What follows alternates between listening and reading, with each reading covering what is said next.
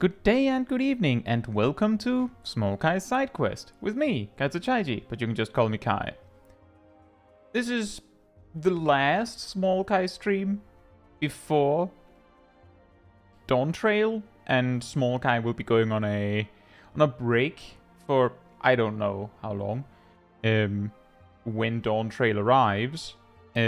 However, with that said, tonight we're finishing the Endwalker Role quest, so I would say anything that Smol Kai has set out to do, she has completed. Like every quest line she aimed to complete was completed. Cat says, have you considered unlocking Island Sanctuary so she can truly take a vacation? Well, the problem is that initially when you unlock it, it's not really a vacation. It's more like a work holiday, isn't it? And that's not what Smol Kai does. With that said, hey Ogni, hey Giraheen, hey Matthew, hey Ultra, hey Fru, hey Emir, hey Shaq, hey Cat Damon, hey Han, hey Kazadragoon, hey Fatman, and hey Derpy. I hope you're all doing very well. And hey Aradel, hope you're doing well as well. And Bob. Right, so for those going, wait, why is Smol Kai going on hiatus? Why is she going away? The original incentive for Smol Kai Rewind Replay, which was what it started as, was that, as you may know, a lot of Final Fantasy XIV content creators basically have their journey through Final Fantasy XIV documented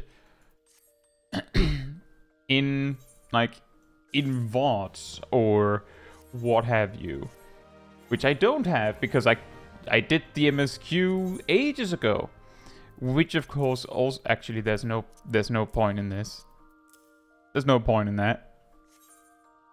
There's actually not really any point in this either, but let's leave that. But for that reason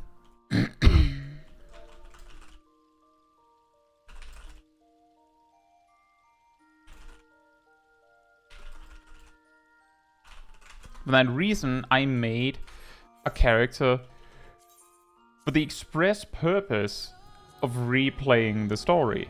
And then when the story was finished, there was enough interest in the character that we started doing other things. Experience other stories that, I can't just easily fish out and re-experience from the start. Re-leveling a job, or redoing the Alexander story, and so on and so forth. So we went and did a lot of stories, but unfortunately it turns out we don't have time to do the Hilda story, which was on the list.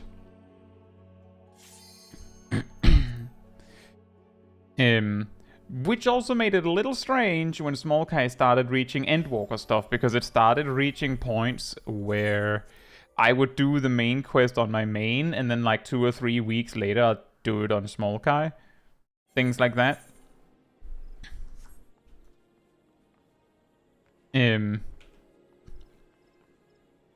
But that is kind of resolved with if I actually get a chance to get ahead on my main. And there's going to be a lot of stuff to do on my main. Which means it'll take a long time before I feel like, oh yeah, I could totally do a weekly stream of not playing my main. So we'll get to that when we get to that. Jack says, the last Smol Kai stream before our holiday. Now the question is, has she remembered to pack her bags? Her bags are just full of crystals.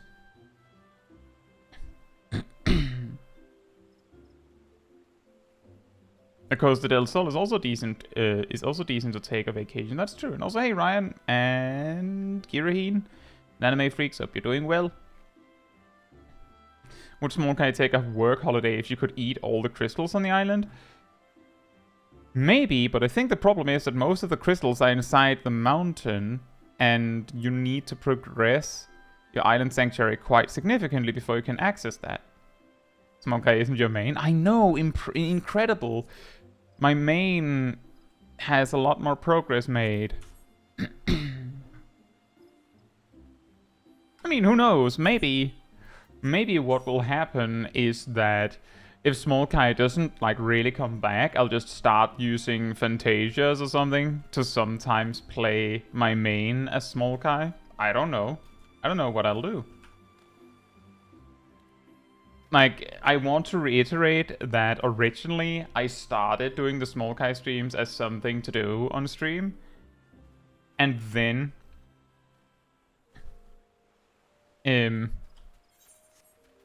then I, you know, eventually completed the story. Ran out of story. Can we call your main Tall Kai? You can. She is like Big Kai or Tall Kai or whatever you like. Simply because she's not as small. Ain't that something? But yeah, that is essentially the story, and that is why Smol Kai is going on a break after this stream. On Smol Kai. Small Kai. Biggened Kai.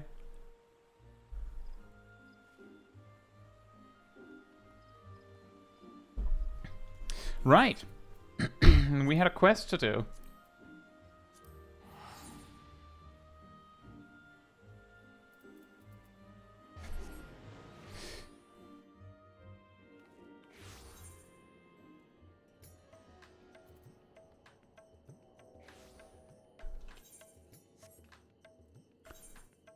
I had this all this time. I could have upgraded some gear. I could have saved some money. And then I just didn't. That's what happens. That's what happens when you have too much stuff in your inventory. Then you have no idea, like, what you have and don't have.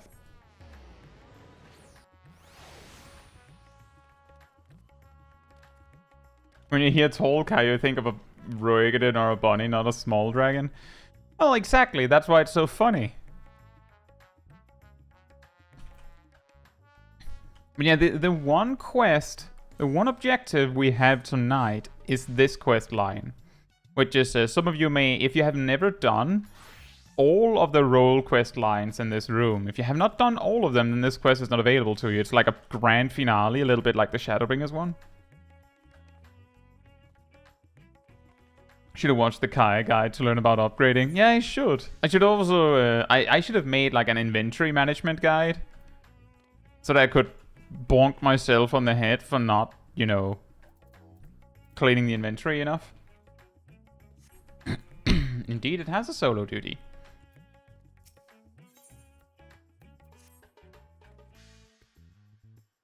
Well, if it isn't Caetsu, all-around good egg and champion of, well, the whole world, I suppose. Words travel fast, my friend. We've heard all about your exploits defeating the blasphemies that plague the good people of Eorzea and Doma. Sadly, there are other fell beasts that yet want for slaying, but fear not, our efforts to bring them low proceed apace, and we've had naught but glad tidings from our allies. In fact, we but recently received word from the resistance forces in Bozia that a blasphemy was slain, thanks in no small part to Lord Hien's timely assistance. Perhaps the most surprising report came from Wirlet, where soldiers led by the infamous Black Wolf fought alongside Almegan troops for yet another hard-earned victory. Yeah, that is quite surprising, isn't it? Reports from Garlemald, however, suggest another blasphemy threat lurks in the snows, and we received a petition for assistance. Strange, don't you think? When the effects of the final days began to spread in earnest, we encountered a great many monsters in Garlemald, but never blasphemy. And to make matters worse, they say the Garleans who chose to remain and rebuild have begun transforming into yet more hideous creatures. From what I understand, it was you and your comrades who brought an end to the source of the final days, is that right? Even so, it would appear its effects will linger a while longer. Until this malevolent influence on Akasha subsides, I dare say this won't be the last time we hear of such sightings. As for the blasphemy, we have reason to believe it is a great deal stronger than any we've faced thus far. Your strength and experience would prove quite valuable, if you're willing to help, of course. Why, of course I'll help. Truly, our contacts in Sharlayan will be thrilled to hear it. Though they did not explicitly request your presence, it was clear from the first they were hoping for it. Though, if I may be frank, I was not expecting Charlene, of all places, to be so concerned with the present state of Garlemald, what with their strict policies on non-intervention. Perhaps we'll find out the reason before this is all over. But that's an inquiry for another time. I'll not keep you any longer. Once you arrive in Garlemald, I should think the intelligence officer stationed there will be more than happy to apprise you of the situation. If I remember correctly, wasn't there something about this quest being added in a later patch?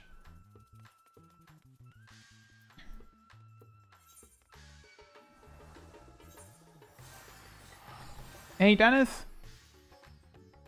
And Gleaming. Hope you're both doing well.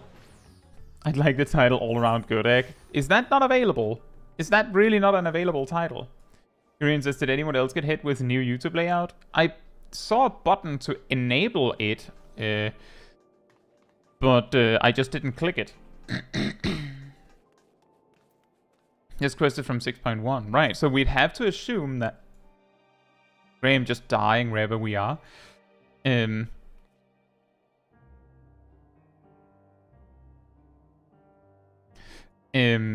We'd have to assume that this story sort of assumes that 6.0's story is over, right?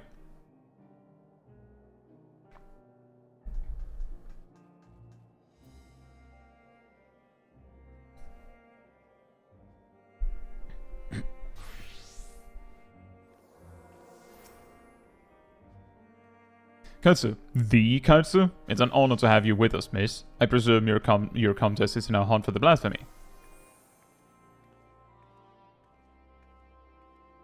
There's something hilarious about these, like, armed to the teeth soldiers being like, ah, perfect, the tiny schoolgirl in pink has arrived to save us.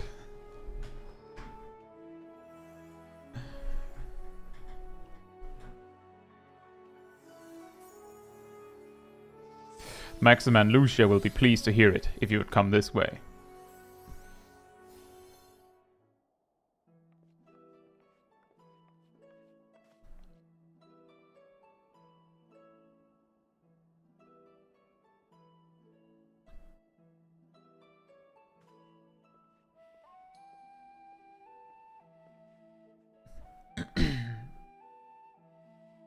It is good to see you, Caetsu.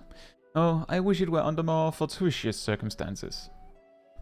We were reluctant to call upon you, knowing you but recently returned from the far reaches of the heavens. Yes, just recently. But we are no less glad for your aid. Now then, I believe it best if the man who first discovered this blasphemy explained the situation.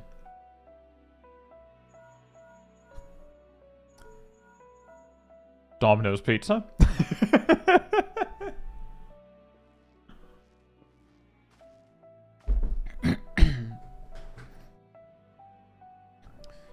Ah, Caetsu.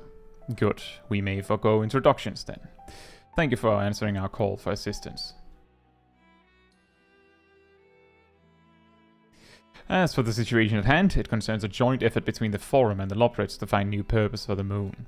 While there's no longer need for a vessel to evacuate this star, we believe the moon may yet prove of use to the people of Etheris. After much contemplation, a rather ingenious proposal was put forward, to transform the moon into a repository for man's knowledge, an archive of hitherto unseen scale. Charlene has long had the honor of boasting incomparable repositories of the world's knowledge, but it is far from perfect. Should calamity befall us, natural or otherwise, the wisdom of ages we have long labored to preserve would be lost. But the moon is beyond any such risk. Why? How? Explain.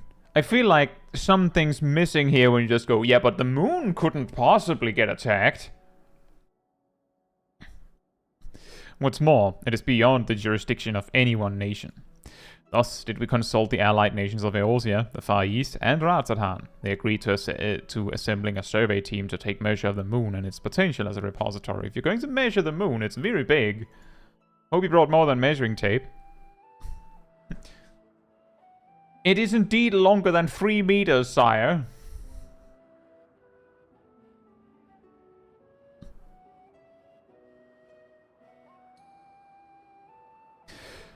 Our plans for assessment were forestalled, however, by the presence of an entity we believe to be a blasphemy in the Tower of Babil.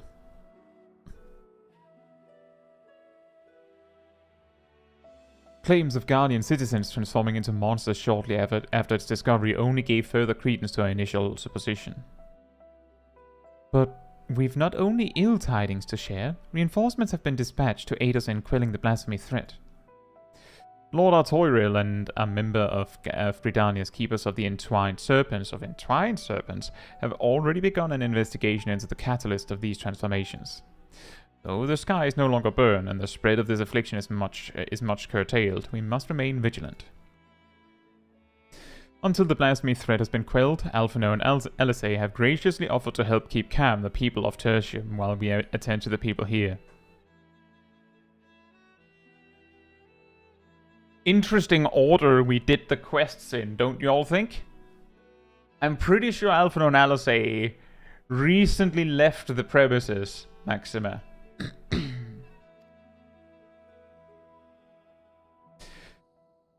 But the matter of the blasphemy is not so easily resolved, I'm afraid. We recently met with certain complications that have hindered our plans. Yugiri and Fodola are presently deliberating how best to resolve the situation. Perhaps it would be best if you heard the details directly from them. Yugiri and Fodola, the most unlikely squad. I should like to join you, if I may. As this endeavor was originally undertaken on Sharlayan's behalf, I feel it is my responsibility to see this through to its conclusion. Hey Shirakai and Cole, hope you're both doing well.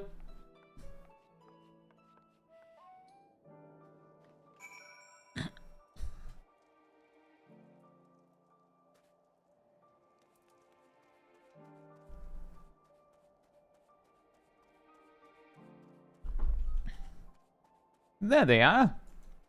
Hello.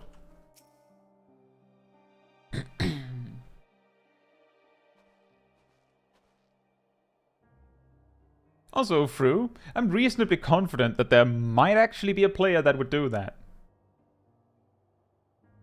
Fru says this questline actually requires you to finish Endwalker MSQ, but it's not like anybody would try to level every role before finishing 6.0 MSQ, right? Right?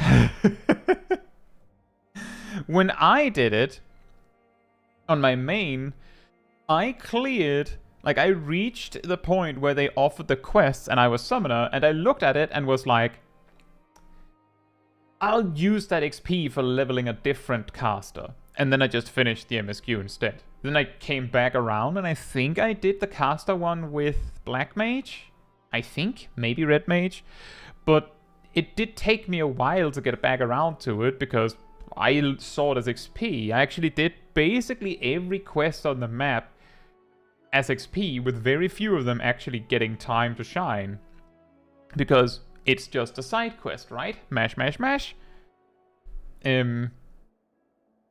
But isn't actually that efficient to grind side quests? I think I don't know if it works like that for side quests. If it doesn't, then there is actually one really big benefit to leaving side quests on the map.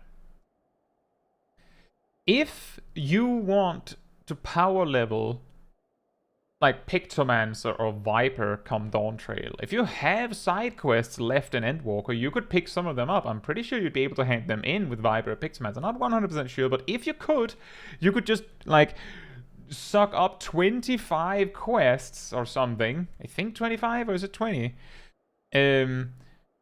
Complete the objectives and unlock Viper or Pictomancer, and then just hand them all in. The thing is, the XP is not that great, but if it takes you 0 seconds to do them, you know, it's like instant fates. Also, hey Samuel, hope you're doing well.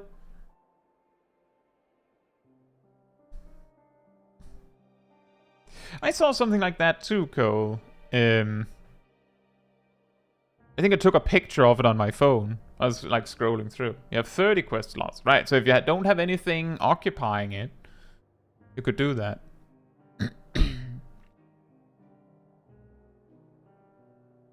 I did not expect to see you here of all places, but I'm no less glad for your presence. I presume word of the blasphemy is what brought you here, in which case I believe it may be best if a member of the reconnaissance team's guard explained the situation.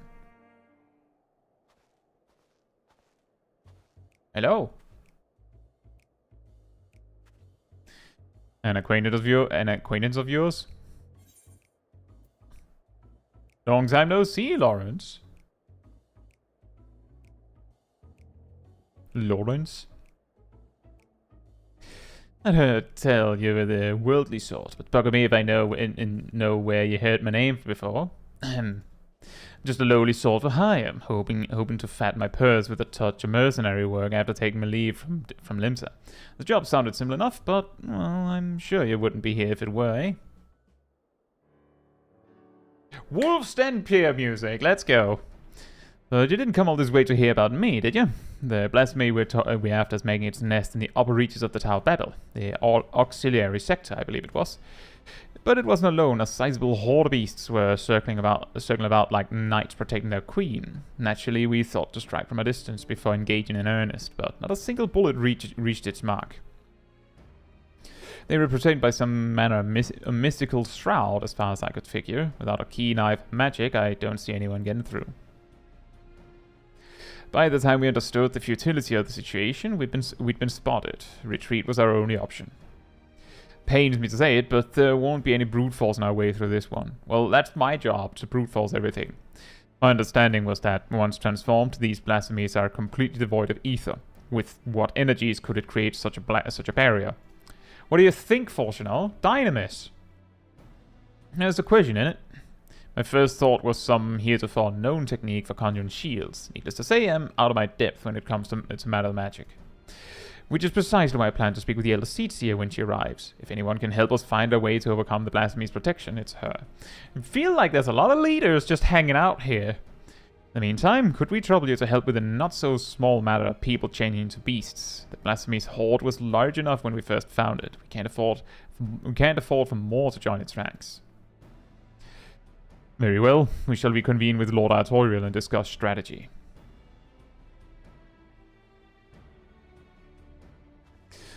Before you go, there's something else you should know about the tower. From the moment we set foot inside, I could swear there was someone or something watching us.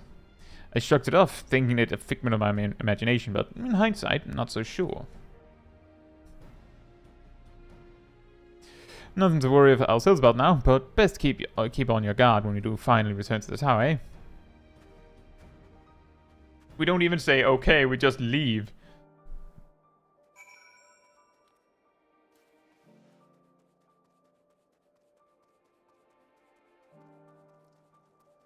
Yeah, exactly, Fru. It's like all of the blasphemy hunting squads are coming to this one place, but it is a lot of people.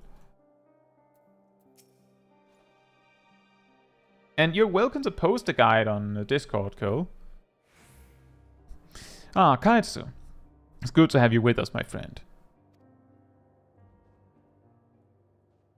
Indeed, the road before us is not an easy one, and a woman of your talents will prove invaluable to our efforts. We but recently returned from reconnaissance, when we made a few rather surprising discoveries. First and foremost, we were pleased to discover that no one residing within Camp Broken Glass or Tertium have turned. No doubt thanks to the concerted efforts of Maxima, Alphino, and Alice. However, we have reason to believe those who did turn all hail from Lucus Amoenus. You mean Corvus, the Guardian's ancestral home? The very same. When the ill effects of the final days began to manifest there, a number of Garlean refugees from the region sought sanctuary in Garlemald. But the capital was already in ruins when they arrived. They were offered asylum, but many refused and instead chose to fend for themselves on the outskirts of the city. We are of a mind to go and speak with them directly if you would care to join us. Perhaps together we can learn what of their recent circumstances has triggered such terrible change among their people. They've really evolved, you could say.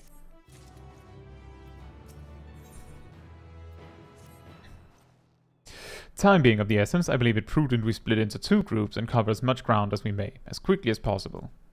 If you and Master Fortuner would inquire after the people at Victor's Spoils, the two of us shall see what we may learn at Liminal Station 4. When you have finished, pray meet us there.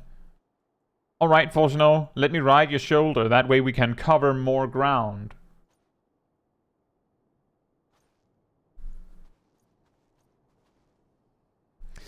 Victor's Spoils is to the east of here, yes? Let us be off.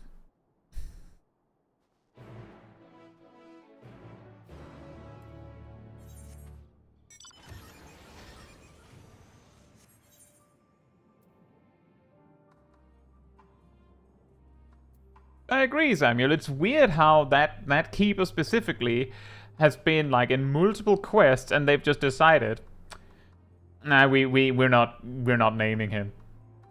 We're in too deep now. He's just not getting named. It would be weird now. Maybe that's the reason. Like, he's been around so long that our character just... like, you know that thing where there's, like, the friend in the group? Or, like, an acquaintance in the group or something? But you don't remember... Like, you didn't catch their name? Or never got... Like, there was never an opportunity to ask it, and now you've known each other for too long, so you're just, like... Just actively avoiding ending up having to say their name. And then just hoping someone else says it, so you know. I don't know, Gleaming. I said, right your shoulder. Right your shoulder. Foreshadow. Don't you worry. Zip says, can you give confirmation that Aradel is cute? Yes, Aradel, your character is very cute.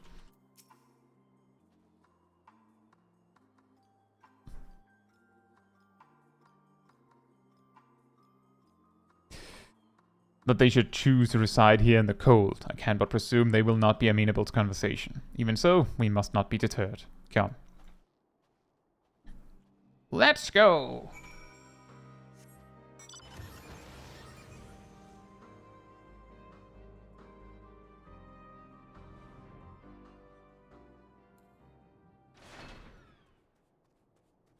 Hello.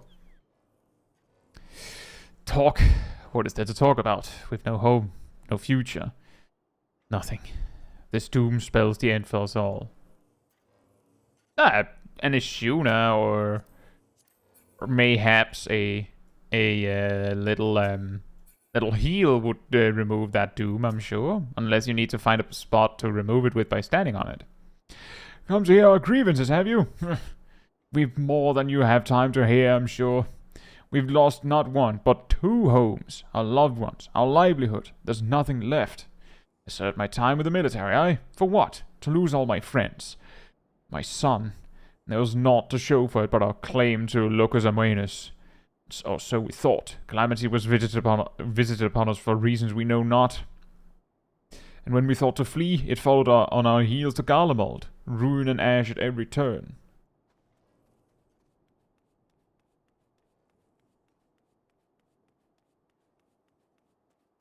Gonna do an Endwalker sneak style mission on that guy to catch someone else saying his name. Yeah, exactly.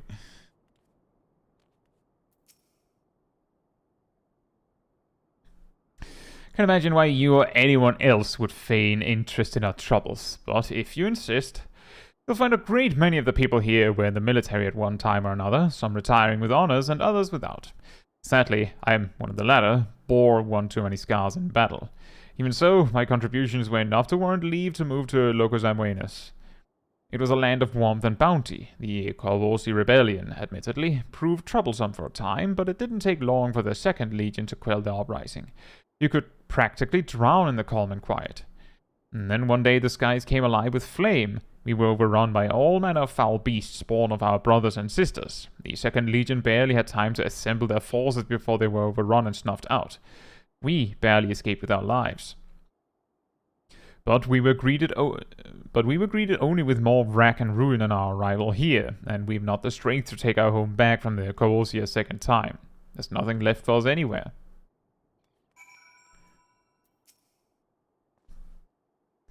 Did you learn aught of how they came to be in such dire straits?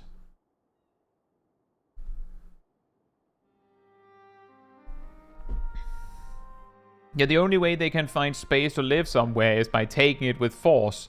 But now they don't have the force anymore. Hey, Maltaka, hope you're doing well. I see. I heard much of the same.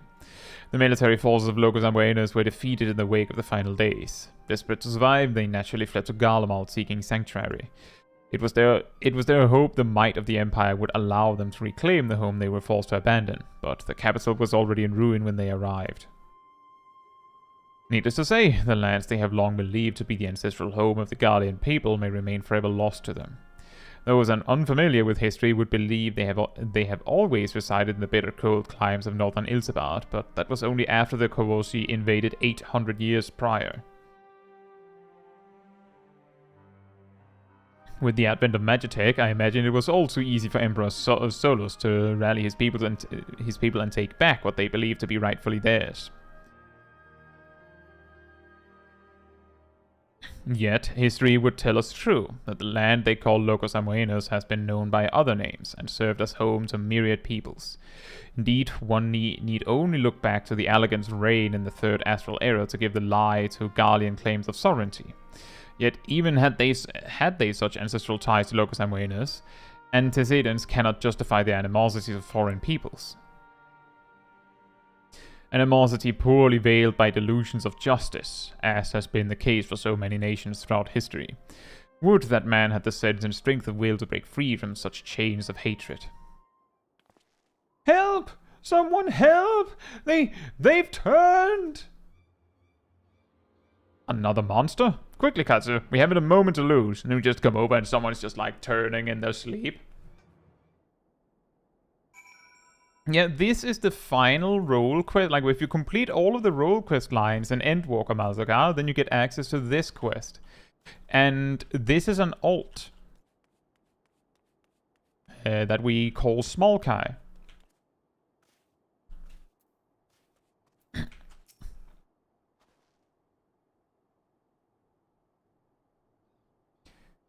One of my mates seemed unwell, so I thought to come over and look in on him. Next thing I knew, he... No one appears to be injured. Did he not attack? He just walked off in the direction of the tower, in a daze, as if it was calling to him. He could not have gone far. If you go after him, I will remain here and see that all are accounted for. Hey, Gazel, hope you're doing well.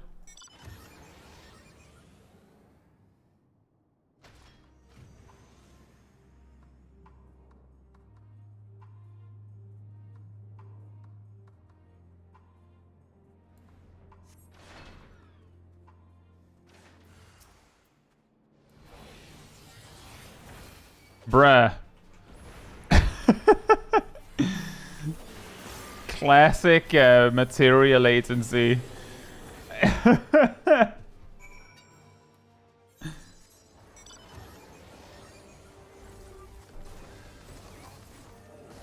You're winning, I guess.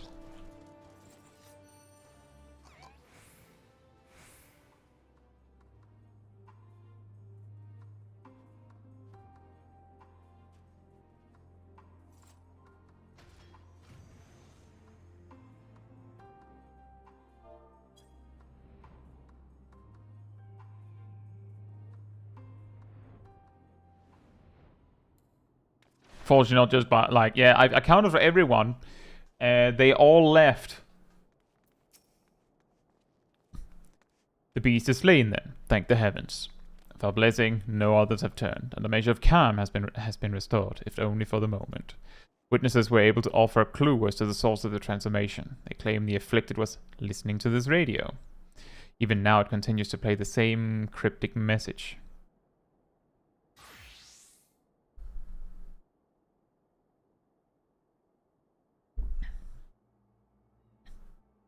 Empire no more, never again.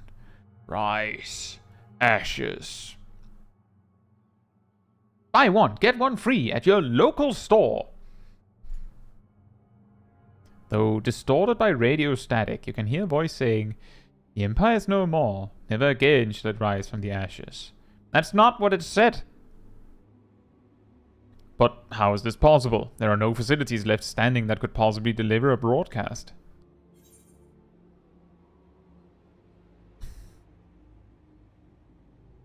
Anima was capable of sending such a message.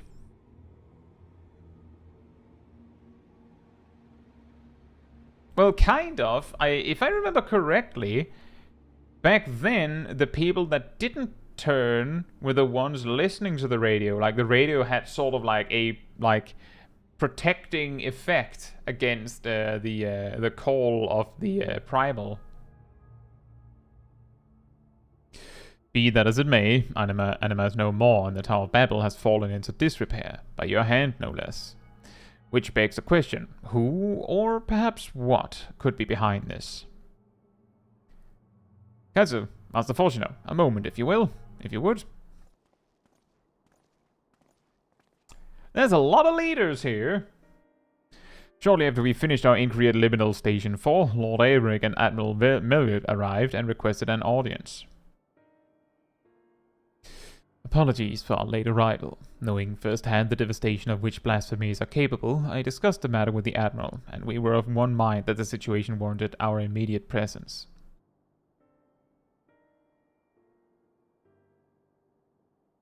Is it safe to presume a representative of the survey team has already arrived? Indeed I have. Thank you for coming all this way on such short notice. Recent events here at the camp have proven most enlightening.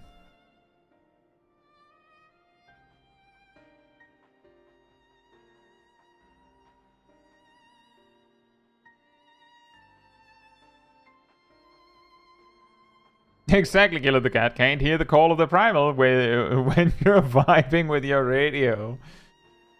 You just see the world going to ruin, and then like the camera just slowly pans to like 3 Garleans listening to Caramel dancing.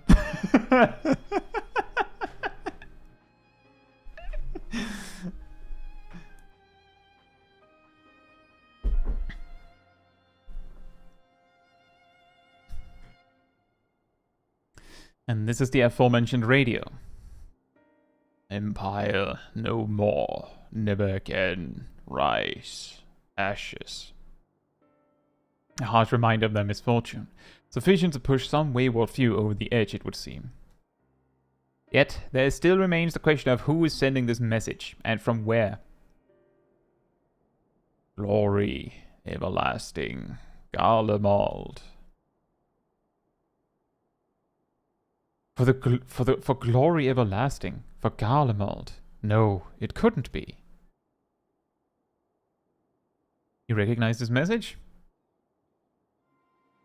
A mantra often spoken by Lord Nerva. Anyone who lives in the provinces under his authority could scarcely forget those words. He sought to claim the throne after the assassination of Emperor Varys, did he not? After Civil War broke out, he all but disappeared according to the intelligence we managed to gather. How could he have managed to breach the tower undetected? To have done so and remain unnoticed by the creatures infesting the tower seems a nigh impossible task. Unless... Do you think the voice on the radio is the blasphemy?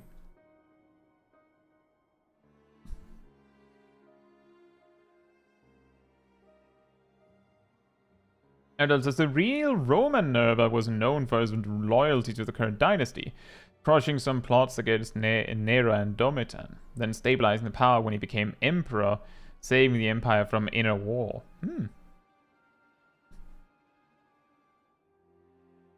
I do, and as it was with Anima, these radios are somehow attuned to whatever signal it emits from the tower.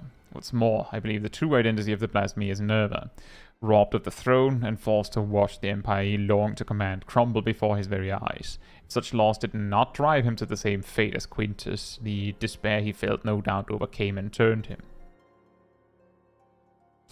Nerva's delusions of grandeur aside, the Garleans' plight sounds not unlike the Sahakin, desperate to preserve their spawning grounds. Indeed, though unscrupulous by any measure, the Garleans found solidarity in their ideology, as did the people of Ishgard and the Church. Adrift without home or purpose, it is all too easy for despair to take hold.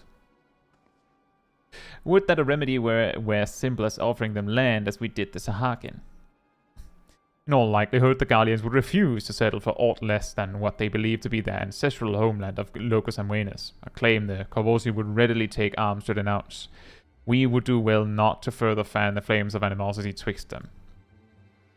Then perhaps, at the very least, we can offer them peace of mind, a means to regain some semblance of stability in their lives. To offer them true comfort and stability, Garlemald must be rebuilt.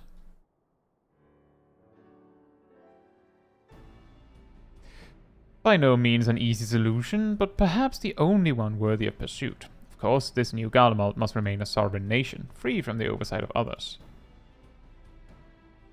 Aye, they would see no meaning in it otherwise. If I'm not mistaken, Alphino and Alizé have already made strides in helping the people here regain some normalcy in their day-to-day living. A most important first step, but it will mean little without proper leadership. Rather than a single individual, perhaps a governing body of sorts would prove more effective. There are a number of former Senate members among the refugees at Camp Broken Glass, as I recall. With their help, creating the framework for new governance is not an impossibility. Then let us call the people together and see what they make of our proposal. You know, that is a good point, Fru, but then at the same time, what we discovered is that while Garleans don't have a religion, they instead view their beloved leader, like they regard him with the same sort of reverence that a people of faith would a god, which is the reason why the Garleans could somehow end up producing anima in the first place. Like, they basically just produced a primal out of their leader. Isn't that ironic? So in a way, the Ishgardian Church and the Garleans are not that different. Also, hey Zav, hope you're doing well.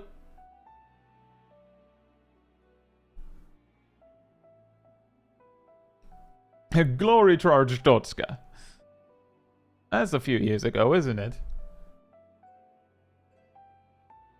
Even though it still feels so recent. The final days has taken much from you all. I can but imagine the pain you feel in the face of such immeasurable loss. And though the final days have been averted, its effects yet linger, and the blasphemy has been born of your suffering. Decisive action must be taken before further harm is wrought upon you. To overcome such adversity is too great a task for any one person, but as a people united, there may yet be hope for the morrow. While it is not our place to decide how you will move forward, we would offer a small measure of guidance.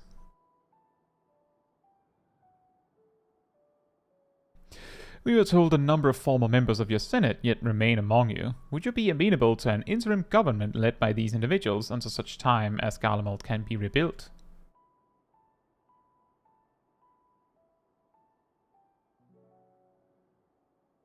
Rebuild Garlemald? Is such a thing truly possible? Even if we do cobble together some governing council, they won't be making anything of that pile of ash we dare call Garlemald. There's no going back to Locus Amwenus. There's no going back to Locus Amwenus either. Rack and ruin, those are our only options. Well, aren't you a Debbie Downer? I realize to rebuild Garlemald is a seemingly impossible task, but you needn't undertake it alone. My children are working with members of the First Legion as we speak to begin an organized relief effort, and there are others from the provinces no doubt willing to lend their expertise. You need but ask, not as would-be conquerors, but as brothers and sisters of this star, and others will heed your call. If you should still see no merit in the rebuilding of Garlemald, then I would instead offer you residency in Sharlayan. I promise you will be welcomed with open arms. No.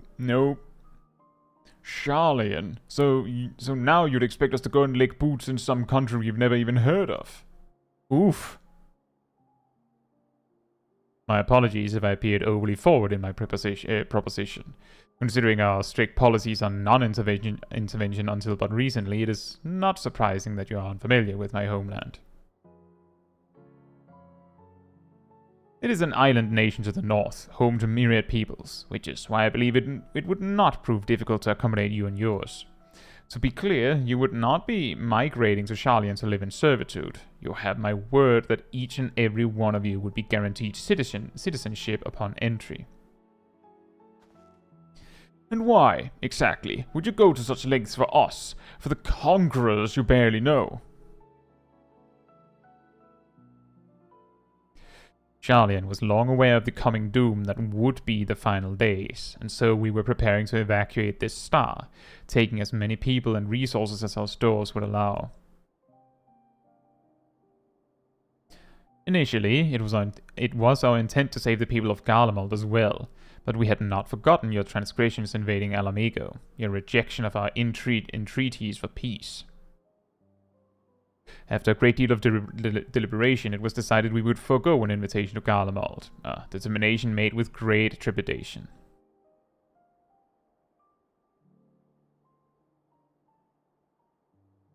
We had convinced ourselves it was ultimately for the greater good, though I can think of at least one individual who would continue to protest. To ignore the plight of those one might conceivably save is not wisdom, it is indolence.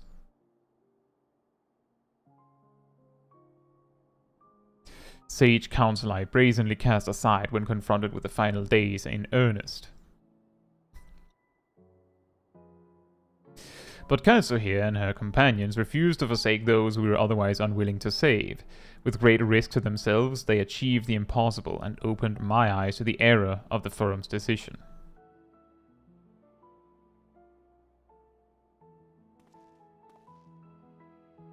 If all other roads lead to ruin regardless, perhaps we should at least consider it. Yeah, true!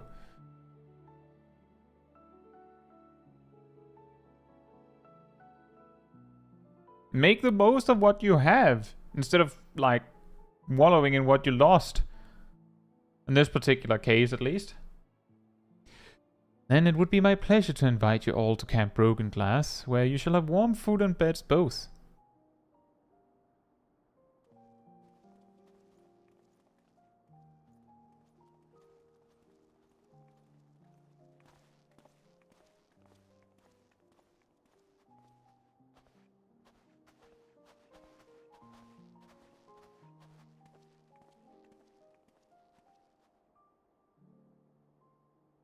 Admiral Milwip and I shall speak with Maxima and the others, and consider how best to assist the Guardians moving forward. Should we broach the subject of the blasphemy, however, we will not hesitate to call upon you.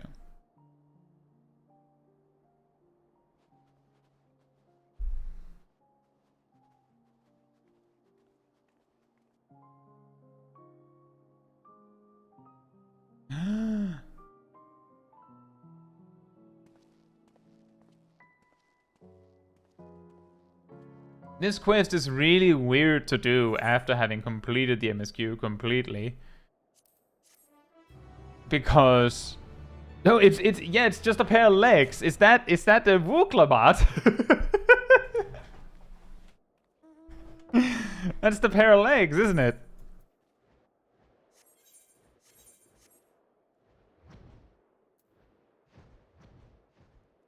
Ah, the council.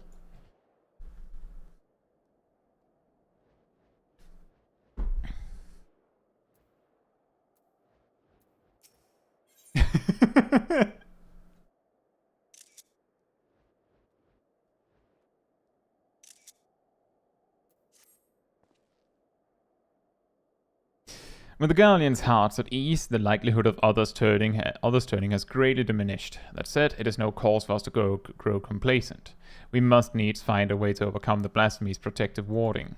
If I understand correctly, a blasphemy's behavior is oftentimes influenced by the memories and emotions of their originator, in which case it would be prudent to learn more of the man who birthed this monstrosity. How fortuitous, then, that a number of soldiers from the 3rd Legion are in our custody. For mercy, their tempering was not so severe as to be beyond our ability to heal them. They are presently being treated at Camp Broken Glass. Perhaps the camp's intelligence officer can tell us who among them knows aught of Nerva's whereabouts. Have we met Nerva or, like, seen a cutscene with Nerva previously? Or is this the first time we hear about him? You don't have to come with me. You can enjoy your council if you like.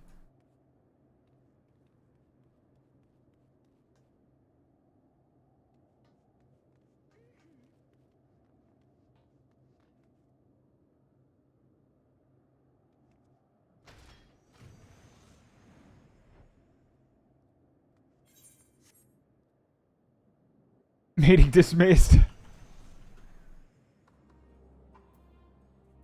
Or didn't Alphino let his dad know he has returned from Garlemald?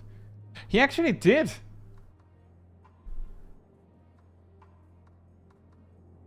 That's exactly what makes it kind of weird when you do it in this order. According to the main quest, this place, like, Garlemald, this area, is starting to get on its own feet. It actually already has, like, a council of some sort, and they're starting to trade with other nations and stuff. Like, they're starting to rebuild, and then we come and go, nah, mate. Nah, mate. You should just go to Sharlayan. It's way better. Just go to Sharlayan. It's better. Like, it feels like we're solving the same problem again, but with a different solution.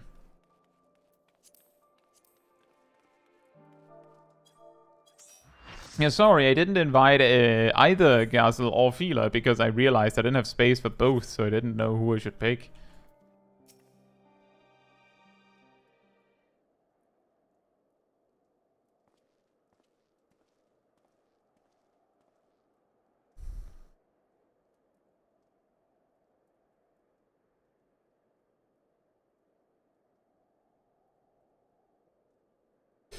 I see.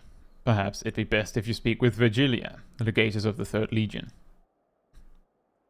She's still on the mend, but the Shiregens aren't like to oppose a brief conversation. If you'd wait here a moment.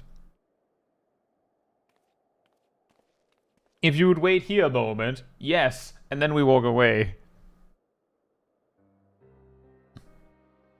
Thank you for the summary, Fru.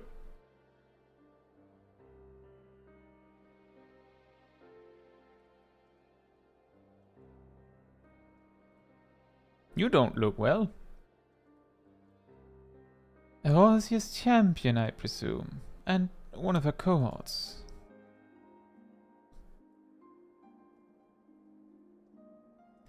What business have you with me?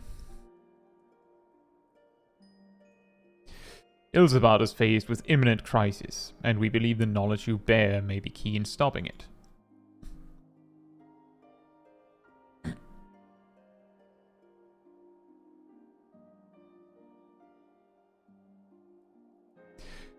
You might be right there. I can't actually remember. Thus do we believe the blasphemy to be Nerva, his whereabouts in the wake of Garlemald's fall, or lack thereof, give credence to our theory. Lord Nerva. From what we have pieced together thus far, you were one of the last to see him alive. Please, will you not share with us what you know? Very well. I suspect what meager knowledge I possess shall avail you not. Gee, thanks. I last spoke with Lord Nerva shortly after the warring with the 1st Legion began. Cloistered within the lower levels of the Cenaculum Imperialis, you spent the better part of the day listening attentively to the radio. Seemed hopeful, or perhaps desperate, for news that the tide might turn in our favor. The next day, I left for the front line. It was there I heard a terrible noise, which I assume came from the Tower of Babil. Then darkness took me, and I remember naught after that. I was told the radios protected those close to them from the effects of the tower, in which case, Lord Nerva would have remained unaffected. But he has ever been devoted to Garlemald. For glory everlasting, he would say.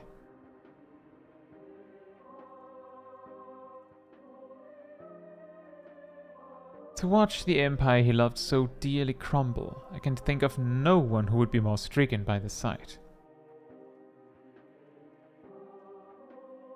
It would seem we were right to assume what became of Nerva. And it does not surprise me the beast would choose to make its nest within the Tower of Babil. It stands atop the remains of the Imperial Palace, and the throne he revered so highly. But the Empire is no more, and Lord Nerva, apparently, is no longer the man he once was. He deserves to be laid to rest, together with his dreams of glory. We will fell the beast, you have my word.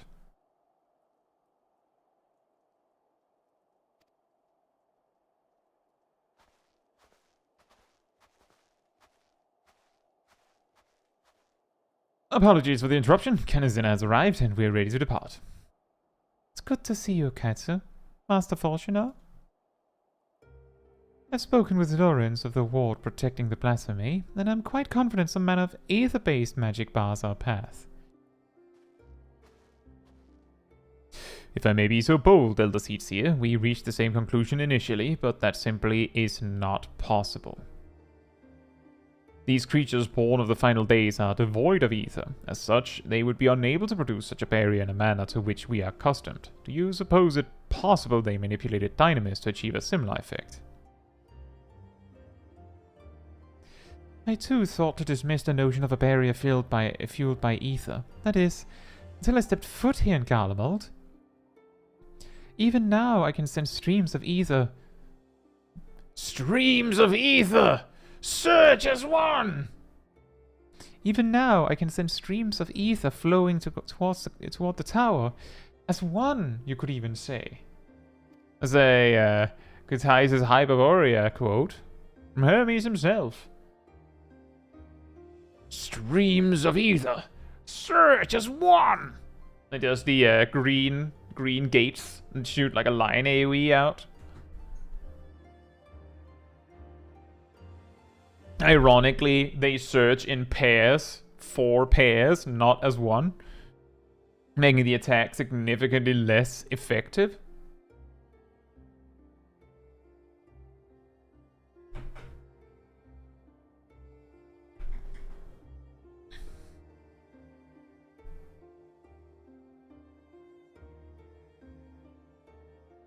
Its purpose was, after all, to harvest reserves of energy sufficient to reach the moon.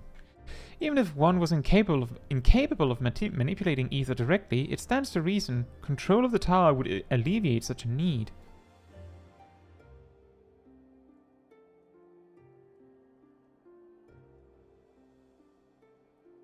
It looks like a cartoon horse head upside down. That's true. There, right? Muzzle? Head. Yeah, Mazaka, it is the final boss in Caetsu's Hyperborea.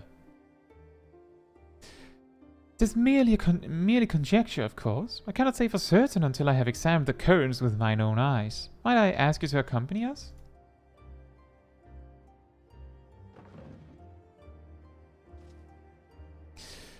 I would join you as well, if I may. My injuries would keep me from being of use in battle, but my knowledge of the land should serve just as well as my blade.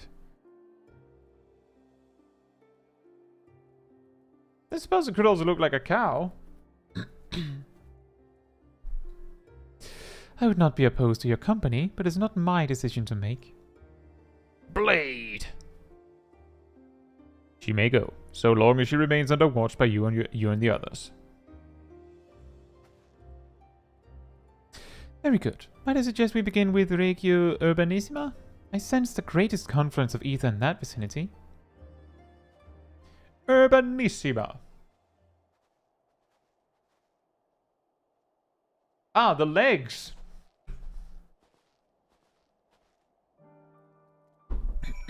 It's Wooklaman again.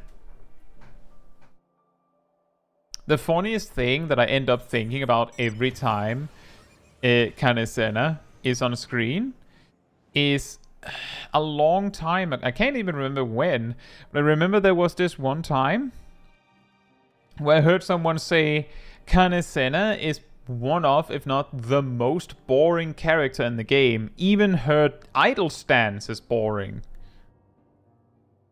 I don't, fully agree with it, but I thought it was really funny. Because she has a unique idle pose.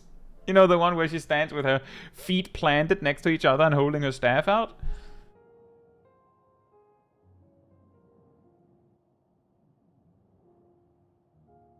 She's a party girl, though, yeah, when she has time for it, she never has time for it.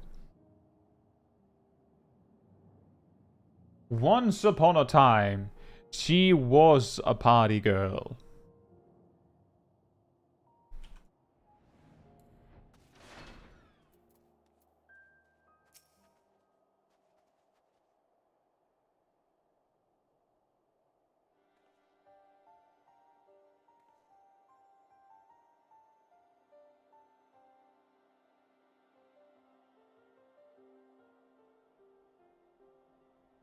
As I thought, the ether stream here flows toward the tower, as to all others in this region, no doubt.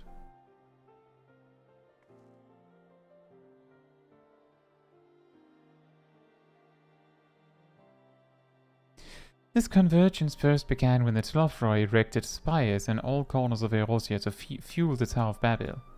But once destroyed, this divergence of ether should have ceased.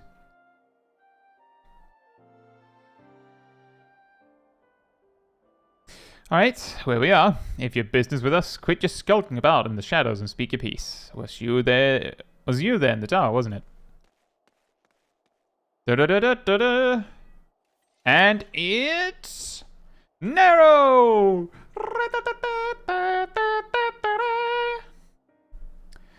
My, you're sharper than you look.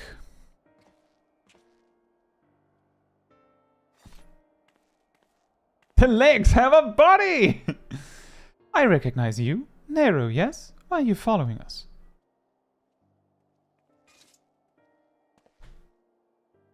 Who said I'm following you? Being a native of Garlemald does not stand to reason I might be inclined to come and see what has become my home. Well, you are following us. I know not what you're scheming, but we've no time to entertain your games. Perhaps Master Garland would make better company for you. Spare me. I'm a man of great ambition and greater intellect, far beyond the scope of anything Garland could hope to achieve. He still keeps his head in the clouds, while I would set my sights to the stars beyond. He thinks big, but I think bigger. Which is why you snuck into the tower. But like us, you couldn't get past the blasphemy to reach the transporter. Well, I was very much hoping you would dispense with that little obstacle. Having caught wind of your plans, curiosity compelled me to see if you were truly up to the task. Do you have a reason to believe we are not? Or perhaps does the great genius Nero mean to dispense with the blasphemy himself? Ooh, nice one, Canizena.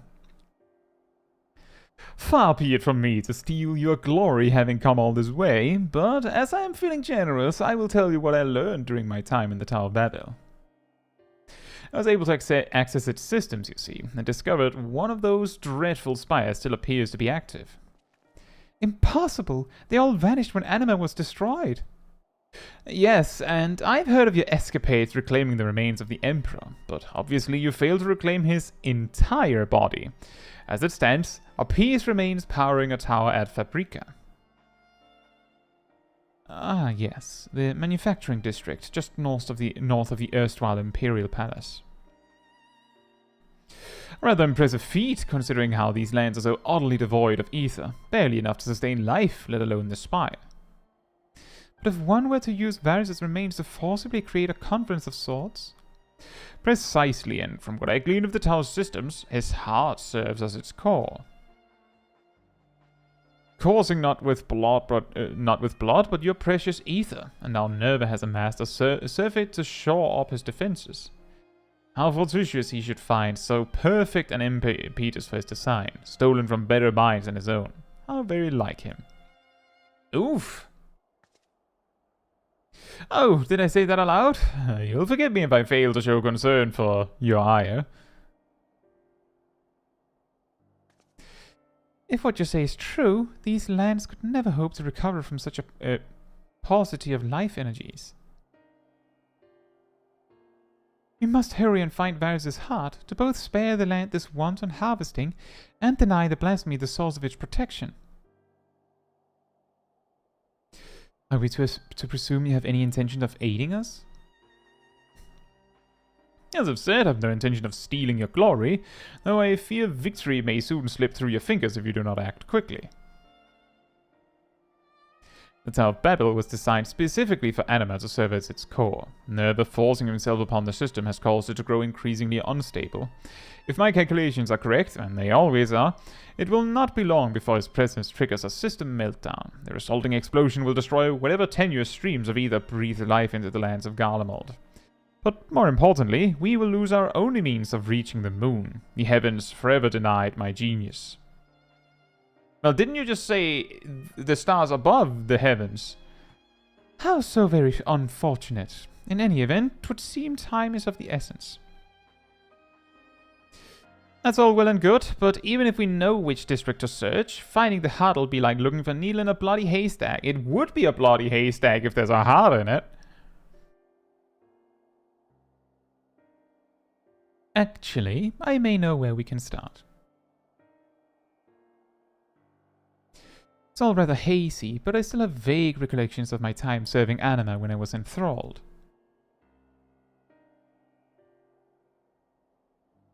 We were commanded to erect some manner of facility tucked away in a corner of Fabrica. I remember not what it was for, but it's as good a place as any to begin our search.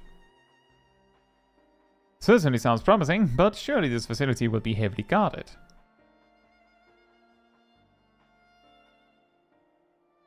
Then maybe it'd be best to divide our forces. If it's just the four of us, it shouldn't prove too difficult to sneak inside and find the heart.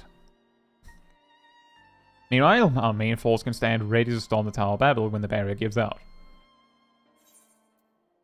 Leave it to us!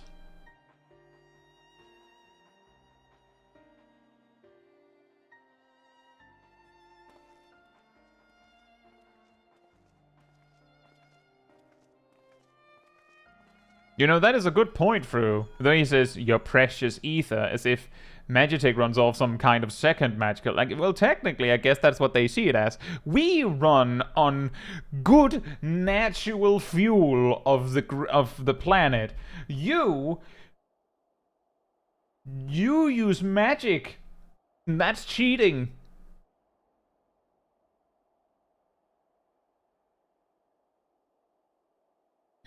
This is never yet.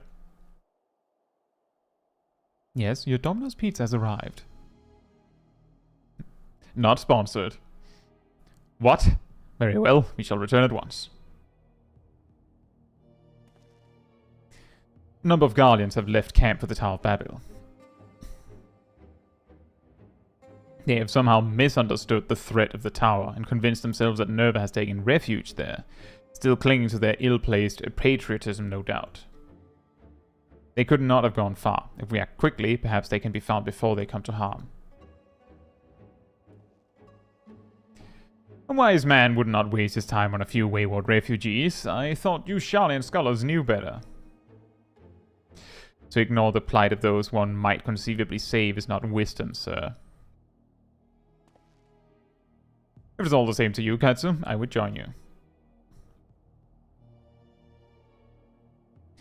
I'll return to camp and begin preparations for our assault on the tower. What are you going to prepare? Excuse you, our magic is all locally and sustainably sourced. I suppose I should go as well.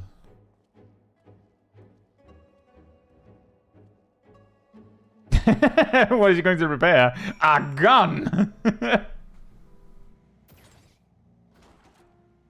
Thank you, Ilieg. Thank you so much.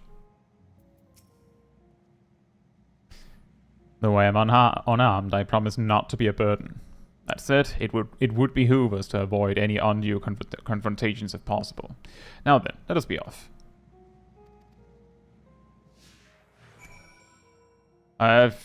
Autobots, roll out.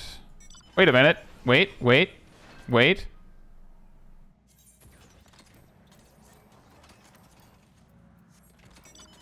There we go.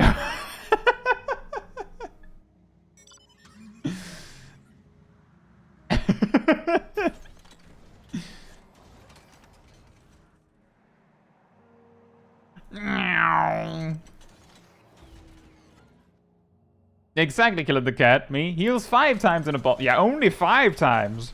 Heals 5 times in a boss fight. Boss heals once to full. That's cheating.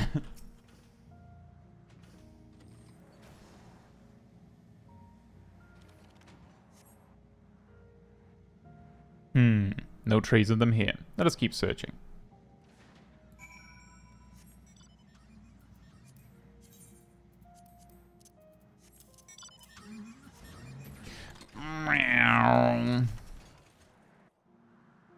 My airplane car.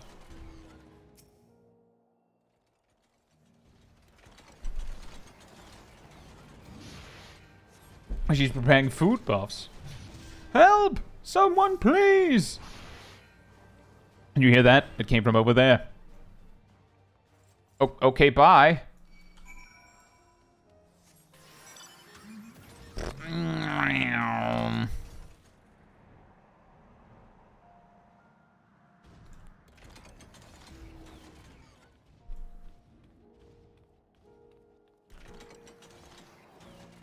Fortunately, you should have packed a weapon. You sure about this? You should at least learn some pugilist moves if you're going to go out like this.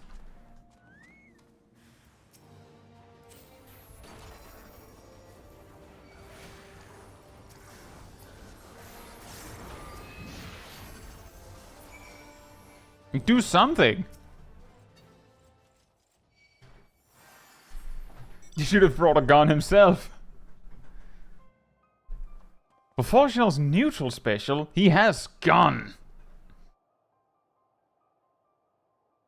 You're the ones who came to speak with us before. We heard Lord Nerva had returned and was assembling his forces in the tower, but...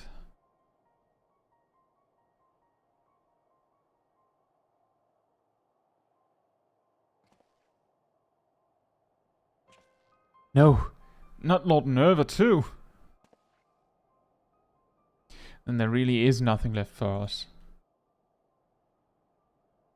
I'll not deny your situation is dire, but you're not without a path forward. I believe you have the passion and conviction needed to rebuild Garlemald, if you so chose. Or, failing that, you could begin life anew in Sharlayan.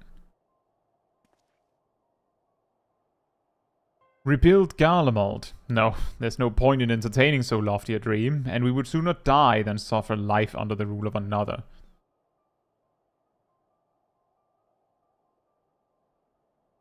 You would sooner seek death than sanctuary? Your resolve is admirable, but sorely misplaced. If you would not see Garlemald rise from the snow and ashes here in Ilsebard, might you consider venturing onto a new frontier? A new frontier? And where exactly is this land ripe for exploration? There. On the moon. Splays! It is our goal to create a repository of man's knowledge there, free from the jurisdiction of any nation. As I understand, the magitech and technological advancements of Garlemald were without peer. Your expertise would be indispensable in the endeavor, should you be willing, of course. You really expect us to go and live on the bloody moon? I'm pretty sure it's not bloody, actually. Is such a thing even possible? Have you a better alternative?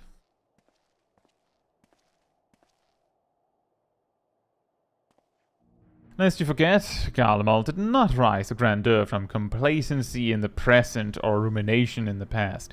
We live for the future. It is in our blood. Life is not without its hardships, of course. Even I have met with the occasional stumbling block. But even should I stumble, my eyes are forever fixed skyward, seeking ever greater heights. The Empire may be lost, but I still possess a great deal of knowledge gained from it, and a desire to seek more. The very notion of exploring the moon is an unprecedented prospect, and that you would balk at the proposition boggles the mind. Consider this. You've heard that beasts of the final days were born of those hapless souls that have given up on everything, yes?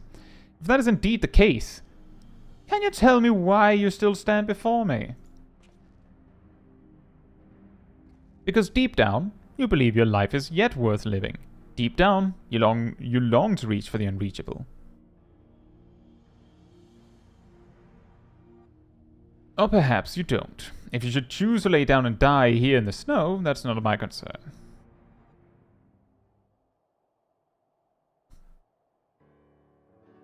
Wolf's Den Pierre, let's go. Reach for the unreachable. That sounds like something I would have said back at the academy. Alright, we'll go. I suppose it's better than dying here in the snow, as you so grimly put it. Then we must first dispense with the blasphemy that commands the tower.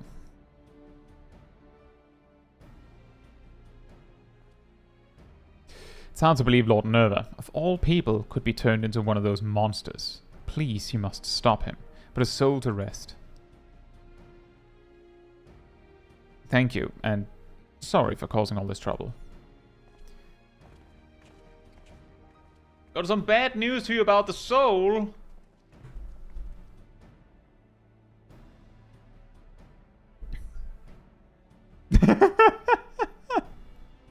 That was incredible timing, Fru.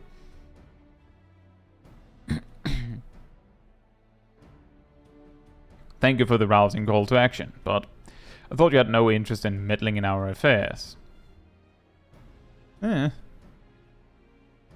Lest you misunderstand, I abhor the idea of my countrymen blindly following nobles they know next to nothing about. Besides, it would be a most piteous sight for not a single guardian to be among those venturing to the moon. Who else am I to prevail upon to learn of new findings up there?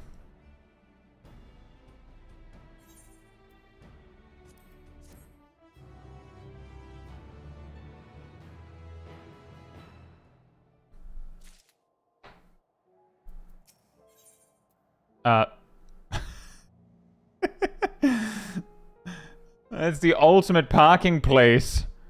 The vertical parking spot.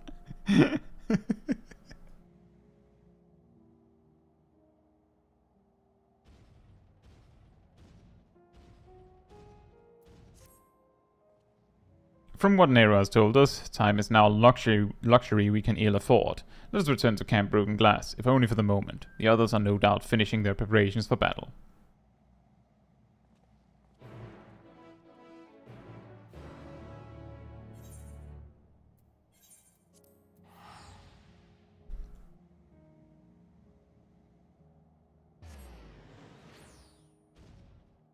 Tower of God.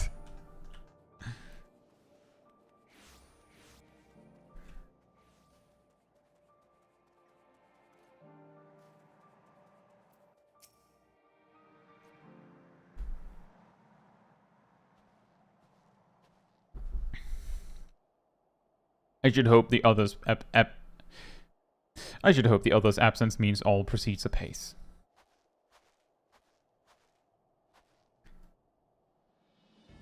Alright, I've got my food buff, 1 egg, and I've loaded my gun. I'm ready to go. Good, you're here. With the recent arrival of reinforcements, our preparations are all but complete.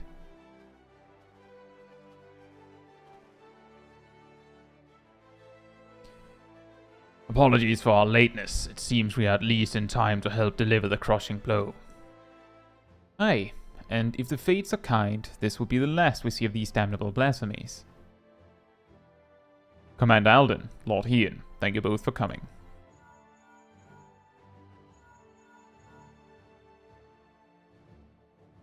Yes, of course. Understood. Hey Raul, hope you're doing well. And Krakenmo. Lawrence and the others have reclaimed Varys' heart. The barrier protecting the blasphemy should soon dissipate. Then the time has come at last to storm the Tower of Babil. Again.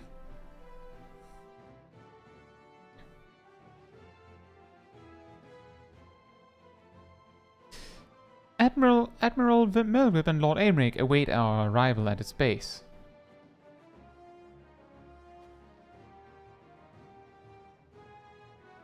And we should be about it, eh? I suppose this is as good an opportunity as any to keep my hammer from rusting over.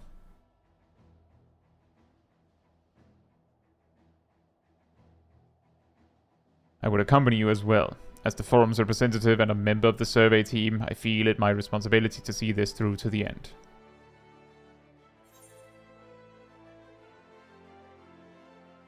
I actually wouldn't rather wait here. Despite appearances, I'm no stranger to the battlefield. Indeed, I've seen my fair share, traveling the world in service to the Forum.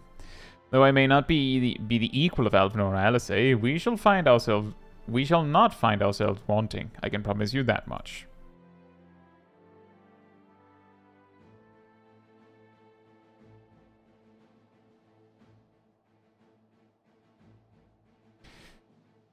When you have all finished your preparations, we shall reconvene at the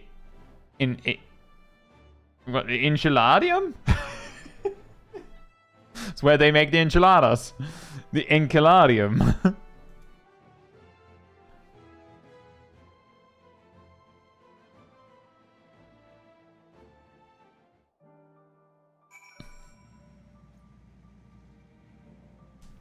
Hopefully it's not sick, Raul.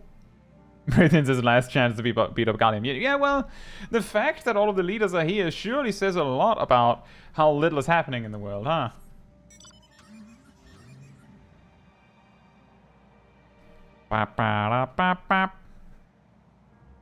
Yeah, exactly. Classic Garlean enchiladas.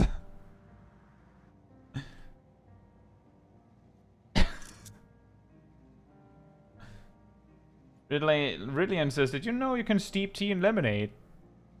No, I didn't. Yeah, all the leaders being here really emphasizes that there is nothing going on in the world now. Like in 6.1, nothing is happening. Let's not forget, in 6.1, where this quest was added, as I understand, the Warrior of Light joined Estinian on a random treasure hunt with a map they basically got scammed buying because there was nothing to do. Nothing.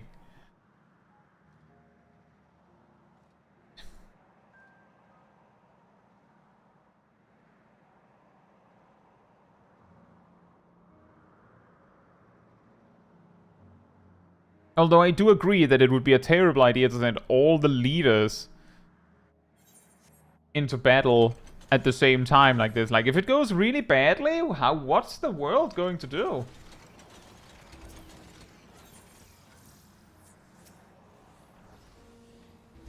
All are present and accounted for. Shall we proceed?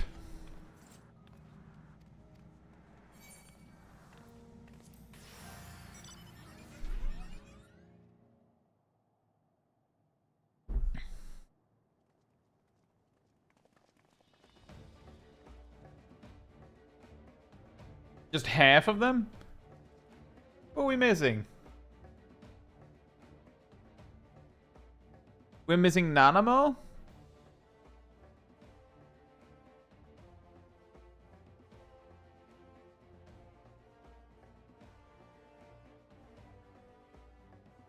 Isn't that the only one missing?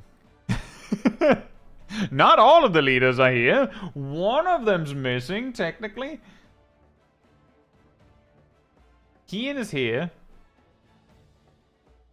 Rather, yeah, he was here. Aemric is here, yes. Yeah, Nanamo would probably send Pippin. Our objective is simple. Locate and eliminate the blasphemy, Nerva. Though the barrier guarding him is no more, a number of beasts will surely block the way at the auxiliary sector.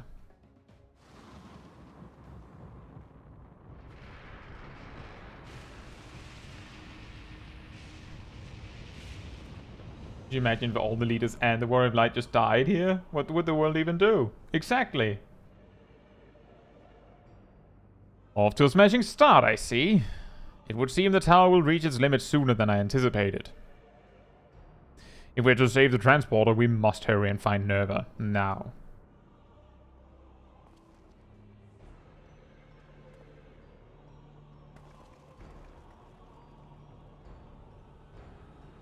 Oh yeah, that's true.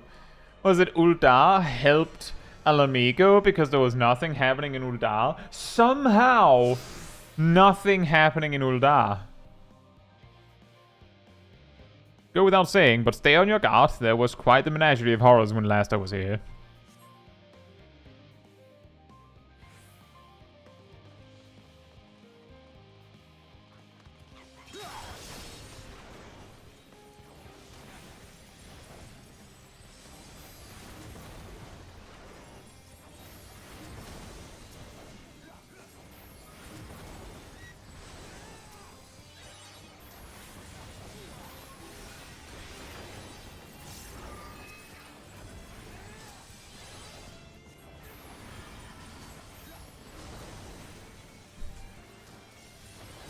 An NPC that found their AoE button immediately. Yeah, I know, right? Interesting. The path has been revealed. The winds favor us. That's true. Lise is also not here. Does that mean that Ralban is basically the equivalent of Pippin? Just for Alamigo? Down with you! Down with you! That's weird, coming from him. It reminds me of the Vault. Down with you!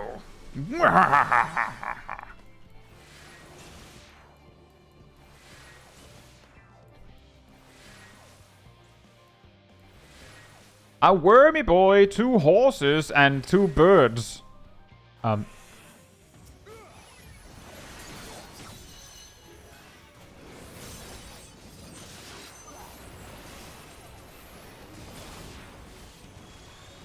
I cast fire! Blap.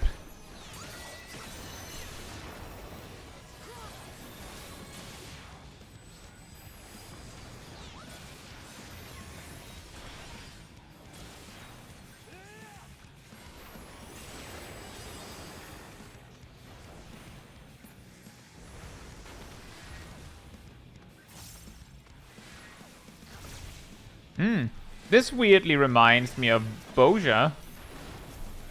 Those critical engagements where you where the ads come in, do like an opening move, and then they engage.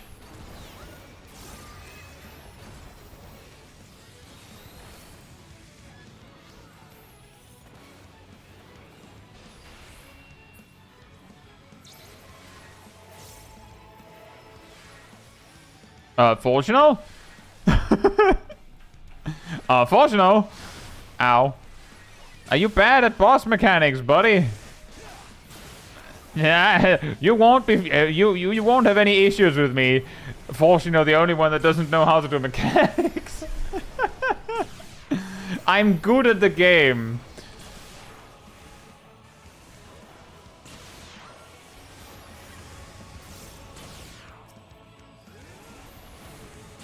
Yeah, you're right. He did say that, but he also said that we wouldn't find him wanting. What are you doing? We're going over here. Okay.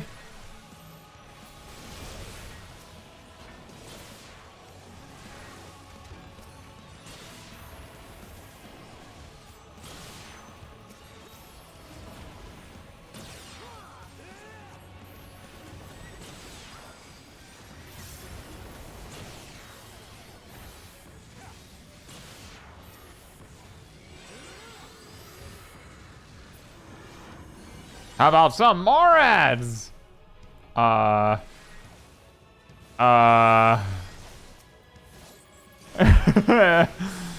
boy. You focus on the large one there. Okay.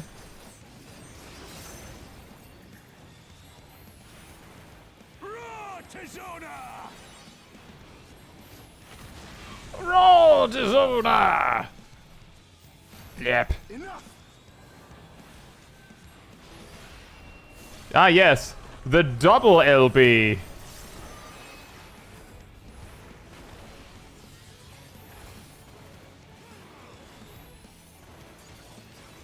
Raw to Zona. Not to be confused with cooked to Zona. Blap blap.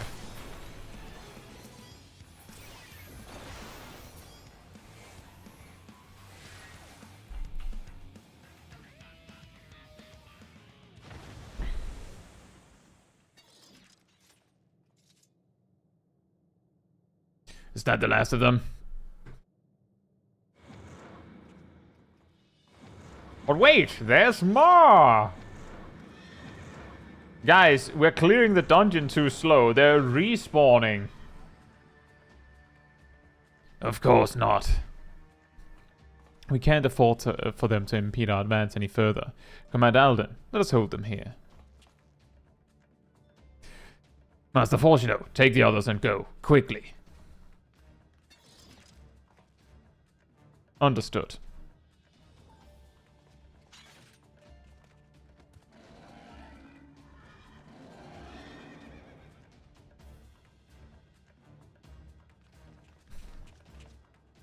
I'm sure it'll be... Take the other... Where did the rest of the others go?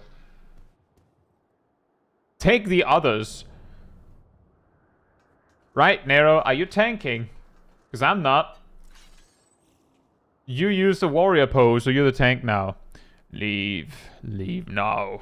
Garlemald, mine. Mine! It's mine!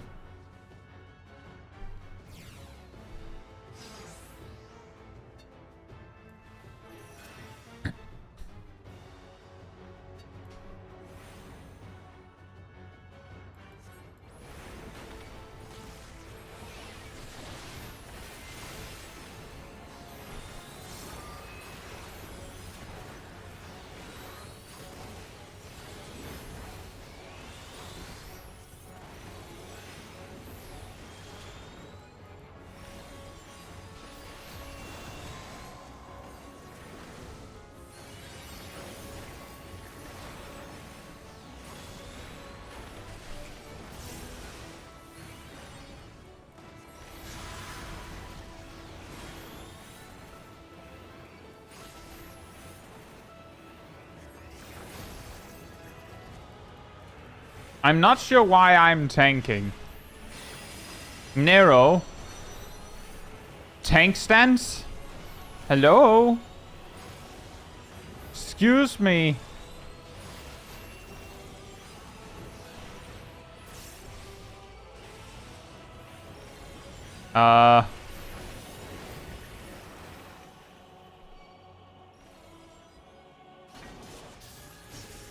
Now he's using Tomahawk.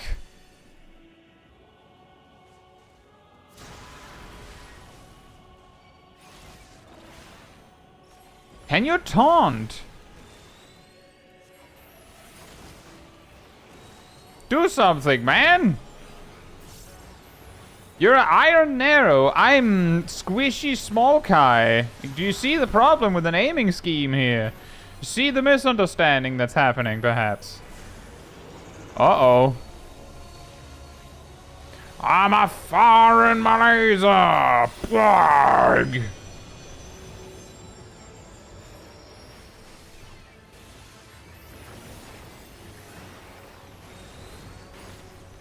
You don't pay Nero's sub? Ah.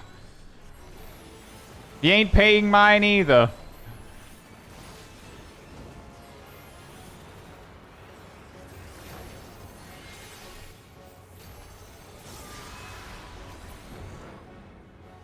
Are you serious?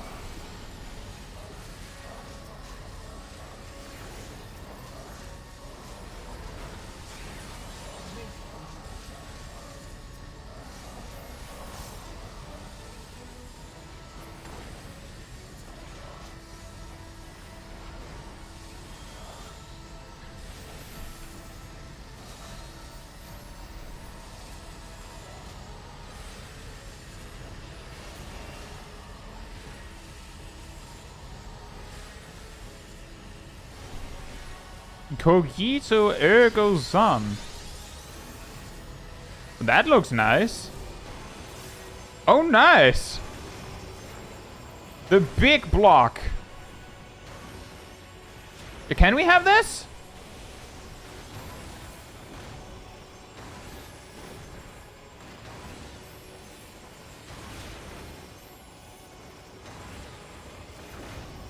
No. Oh. Well, I tried.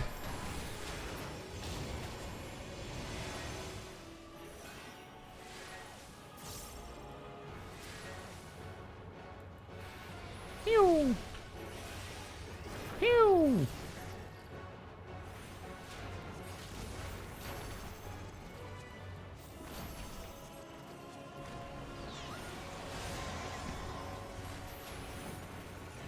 Mine.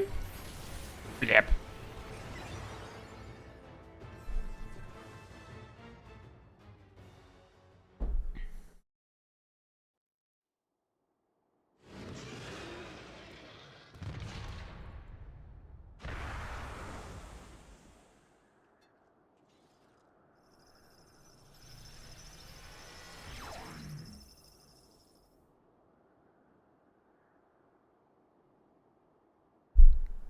For glory everlasting indeed.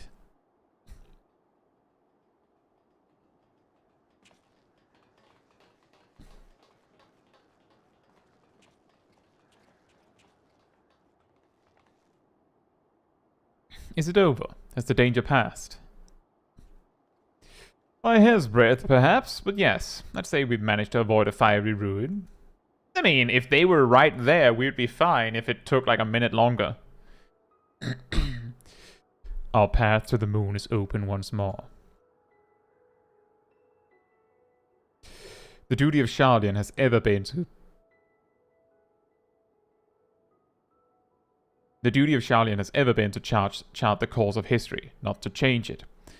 Thus did we fervently hold to our policies of neutrality and non-intervention. In truth, it was all in service to our plans of exodus, to abandon this star to its ruinous fate. Harsh though it may sound, I still believe it was ultimately for the greater good. Thanks to you and your comrades, however, it was a fate that did not come to pass. Shardian will now find a new way forward, not merely for the preservation of knowledge, but for the betterment of this star, and all who call it home. I believe I speak for all of the Forum when I say it would be an honor and a privilege to work towards such a goal alongside the allied nations. Aye, an age of true and everlasting peace is finally within our grasp, and we will seize it, together. Nodders.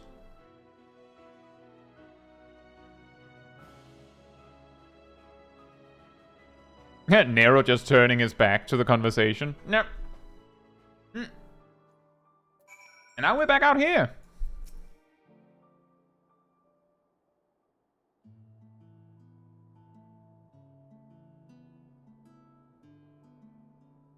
It's a relief to know we've no longer a need for battle. Despite my experience, I must confess I'm ill-suited to it. Yeah, I noticed. Thanks for stacking the spread marker on me.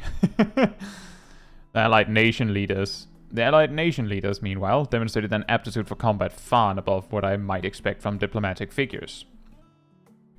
And you, my friend, I see now why you are so well regarded as Eorzea's champion. The others have already begun the arduous journey home, but before you go, I would offer a word of thanks to the both of you. If not for your timely assistance, our plans would be forfeit, and the lands of Ilsvard forever defiled by the blasphemy.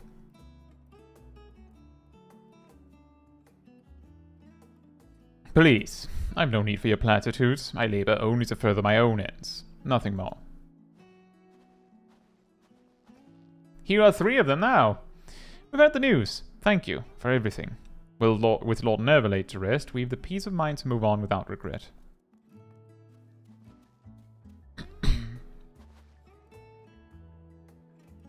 There you are. Now, what's this I've heard about you cleaning out the Tower of Babil? Are we finally ready to return to the moon? Ah, what fortuitous timing. Allow me to introduce you to Livingway of the Loprits, Moon Dweller and Overseer of the Survey Team. Livingway, these good people will be the moon's first residents. I trust you and the other Loprits will take good care of them. Pleased to meet you? Residents? Oh no! I mean, oh yes! Splendid! After many long years of planning and preparation, the moon is absolutely, most definitely, ready to accommodate your stay. That's promising. Glad to hear it, and apologies for the delay. I must first confer with Lawrence and see to our final preparations, but your residence-to-be and the survey team shall be along ere long. Might it trouble you to relay word of our success to Sherbart in Rotterdam? I should think the tidings are all the more heartening coming from you. Until next we meet.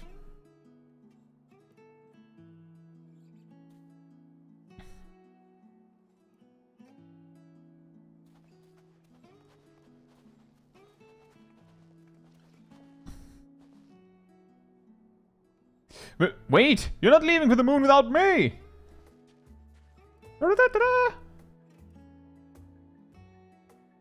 I don't think this was extremely short. This took like an hour, nearly an hour and a half, didn't it?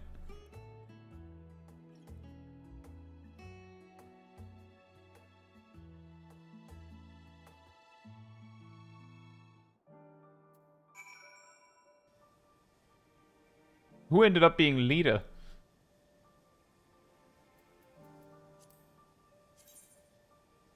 Which quests are these? This was the final quest in the... so, in Endwalker, when you reach a certain point in the main quest, there will be a handful of role quests that you can do. One for each type of role, you could say. With these 5 being the roles: tank, healer, melee, physical, ranged, and magic.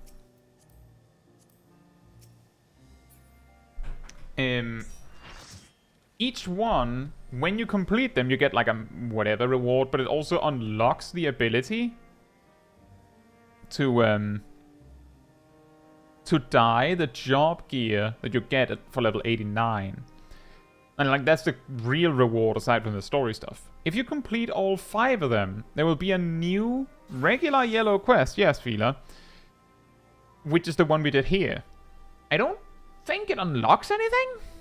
I'm pretty sure it doesn't unlock anything. I don't think it gives anything.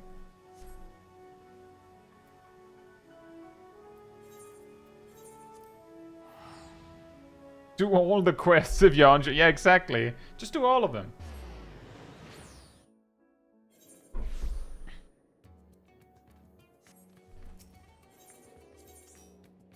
It's the same thing with the Shadowbringers one, where if you do all 4 role quest lines, they give you a 5th one that is like some sort of like finish to the story. That's true then. The blasphemy in Garlemald has been struck down. They were right to call on you, it seems. And with no other outstanding reports of blasphemy sightings, I dare say you've slain the last of them. Perhaps now we can finally start to put the final days behind us, strange though that may sound. On behalf of my fellow delegates and the Radiant host, I extend to you our humblest thanks. I hope when next I call on you, it will be under more fortuitous circumstances. Whatever. Hey! Achievement completed! It gives us a blessed relief, yes. Thank you, Ardell.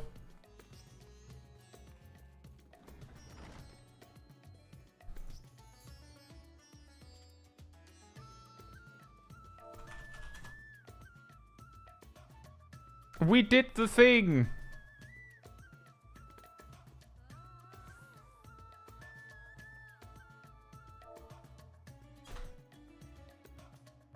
Yeah, it gives a title.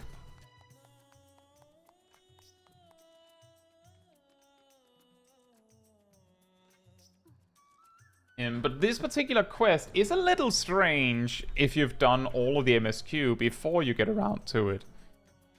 Specifically because it kind of touches on the concept that Garlemald is still kind of in ruins, but if you follow the MSQ, they've kind of like started rebuilding already. So it feels like you help them start rebuilding, Alphino and Alizé goes home, then Fortunal comes about and be like, hey, yeah, your place is still in ruins, you want some help? You could leave. Which is a little funny. But it, at the very least, in a way, doesn't have the same oddity where the 5 previous quests, like in these role quest series, where there are blasphemies and it feels like the final days are still upon us, somehow, despite us having alleviated them, right? Yeah, so like it is a little less crushing in story. But yeah, that's actually the thing. And that is also probably the reason why this quest is just a regular old yellow quest. It doesn't unlock anything beyond the title, right? And most regular side quests don't unlock anything.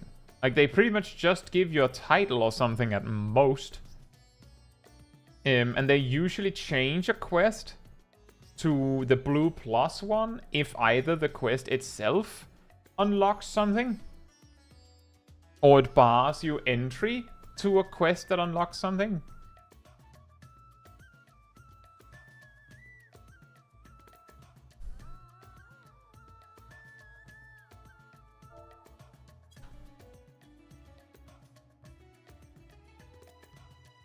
And yeah, I believe that is also the case, Raul. They also kind of alluded to that with this last one, where they're like, yeah, well, this last blasphemy probably showed up after the final days somehow, so maybe it's worth keeping in mind that this dynamist stuff can happen even without the final days.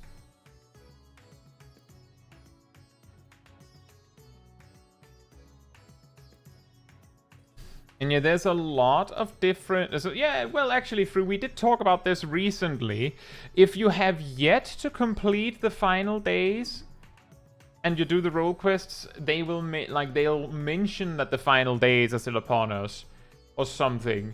And if you have completed them, they're basically like, yeah, but this blasphemy is still here, so like they don't just disappear. And that makes sense. And if a blasphemy itself can be the source of more blasphemies happening, then like that makes sense.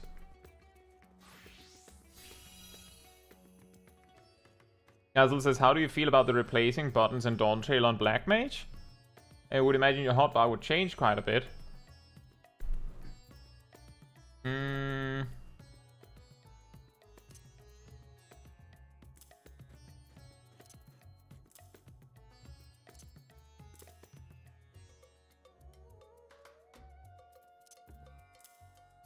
There you go. That's it.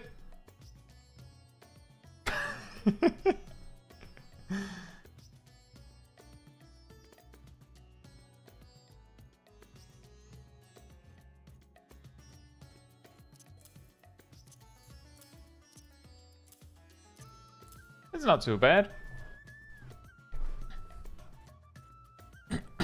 The empty slot's an awkward place. Well, I mean, this one also disappears, so, like, maybe I'll do this. Maybe I'll do this. There'll be a few changes. We'll see what happens when it happens. I have mentioned that I'm going to go through the MSQ on Black Mage for Dawntrail, so I have to figure it out. Like, I'll have to figure that out. Because that's the first thing I'm playing, right?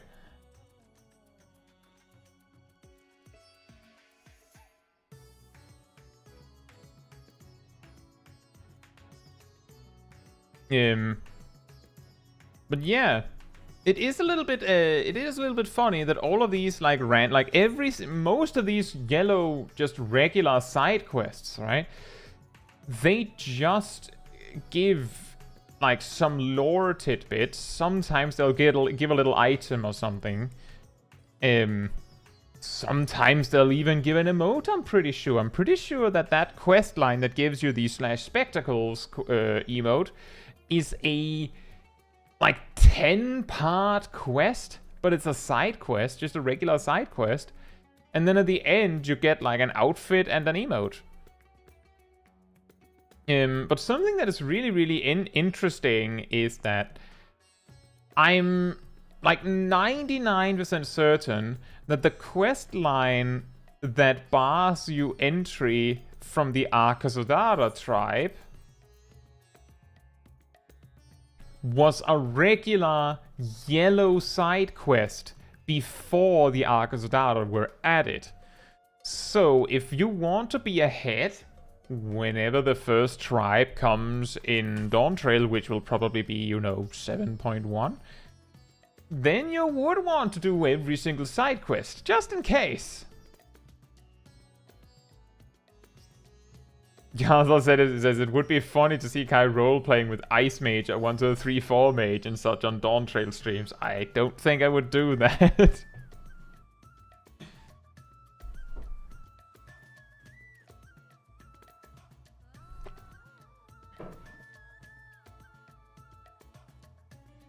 Yeah, there's usually one tribe in X.1. And then I'm not sure when the other two tribes come.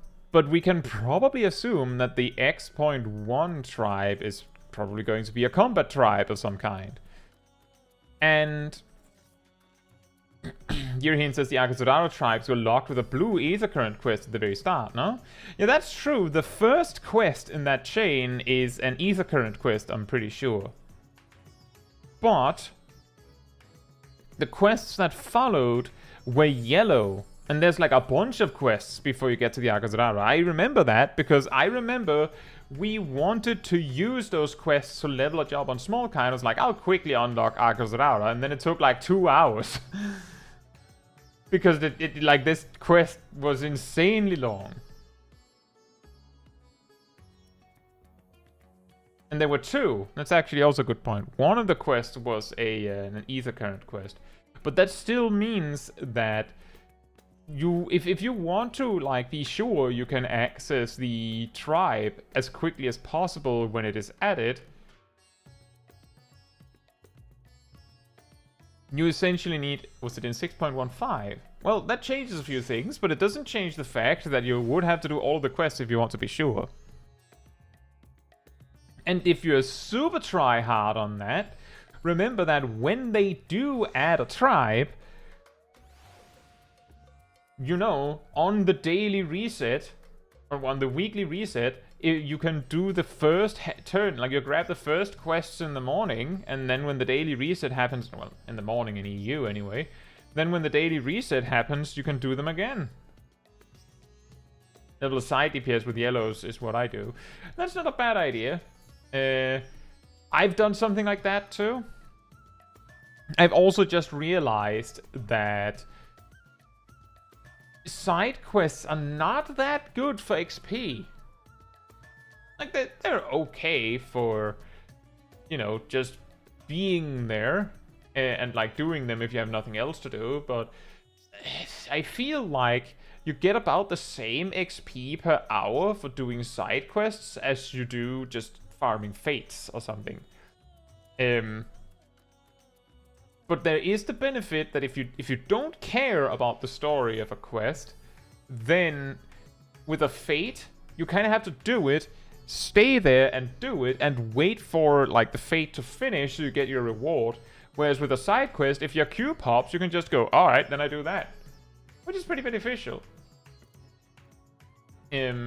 Which does mean that if you're really efficient, it's not a bad idea to like, you use whatever daily methods of XP grind that you might have, and once they're used, you circle around to doing side quests. Like, I've talked about this a few times in like leveling guides, but you know, we will get to Dawn Trail, right? We'll probably really quickly reach the first hub of that story. We'll be able to grab clan hunt marks, at least some of them. And, well, you might not know where those mobs are initially, you might not even be able to reach them, but you have them, so when you see them, you can do them. And once you've completed the MSQ, you will probably need to do, is it 60? Like, fates in each zone? I think it's 60, or is it 66? I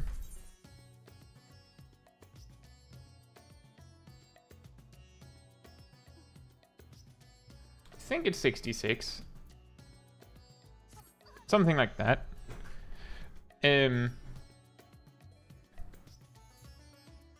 that's a lot.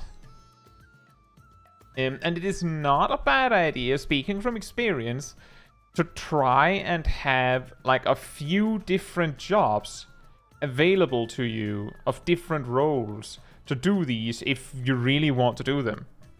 Initially, when I did that, like I leveled... First I did the MSQ with Summoner Scholar, and I did like daily roulettes, but once I'd done daily roulettes to level some jobs, I would do things like Shared Fates, and I tried to level Reaper with this, but sometimes I would just land in a fate that a Reaper couldn't do alone. I straight up just couldn't do alone. And because I couldn't do it alone, I switched to Sage, and it happened so frequently, somehow, that I leveled Sage first. It helped later. Like, I think after like about a week, like around a week into the Endwalker expansion, there were armies in every zone doing fates. Like, you just did this when you entered a zone, if you wanted to do fates, and you just joined a group. And then you just followed the stampede around doing fates. It was incredibly good XP because while they scale up, there's kind of like a limit to how much they can do. You have a fate where there's a lot of mobs. They summon in 50 mobs, dead. 50 more mobs, dead. 50 more mobs, dead. Whereas if you're 2 or 3 players, it summons maybe 3 or 4, and it still takes you a few hits to kill them. Also, hey James, hope you're doing well. But yeah, simply because you have some... Like, if there's enough people, it'll get really efficient. But the reason why I'm saying try and have a few different roles on hand is because maybe you choose to do fates before everyone else thinks it's time to do fates. And if that's the case, then some fates you can absolutely solo with Viper or whatever. Viper's actually a really good example because... Viper actually is worse at defensive options than Dragoon. Like, Viper has... Well, Dragoon has everything defensively that Viper has. And also Life Surge. And better defense because of the armor. Viper doesn't have that. So Viper would be the weakest among all the melee DPS at doing something where you need defensive cooldowns. At all. Because they don't have any. And if you run into a fate where you can't just, you know, mash attack, well, then Viper can't do it. Like, that's the thing, is that some of you that saw me level Black Mage on Smol Kai might remember that I did hunts. Like, we went to, like, while I was like level 82 or something, well, actually level 72 or something, I'd go to, like, up here and do targets, like, hunt something that is like level 78. And wasn't a problem because while I could miss, I could also just run. And just running allowed me to kill them first. Can't really do that with a melee DPS. You just can't. You miss and now your combo resets. So melee is the hardest ones to level through some means where there's a possibility that it could be hard. Like maybe you have a boss in a fate and there's no one else. Maybe you can do it with your Chocobo companion, but if you just go, right, so I'll level this DPS job, but I also have a tank and a healer, like, in the back, just in case, so I can do it with them. Drew says, I remember Viper being light on literal buttons. That is true. That is true. They're light on literal buttons because their actual buttons are extremely efficient. Like, if some of you may recall Summoner's Astral Flow, the button that turns into Death Flare, Rekindle, Ifrit's melee combo, Titan's Mountain Buster, and Garuda's Slipstream. Viper's like 2 filler combo buttons changes in, like, they are, let's see, 1, 2, 3, 4, 5 things each. That's 10 things on 2 buttons. And they also have like 3 OGCD buttons that each turn into like 4 things contextually, depending on what you need. You know what's really funny about Summoner's Continuation button, Krakenmo? If you use Topaz right, which gives you access to Mountain Buster, you can cast Ruin as many times as you like, and you will still have Mountain Buster. Because you just lose your favor if you summon something else. And if you cast Topaz right again, it just overwrites it with another favor. But that does mean that it is actually not the same as continuation, even though we do call it Summoner's Continuation. Isn't that something? But yeah. Because Viper has so efficient buttons, they don't have that many buttons. I think the most interesting thing I saw about it is, if you've seen the, you know, the Super Saiyan mode they do with the blue fire, a blue magic burst around them. It's actually almost like using technical step in a way. The way it interacts with your other buttons, it kind of is similar to technical step. Like, Viper has yoinked mechanics from like 5 other jobs to make a new job.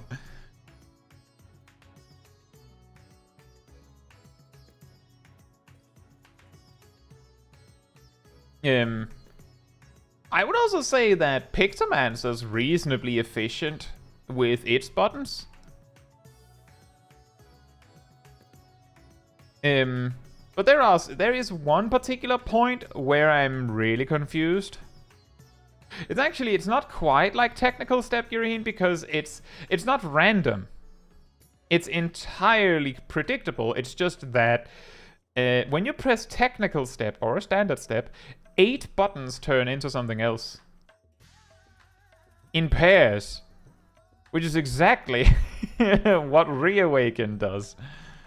Changes 8 buttons, 4 of which are AoE alternatives, into pairwise the same button.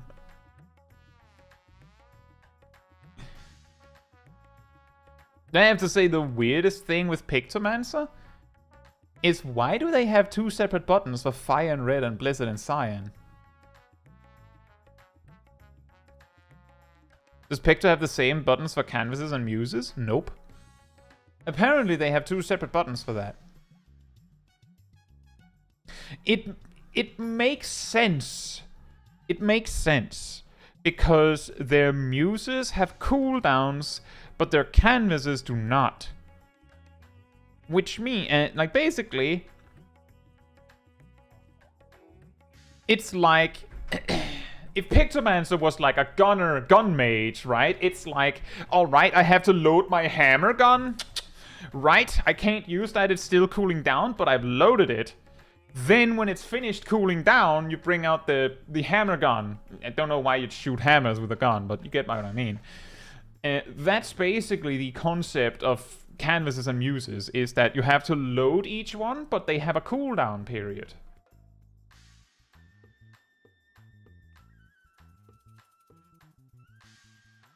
Yeah, exactly, Yurine. It's technical step, but with weaves in between. It's a little slower than technical step.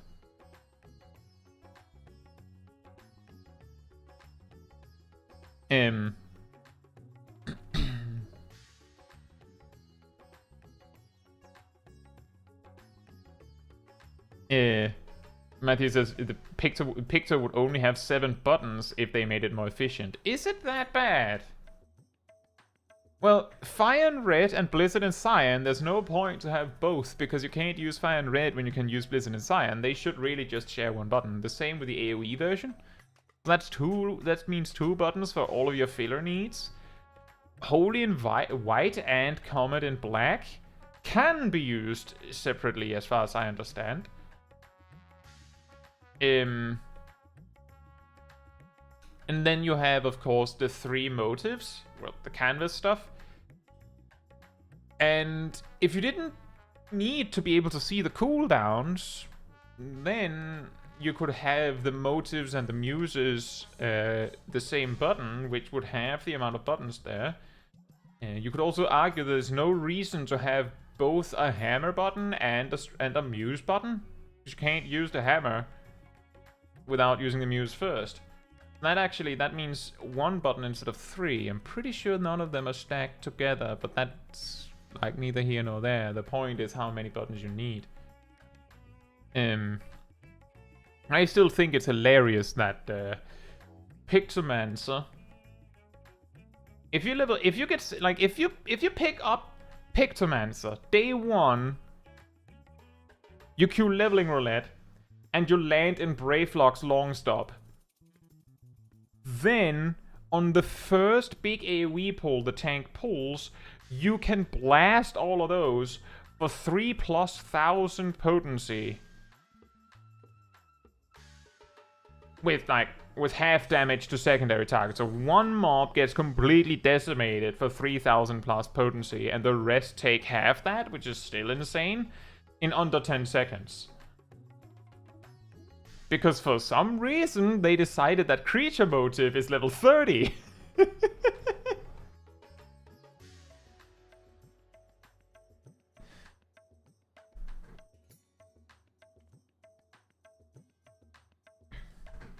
I think there is a logical reason as to why each button is separate, because most of the times where there is a button that should be able to be combined, but they're not, it's because one of the buttons has a cooldown. Like, what's a good example? A good example is Dragoon. When they made it for a period in Endwalker so that jump turned into Mirage Dive automatically, that didn't matter because jump gives dive ready for 15 seconds, which is distinctly less than the cooldown of jump. So if jump is on cooldown and if Mirage Dive is available, then jump is on cooldown, so you don't need to be able to see both. On the other hand, with the case of Pictomancer, because Striking Muse can have charges, it is interesting information for your future planning, whether you have 0 or 1 charges and how close you are to getting the next charge. But if Hammer Motive shared button with Striking Muse, and you wouldn't be able to see that until you've already drawn the hammer on your canvas. And if the hammer combo shared button with Striking Muse, Striking Muse, then you wouldn't be able to see if you had another one ready while you're currently doing one. On the one hand, it's probably fine, right? You'll probably be good, you'll probably be fine. But it is information that some players would rather have than not have.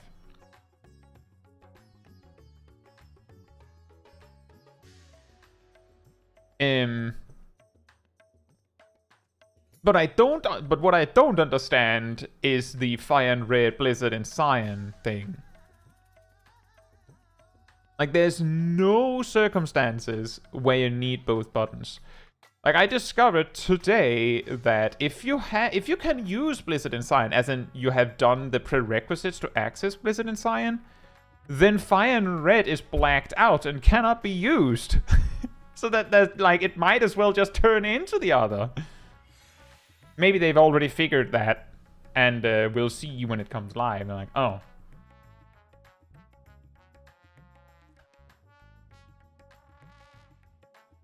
It's literally the pad button count. I don't know about that.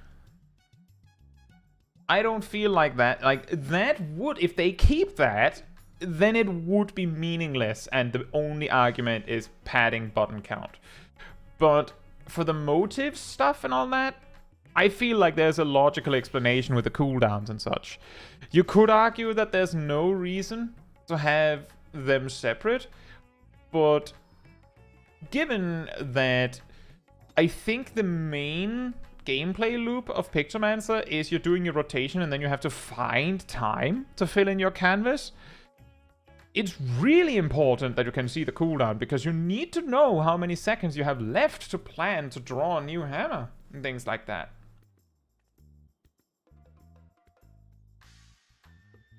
But I do think the weirdest one of it all is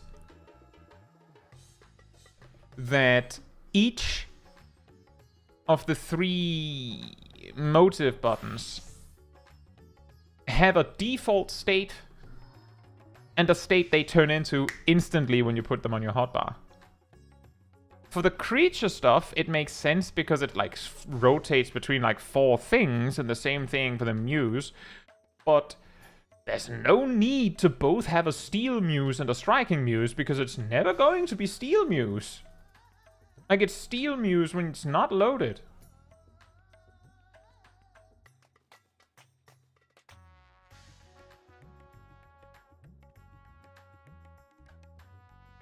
And yeah, I do agree with that, Fru. That's also something that I've said in the past when people had been like, I know how we make healers more interesting. We give them a 1-2-3 combo. I'm like, that's not a mage thing. That's not how that works. And then people go, but red mage has one. Yes, it's a weapon skill combo. But then Viper came about and was like, man, wouldn't it be weird if we had like a 1-2-3 combo on one button? Or rather, 4 like actually a handful of different combinations of 1-2-3 combos on 2 buttons. Wouldn't that be weird?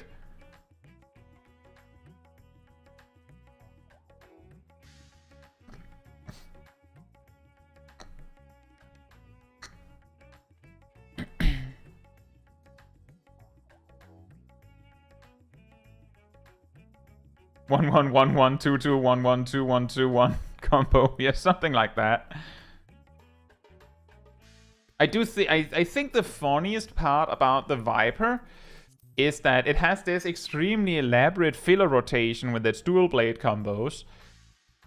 It's so elaborate that they have a huge gauge called Viper Sight.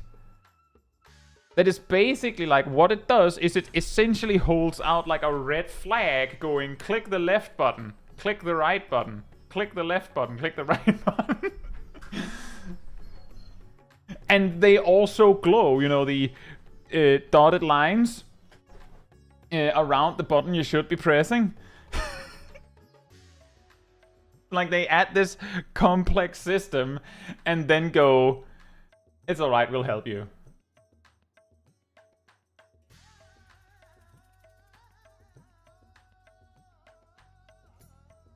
It's not insane to think they removed Monk's buffs and dots so Viper could focus on the same stuff, right? Well, it's not exactly, because Monk kinda works the same way as they always did. I feel like Viper is more like combining aspects from Reaper and Samurai.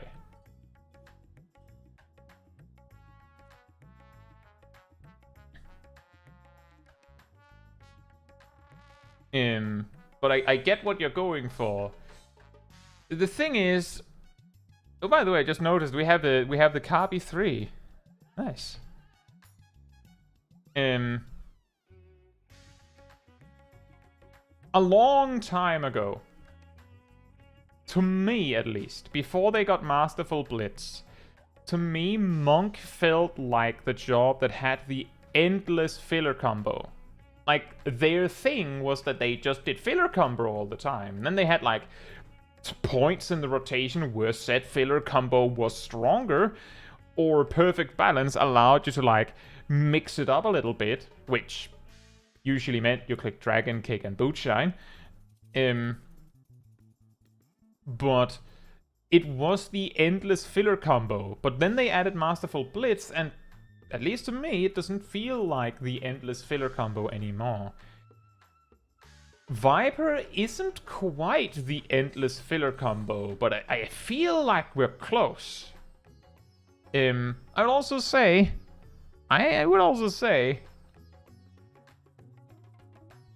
when Viper was initially released, I made a video talking about what we knew, basically nothing, and made some suggestions as to what we did see, not much, and what that could mean. And one of the ideas I proposed was, maybe the way Viper works is that maybe it has a really elaborate filler rotation. Like, maybe it's maintaining dots or something, who knows. And then, for the 2-minute burst, like, the problem with a job with a really, really solid filler rotation, but not a good burst, is that they won't work in the 2-minute burst meta. Like, it just won't work, because they won't be able to, like, ramp up in that 20-second window or 15-second. Like, 15-second window now, but they're making it a 20-second window in Dawn Trail, I believe. So they just won't be able to compete. See Paladin, old Paladin, as an example of why that doesn't work. And I suggested that the Saiyan mode with the blue flames and that for Viper was them basically going, alright, so we do whatever we want, and then for the 2-minute burst, you click this button, and now you have a burst. And then your rotation just, like, works whatever for the rest of it. I'm just saying, I'm just saying that as far as I can see, the Viper burst, like 2-minute burst, is using Reawaken twice. Like, just back to back. Hey, Moobloom, hope you're doing well. Exactly, designated burst button. And then because that button fills out the entire burst, it means that the rest of the rotation gets to do whatever it wants for the remainder of those 2 minutes.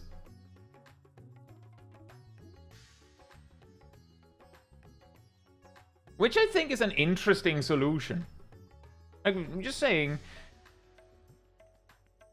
it feels like a solution to the problem. Because normally when you look at, like, the toolkit of a job, you're like, alright, well, all of these things that line up with the 2-minute burst go in the 2-minute burst.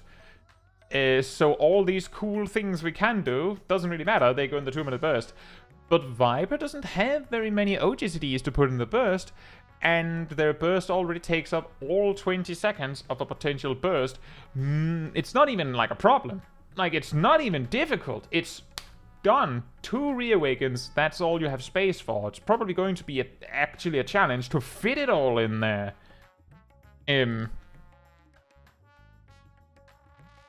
Except in the opener. That's true. In the opener, you're like, glaive combo, Reawaken, and then I guess finish with Uncoil Furies. You still have something, but once your opener's done, it really works out.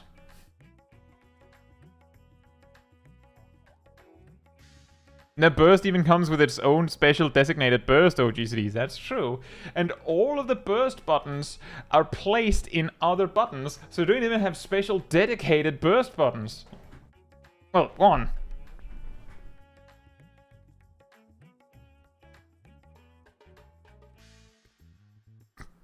Fru says the monk changes are a huge deal for me, specifically because I could never figure out buff-debuff timings. Well, I could figure it out, but it's also a huge deal for me because I feel like them putting it on a gauge like they're doing, it changes the dynamic of how you do the things, and it also means that potential downtime in a fight doesn't hurt you because you just pause the time, you just pause the clock because you're not spending anything or generating anything. So you just continue from where you left off and the fight continues. But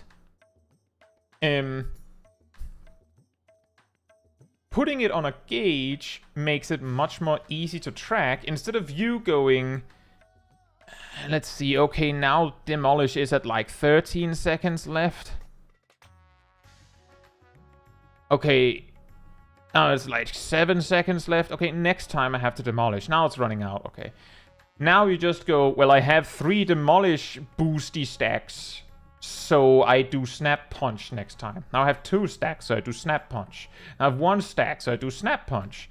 Like, it's much more clear, and it sort of accomplishes the same thing, assuming that the potencies are right. And yeah, exactly, Matthew. An interesting quote-unquote problem of Monk was that, or is, on live, that they kind of refresh everything early rather than refreshing them late.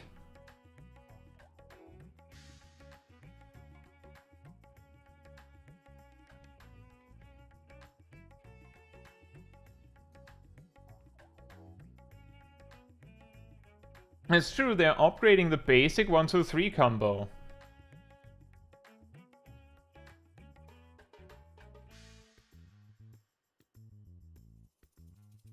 See, Ham says, that's the thing I dislike about playing Warrior the most, having to track your buff timer in amongst the buffs instead of having Surging Tempest as part of your job bars. You know, that is actually a really, really good point. There's actually a lot of jobs where, for some reason, one of the things that you have to keep a close eye on is not in your job gauge. Like, I've said the same thing about Paladin. How is it possible, by the way, that we're going into an expansion where they're adding more stuff to Atonement, but it's still just a buff? It's still just a buff that you get. Why is Divine Might not a job gauge thing? Why didn't they just add it to, like, I don't know, your Oath gauge or something? The only thing Paladin has for its job gauge is Oath gauge, which is defensive. They'd only have one, I'm pretty sure. The Paladin job gauge is already full. May I introduce you to the Black Mage job gauge? Which for some reason they also decided was full.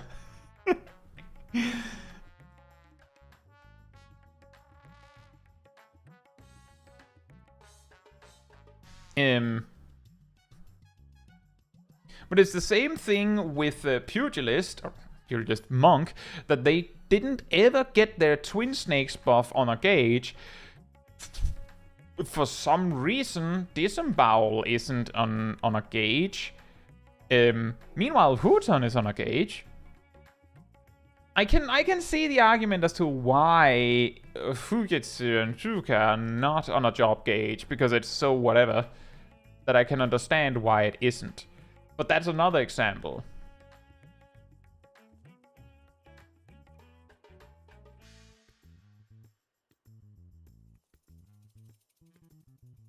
In fact, shouldn't, maybe they've changed this and I've just not noticed, but shouldn't Hypercharge, like, add like 5 bullets or something to your heat gauge when you use it? Like, before the change in Endwalker, it was, you know, a timer, so whatever. But the way it works now, shouldn't it have like 5 like slots indicating you have 5 shots instead of giving you a buff? It could also give you a buff. See Scholar's Etherflow. Like, I don't care. You can do both. Have a gauge and a buff, so you can choose whatever you want. But I'm just saying, it's a little weird. You can really see some of these jobs, how they're dated. That, for some reason, something that the newer jobs go like, yeah, of course I have a gauge for that. The older ones don't. You have Reaper, who clicks in Shroud, gets 5 thingamajigs.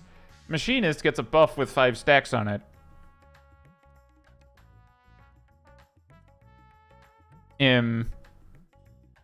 It's just weird. It's just a little weird. That's all I'm saying.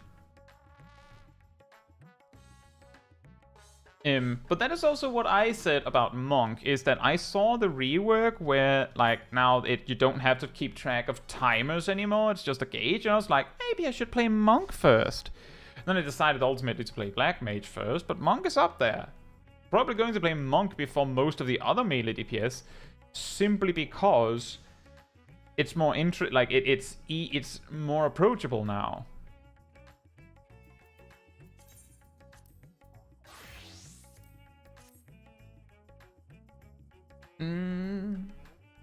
Matthew says, because the Paladin job gauge is already full, there's just no room. You can't possibly, I couldn't possibly be 2 job gauges. Nope. Kraken mode, it's not, nope. The Paladin is completely full on gauges.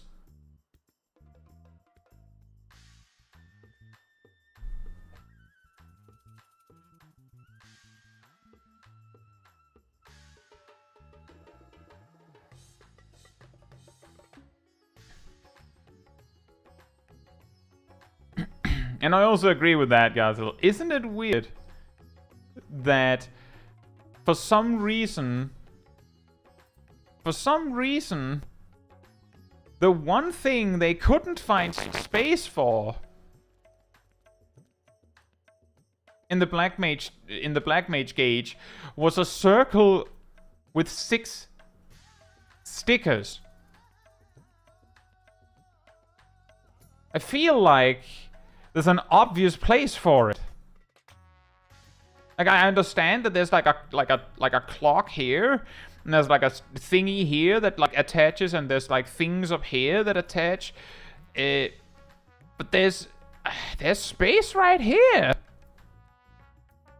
There's plenty of space.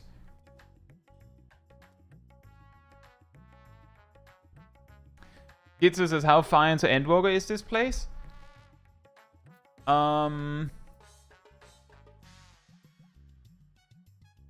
This particular place, I believe you can... The first time... So, this is in a zone you can visit as one of your first destinations. This city you first visit later in that quest line, if I remember correctly. So, technically level 81? Level 82, maybe 83, something like that.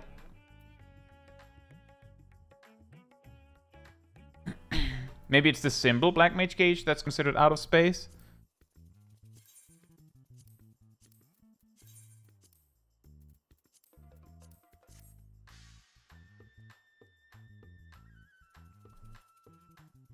I see the problem. Like, I see what you mean. The only place they could possibly put 6 more thingies is out this way, right? Like, just 6 gems out to the left. Just... I'm also not the biggest fan of this. Like, I feel like... I know that by comparison, this is extremely inefficient with your, like, UI space. But I actually feel like the Black Mage gauge is extremely good. Like, it has so much stuff going in it. Which is why it's such a shame that you're getting... that they're finally adding an extra gauge.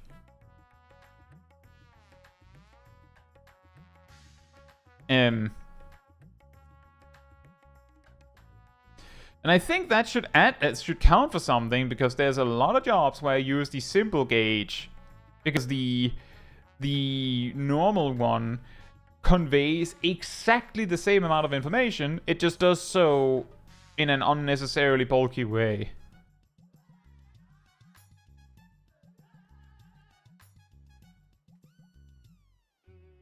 Like, what's a good one?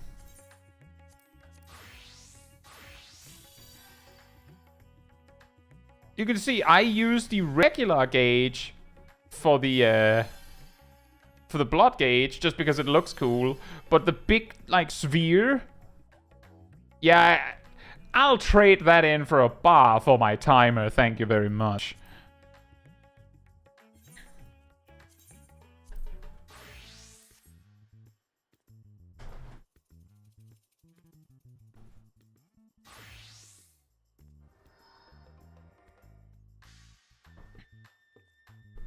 I have a feeling, actually, as others also mentioned, there's a reasonable chance that a lot of Black Mages will try and find a way to just mash the new gauge on top of this one. Just splat it on top.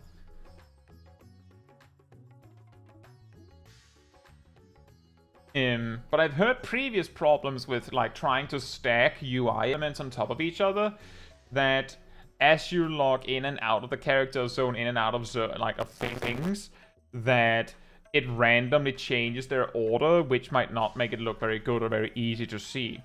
Hey, Mep, hope you're doing well.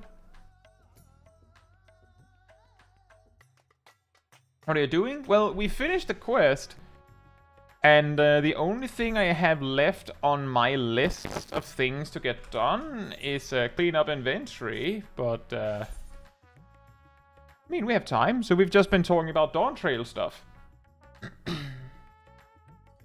Speaking of which...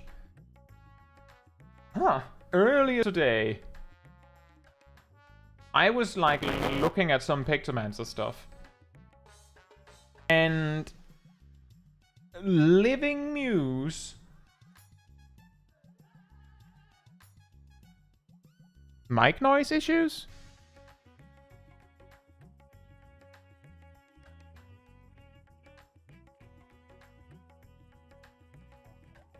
Mic noise issues? Mic noise issues? Some static.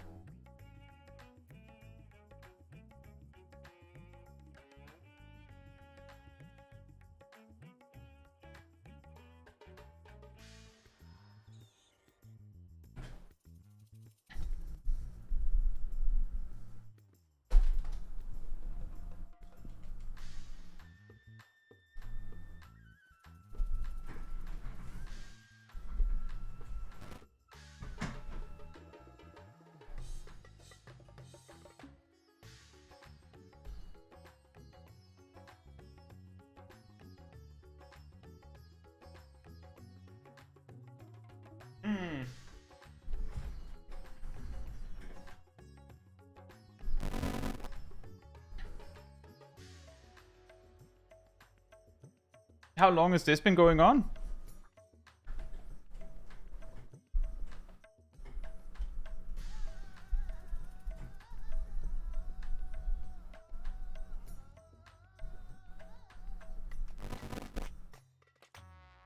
Like just a moment ago, you saw that I opened that Focusrite program to fix something because it was messing, like my audio was messing up on me. I fixed that, but if it's still messing for you, that's a problem. Is it still doing it?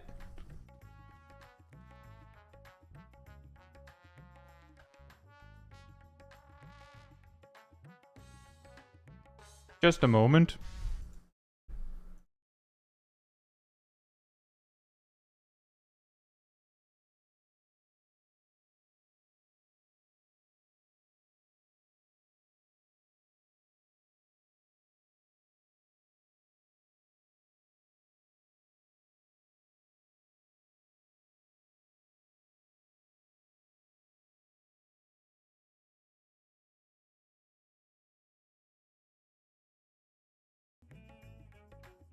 Yeah, I heard it. It seemed like it was like lagging out for a moment.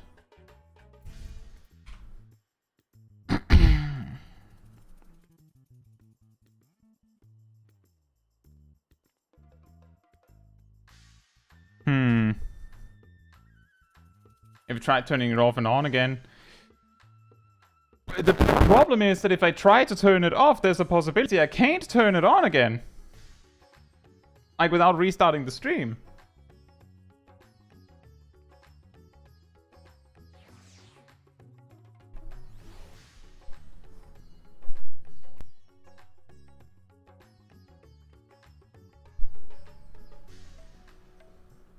If your cable didn't loosen up. I just tried to check that, and I don't think that's it. I tried to reset the volt now. Is it still doing the thing now? Do you know? Hello?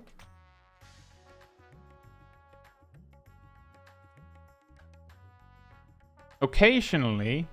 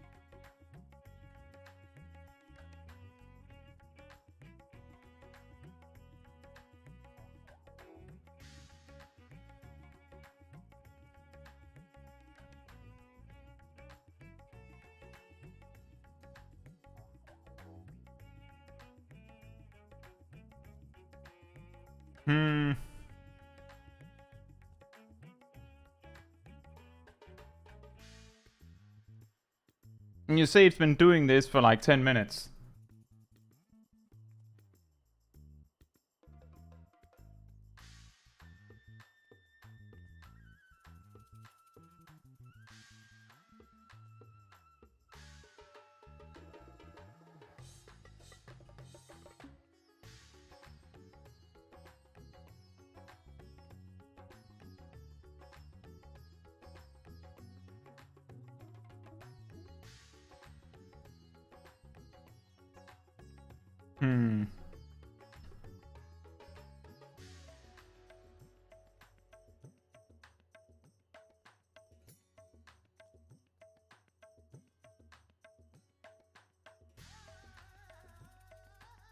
Take the cartridge out and blow in the slot. If only that was possible.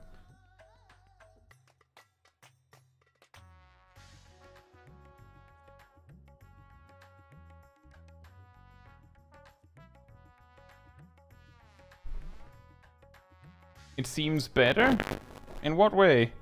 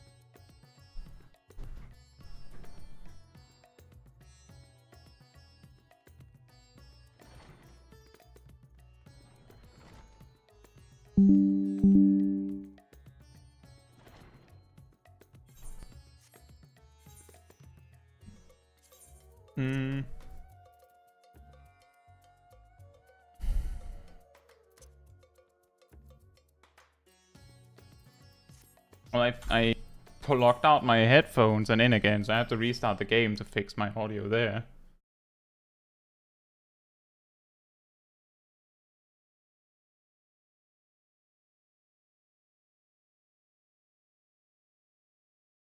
I'm plugging it and plugging it back in. So the thing is, I have a feeling that if I plug out the entire device and in again, there's a possibility that I won't be able to make it work again for the stream. But I will try it.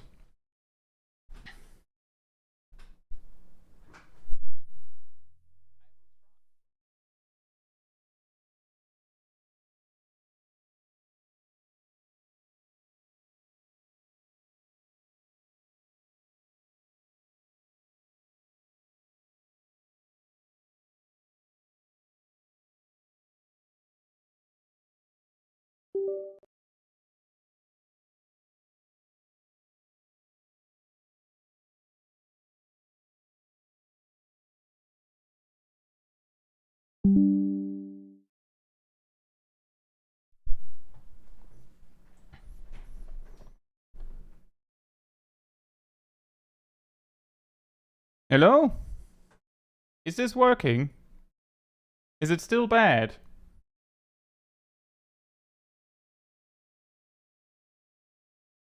Is it still bad? Are we still going bad? Are we still going bad? Is it good or bad? When you say it's working for now, do you mean, like, is it bad again or not?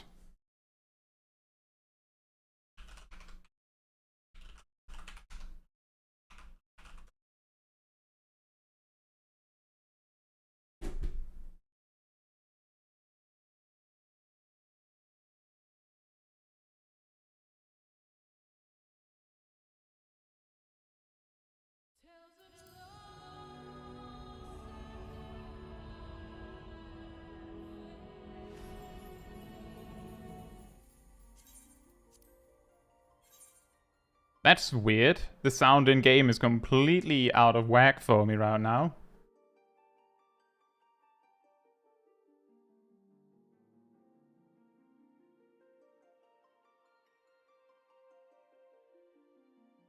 It's way quieter than usual. And it feels more echoey in a way.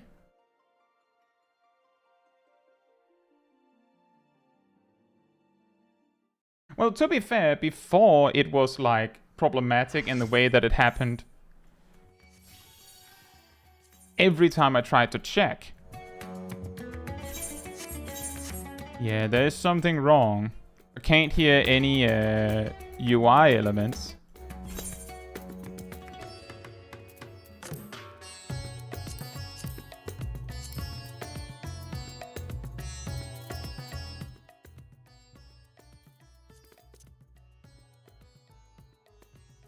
You can hear menu sounds, I can't.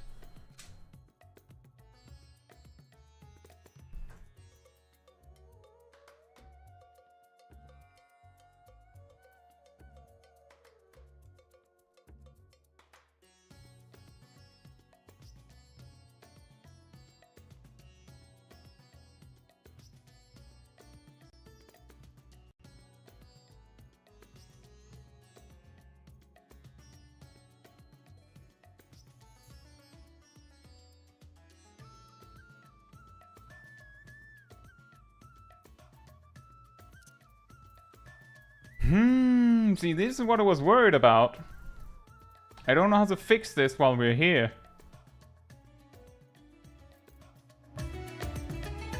Like, it sounds like the sound is coming from behind me.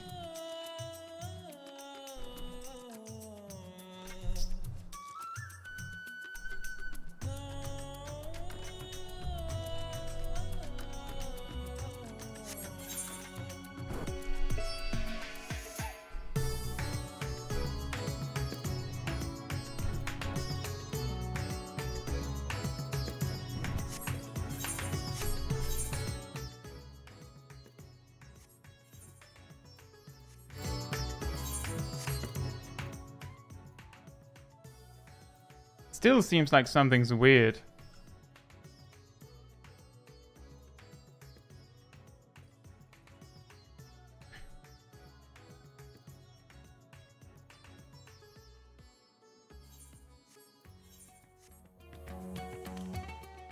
It does feel like it's way quieter than normal. It's very, very annoying. Has it messed up? Or is it still fine? On the mic?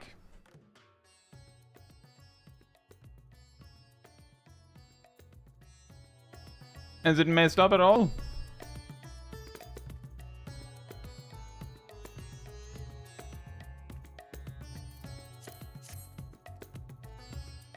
In that case, I'll figure out the other stuff later.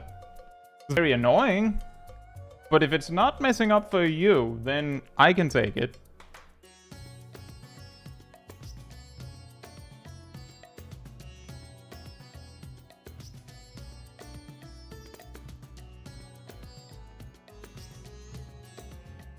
That's really strange.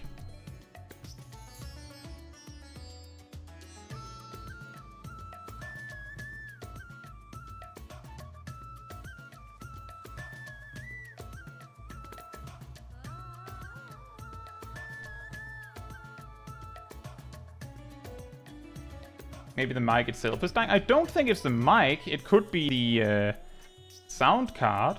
Tap it a couple of times. Don't think that's it.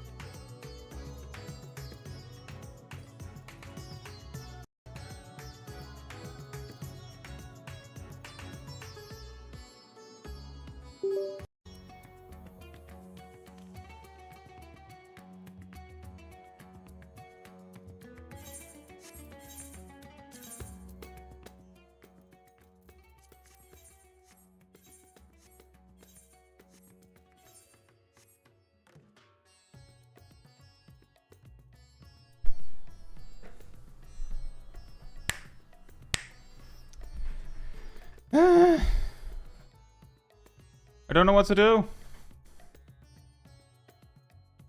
I don't know what to do.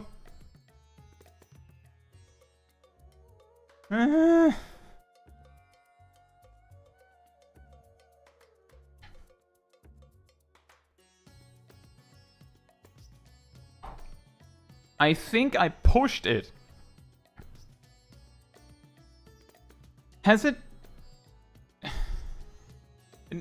Some of you said that it was happening a little earlier. But not the entire stream. So it could be something else causing it.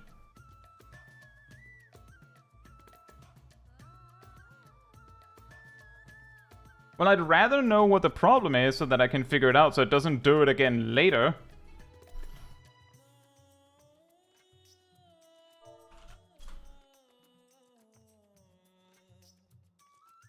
The good news are that I fixed the sound in my ears. I don't know what we do on your end.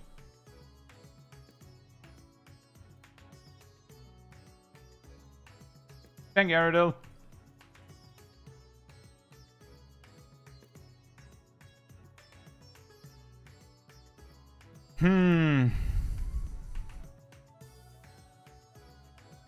The worst part is that I can't see it if it's happening.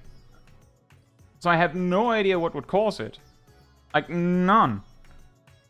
So if some of you have been like, that's weird, and I just don't acknowledge it, that's why. I can't see it. I can't tell that there's something wrong. I had to, like, rewind the stream to check to see it's happening.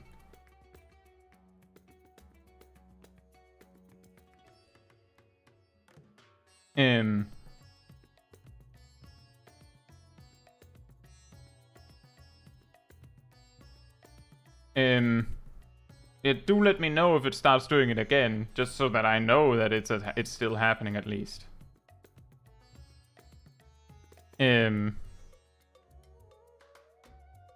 Just try singing a song. Yeah, that sounds easy. See, the easy thing is that you'd know immediately if I just started talking about stuff again, because then I'd be constantly talking and you'd notice immediately if there's something wrong. You have parked your car at the door? Oh, good. We have a door guard. What were we talking about before all this went haywire? How far do I have to scroll back to find that?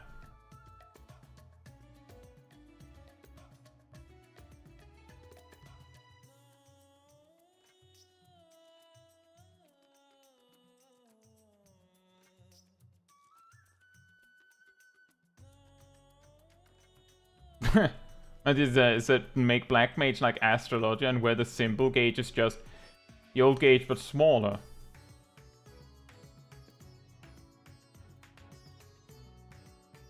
How about just saying the P12 BGM? Oh, I couldn't do that now when I've been confused. That's the funny thing, is that if we'd just been hanging out, then I would have probably be possible to be convinced to try it. But not now that I'm confuzzled.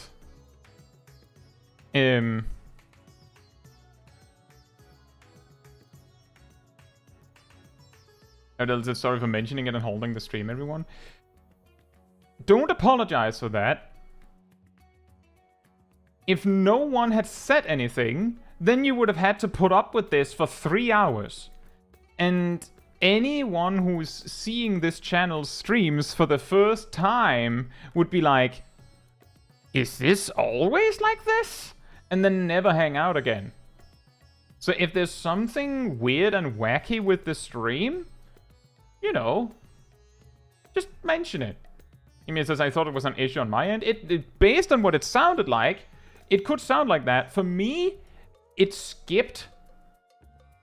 Like, it skipped like a few frames, or, you know, a moment of speech, and then crashed.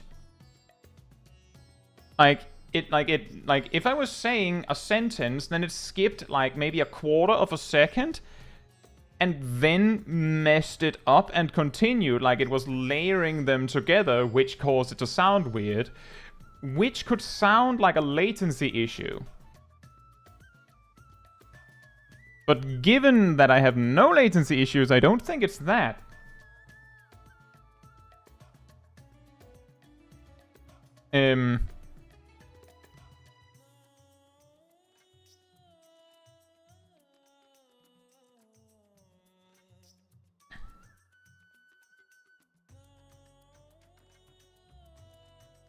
Is it happening again? Or is it just Kraken mode this time?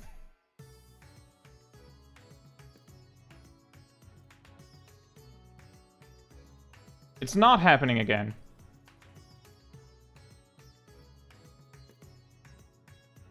Or what? Still clear.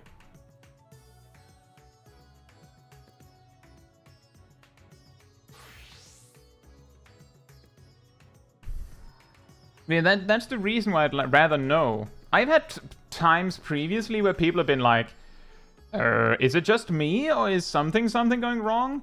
And when they ask, they're immediately told like, yeah, you should probably refresh your stream. So even if it was a local problem, if you just, you know, if it was just a local problem,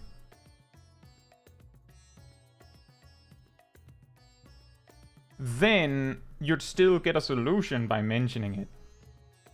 You do some dailies. Smol Caetsu doesn't grind though.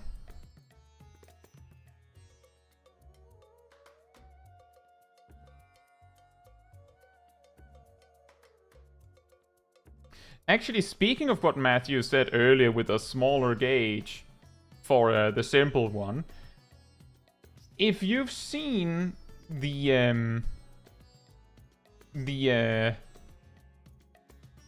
Pictomancer canvas gauge, it's big. It's really big. But if you choose the simple one, as far as I saw, it doesn't get any smaller. Like, it gets slightly smaller, but you just get a see-through version. Like, you get the smartphone version. You get the tablet version of the gauge.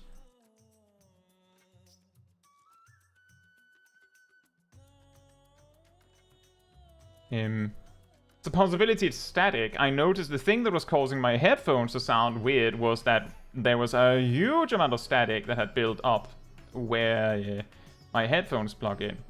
That could be it. I need to do something there.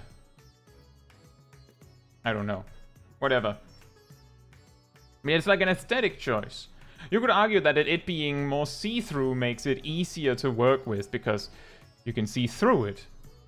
I feel like I might use the simple one just because it looks really cool. Maybe they don't even call it simple for that specific job. They just call it different. Don't think of it as grinding, think of it as hanging out. I suppose that's an option.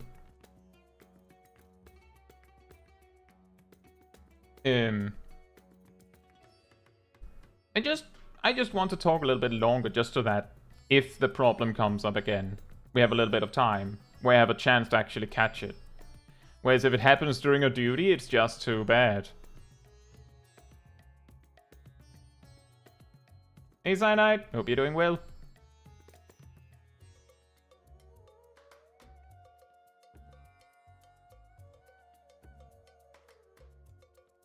It's good to hear, Krakenmo. I know, Emir, but I want it solved. I want to be sure that when Dawn Trail comes out, I don't, like, start a stream and everything's borked. Who knows, maybe I'll stream for 11 hours. And it's borked for all 11 hours. Could you imagine? But thank you.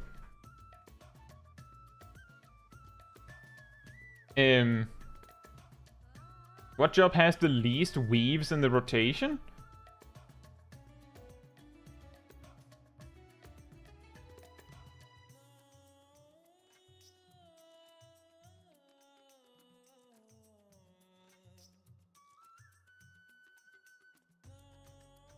I feel like it's down to like Black Mage. Especially with Dawn Trail.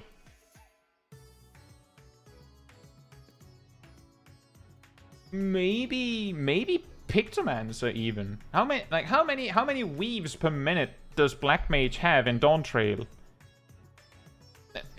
Actually, let's say every 2 minutes, because you know how that works. We have ley lines. If we're talking Dawn Trail, we have ley lines, amplifier, 2 triple casts potentially, 3 swift casts if we're going full on cooldown, 1 mana font,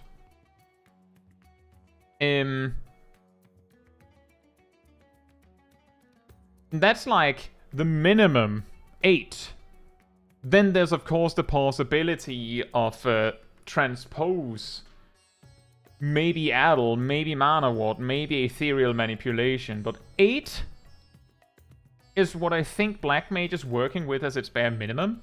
Summoner has energy per 2 minutes, has energy drain, 2 energy drains, 4 Festers, so we're already up to 6, Searing Light, Death Flare, well, Astral Flow on Bahamut or Phoenix, Enkindle on Bahamut and Phoenix, so that's actually, let's see, that's 10 with those. Then we also have 8 Mountain Busters in a 2-minute window, more depending on your spell speed.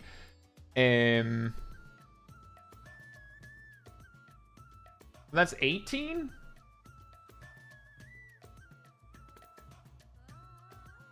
Pictomancer is really hard because you're not entirely sure what they do have, but they have, I believe their OGCDs are Living Muse, Mark of the Ages, which interchanges with Retribution of the Madine, Swift Cast, Starry Muse. Is that everything?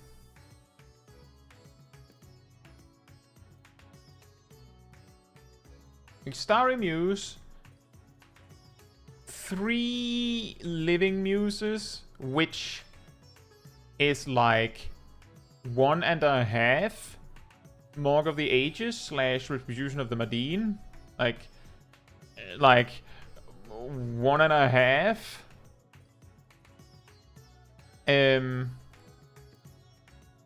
On that one. Do they have anything else? Starry Muse, 3 Living Muse, which means 1.5 Mark of the Ages. Oh, right, they have Subtractive Palette. That's difficult to quantify, but they have at minimum 1 per 2 minutes. And I'd argue they probably have like 3, maybe even 4. Which puts them when you then add 3 swift casts per 2 minutes, puts them extremely close and then immediately shoots ahead of Black Mage. I also feel like if you're going to count Phoenix's heal, you should count Solar Bahamut's heal. Well, I mean, I counted the Astral Flow. But I also just counted Summoner in Endwalker mode, because I mean, technically Summoner also has the new OGCD that Searing Light turns into. Sure, Bob, what's up?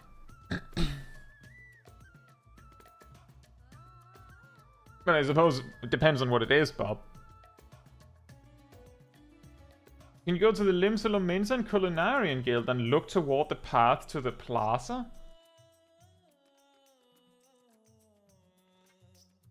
Yeah, exactly, man. The reason why it is difficult to determine how many subtractive palettes you get is because we know Starry Muse gives you 1 on the house. And we know that every time you finish a white combo, you get half of a subtractive palette. But how many subtractive palettes do you get Like this?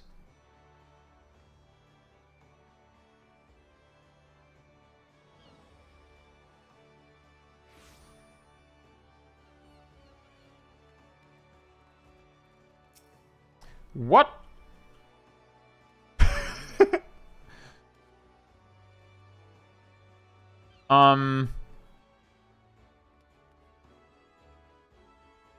Out of bounds. I was going to say, why is there a line there if you can just be there? That's weird.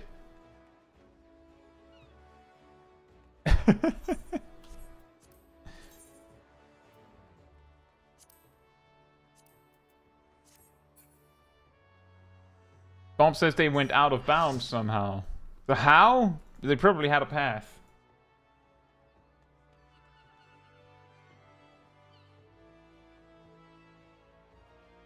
I mean, the reason why I just went like, oh yeah, Summoner has like 18 plus OGZDs and didn't even bother to mention that they get more in Dawn Trail was simply because if we're looking for which job has the least amount of weaves, then if we know Black Mage has like 8 plus like extra stuff that is entirely optional or difficult to determine,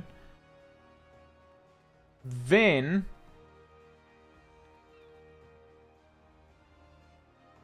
$18 is not the lowest amount, right? Like basically by saying, well, Black Mage is less, then it no longer matters.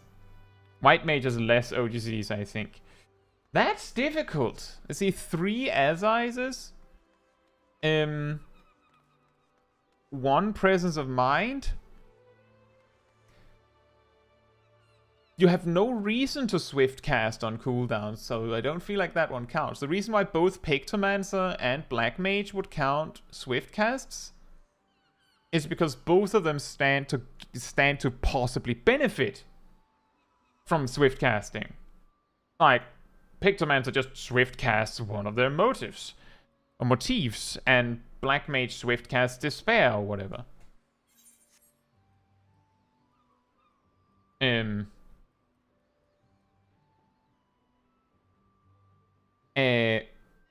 But White Mage wouldn't need to swift cast anything in particular. So it's 3 SIs, 1 Presence of Mind. You could argue that they should use Lucid Dreaming on cooldown. That would add 2. Maybe a bit unfair when I didn't count that for Pictomancer. But then again, I got the impression that Pictomancer was going to be beat by Black Mage, and Black Mage doesn't need to use Lucid Dreaming on cooldown. 2 Thin Airs. Again, if we're trying to be optimal here. And then whatever healing OGZDs you need to use.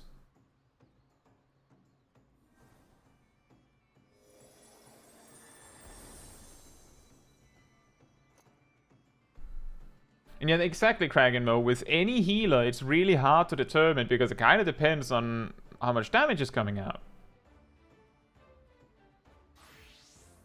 Fruit says Lucid Dreaming is going to do very little in Dawn Trail for Black Mage, right? Yes. So, in broad strokes, at max level, like just level 90, when we pick up Black Mage in Dawn Trail, like continue onward, using your ice state will be casting Blizzard 3, casting Blizzard 4. Now you have full MP. You choose whatever else you want to do after that, but that's it. Blizzard 3, Blizzard 4, done. AoE is, well, assuming the potencies get fixed, it'll be Blizzard 2, freeze, done. Just go back to fire. When you're below level 35, you have to go... Well, you have to transpose into Ice, use Blizzard 1, which generates 2.5k and puts you to UI 2. Then you use Blizzard 1 again, which generates 5k and puts you in... well, keeps you in UI 2. And then you have to use... Blizzard 1 again to go up to 10k. At below level 20, where you don't have UI2, you transpose into Umbral Ice. Again, however way you decide to do that, I don't care. You use Blizzard 1, 2.5k, Blizzard 2, Blizzard 1, 5k, Blizzard 1, 7.5k, Blizzard 1, 10k. But while you're doing that, that takes, like, you transpose, then, when you've done 4 Blizzard 1s, hypothetically, you would probably do something like Thunder, which is instant now, and transpose Fire, right? Which takes 12.5 seconds approximately, which would be enough time for 4 natural MP ticks, which is 800 MP. And if you used Lucid Dreaming while you were in Fire mode, and then you transposed into Ice, there's a chance that you could get 4 Lucid Dreaming ticks, which would be 2.2k MP. Add that together with the 800, you're up to 3k MP, which would mean you could save one of the Blizzard 1 casts, but if you save one of the Blizzard 1 casts, then you're only in the Ice state for 10 seconds, and then it's a possibility that you'll get 4 ticks if you're lucky. But it's no longer a guarantee. But that would be a way that you could abuse Lucid Dreaming when you're below level 20, which means you have a very, very tight level range where it has any meaning at all. And if we're talking like raw content, there's 2 dungeons. 2 dungeons where it matters.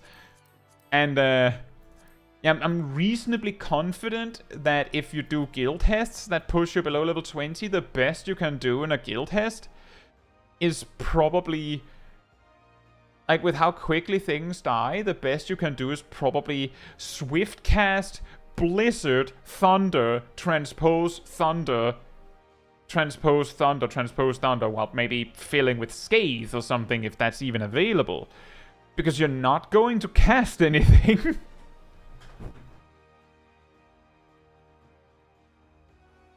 I don't think you run out of MP in guild tests. No. The reason why I'm saying start with Ice in guild test, Ham, is because I genuinely don't believe you'll be allowed to cast Fire 1. Like, you'll start casting and the mob will be dead, then you start casting and the mob's dead, and you start casting and the mob's dead. So you'll actually get more value out of just, like, spamming Thunderheads. Because those are instant, at the very least. And then you just have to rely on the fact that transpose is 5 seconds, and every time you transpose, you get a Thunderhead, so you can use Thunder. It'll be better than nothing. Actually, I will say, Black Mage's low-level mobility, I think it's going to get better. Like, I'm just saying, at level 35 and above, you have, as a Black Mage, like, a kind of functional running rotation.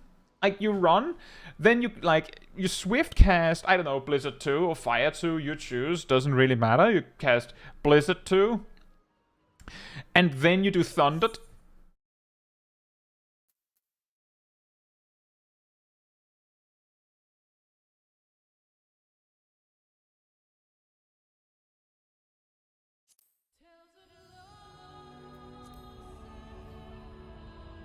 This just isn't my day, is it?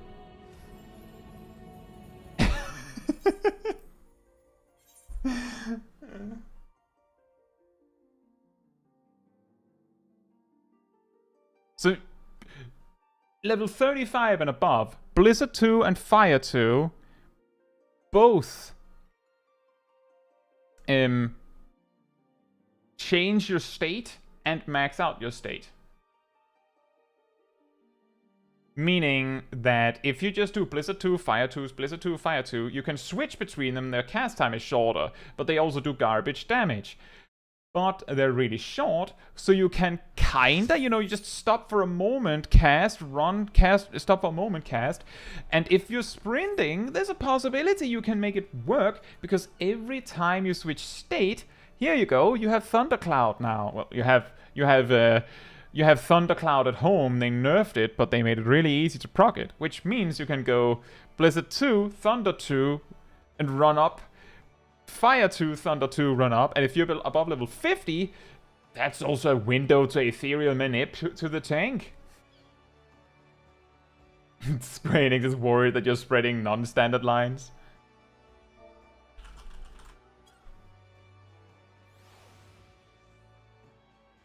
But that would be something you could do. I don't know if that's actually good. It's better than doing nothing. That's the key here, is that it's better than doing nothing, and I find it highly unlikely you'll be able to keep up.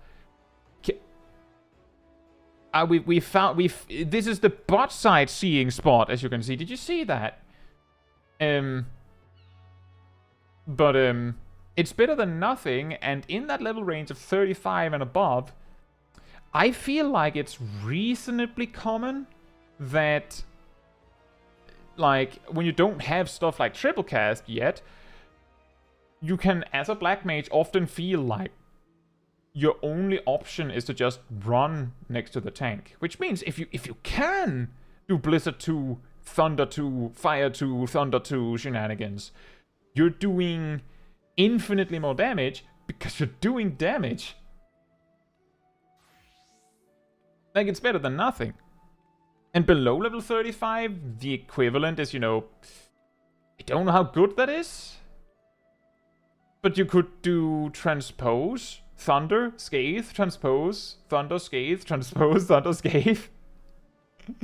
But, that will also mean that when you reach your destination, you will not have very much MP left, probably. Someone asked how many OGCDs Dragoon has. Well, one thing is for certain, that Dragoon is more so in the competition for most OGCDs than least. They are so far up and above in many OGCDs that they're losing OGCDs. When you stop, you can settle into a proper rotation. Like, if you've been using Scathe, the problem is that if you're not casting an ice spell, you're generating 0 MP from that.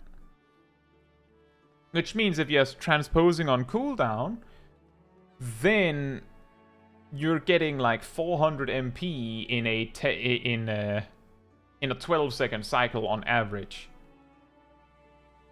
Which is going to dry you up if you're using Scathe as you're running.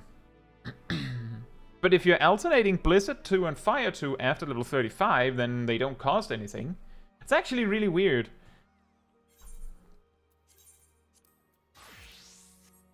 The way they fixed the problem that... what if you enter Umbral Ice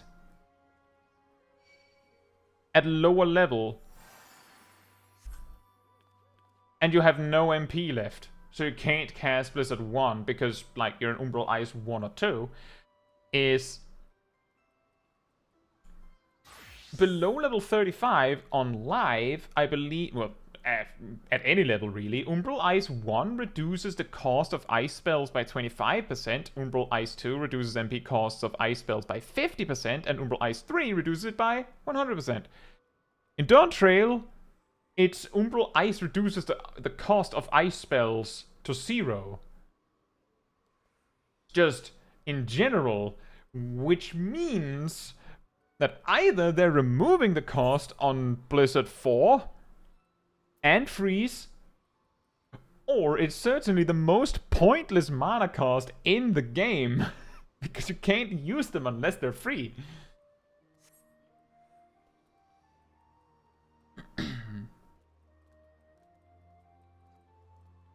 Dragoon personal defensive when? Well, Cyanide, the way they've solved the Dragoon's plight of lacking defensive cooldowns. Are you ready, Cyanide? You know how they solved it? They made someone with less defensive cooldowns than Dragoon. You thought it was impossible. But at Square Enix, their developers are here to make the impossible possible. Viper has so few defensive cooldowns that Dragoon's Life Surge technically counts. Because it's more than what Viper has. Which is actually nothing.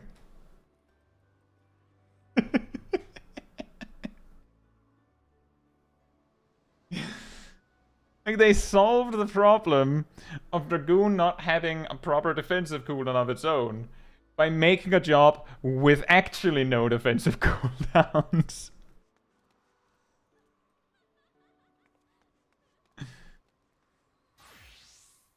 Viper vs Dragoon, the battle for King of Floor Tanks begins. Oh yeah, by the way, what is it? Both White Mage and Pictomancer will join the list of jobs with a 15 yalm forward movement action. Which means they will join the squad of floor tanks. White Mage, everyone.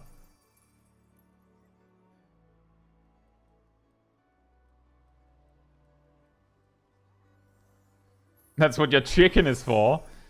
I mean, in open world content.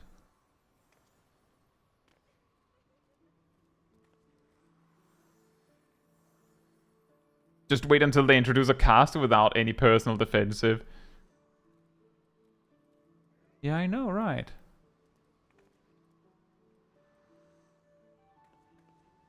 Say, does Red Mage have a personal defensive cooldown? Oh, Emir said it too.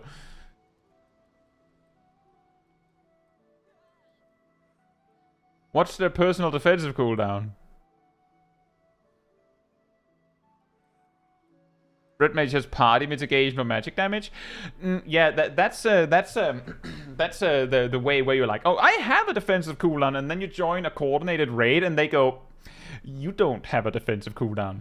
We have a defensive cooldown. You use it when we say. It's the same as Machinist not having any defensive cooldowns. What do you mean they got another one during Dawn Trail? What is this?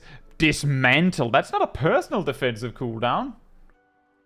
That's our defensive cooldown. I don't think the cure counts as a defensive option. I think it's technically a utility option. I'll give it that. But a defensive option? I guess it is technically a defensive spell. Like, yeah.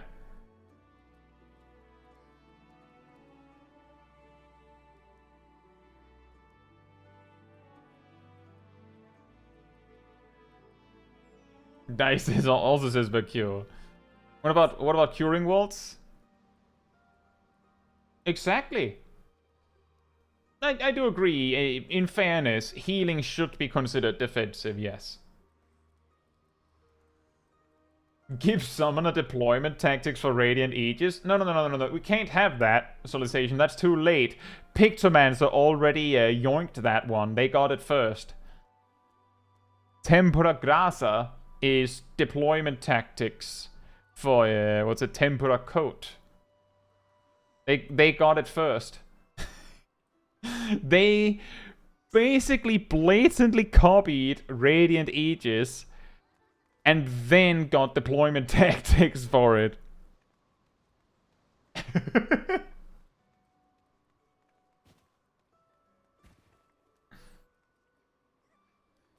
You know things are going badly when you Valkyrie into the race. I feel like a lot of the time Red Mages will Valkyrie into the race just out of habit. Does Tempura Code have 2 charges? No, it has a 2-minute cooldown. It is only 1 minute if you use it correctly. Like, it has the TBN style.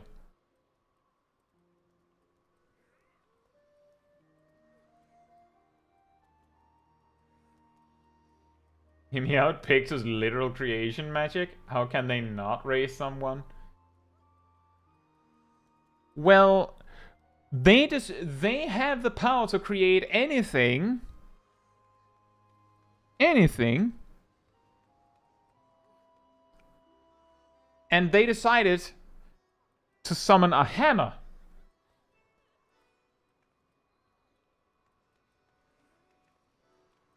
I'm not, there's not a problem with that. I'm just saying they could have, that weapon could have been anything. So maybe they just decided they don't want to raise. They're just like, nah. I prefer to specialize in other schools of magic.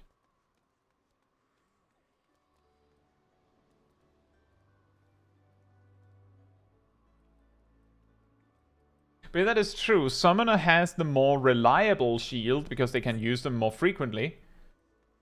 Where Pictomancer has a more flexible shield because they can, like, vary how they use them.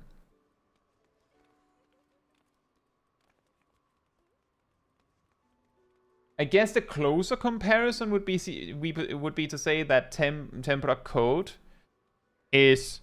It's slightly weaker than Mana Ward, has a shorter duration than Mana Ward, but you get to use it twice as often. And you can use it as an AoE if you want.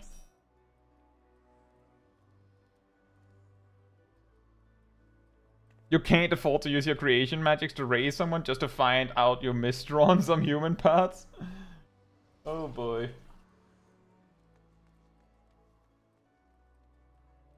You arrest someone, but now they have 3 legs, and they're also no longer a Mikote. Hey, Wither Witch! Hope you're doing well.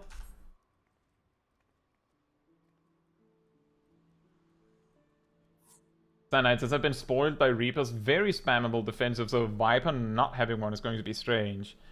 Yeah, exactly. It's a little funny.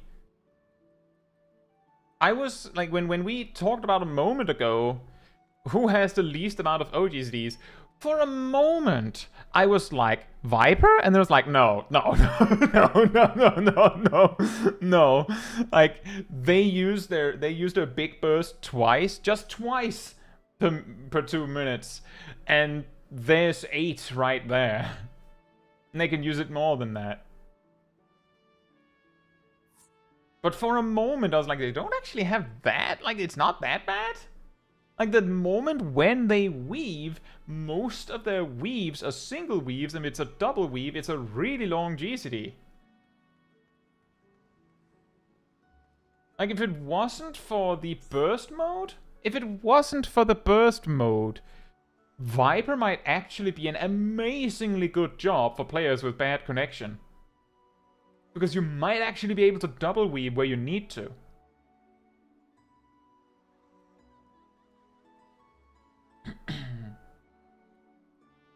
Did Monk lose Mantra? I don't believe so. Why would they?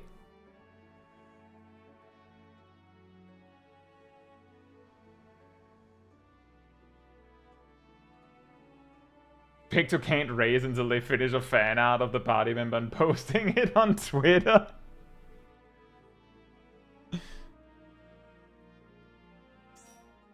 Did Monk lose Mantra because mine never use it? When should you use Mantra?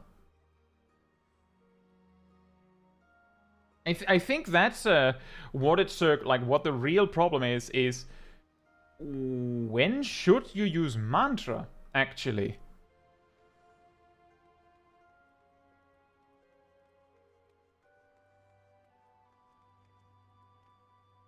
Use it before raid-wide attack hits?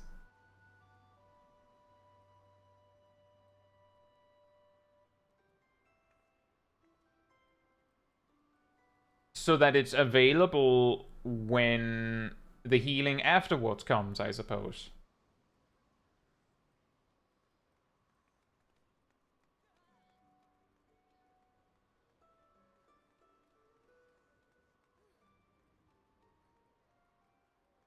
Yeah, the reason why I think a lot of monks don't use Mantra is because it has a similar problem as Nature's Min, incidentally, with the changed Nature's Min during Endwalker. Nature's Min is literally Mantra, isn't it? It's the same, right?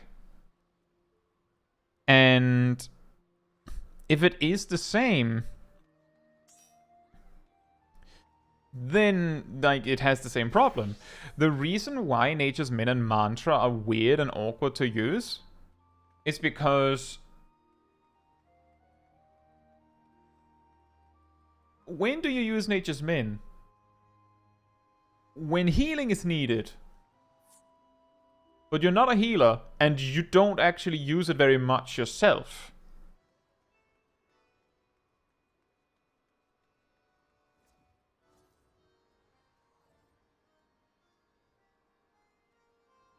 Right?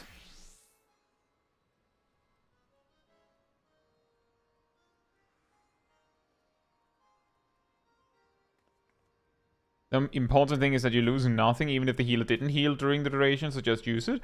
Correct. Pretty much, yes, correct, exactly. When should you use Mantra or Nature's Min? Shortly before Raid Wide, because then the healing bonus is already up for the healing that supposedly comes afterwards, right?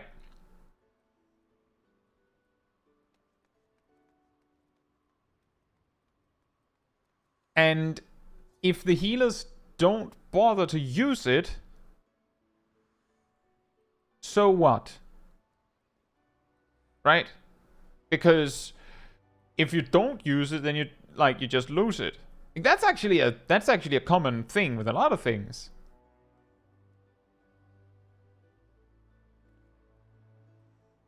Like it's the same with Warden's Pain. You mean this about why use Nature's Min when you can use the damage reduction option instead? I think the argument for using Troubadour instead of Nature's Min is, oh, but I don't need both. That's actually the the defensive cooldown cycle argument. There's mobs attacking you, you're a tank, what do? I use Shadow Wall. Why? Because it reduces damage taken. Okay. You're still taking damage. Why are you not using Rampart? Because you might need it later. But you use Shadow Wall. Yeah, but that's enough. Incoming damage, I use Troubadour. Okay, why not Nature's Min? I'll save that next time. Why Troubadour first? Because that one will always help. Nature's Min, that depends on the healers. But Troubadour will always help. Unless the AoE happens to ignore defensive cooldowns. Like the random stack marker on the second boss in Doma Castle. In which case Nature's Min would actually be more likely to help. But yeah, like that's the kind of argument is maybe I'll need it. And the best counter-argument to that is, what if there isn't a reason to use Nature's Min in the next 90 seconds?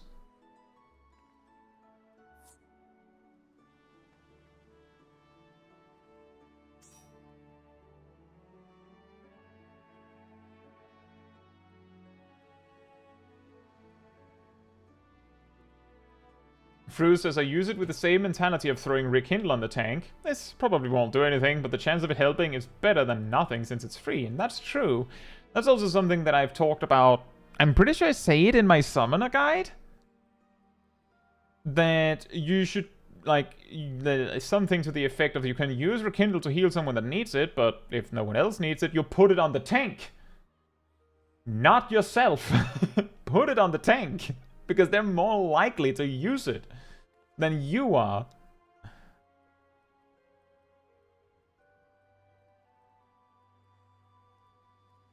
Yeah, Gazel says damage reduction and healing received buffs can be stacked like how TBN on Shadow Wall can. That's true, but I mean, Rampart and Shadow Wall also stacks. There's another bot there, did you see it?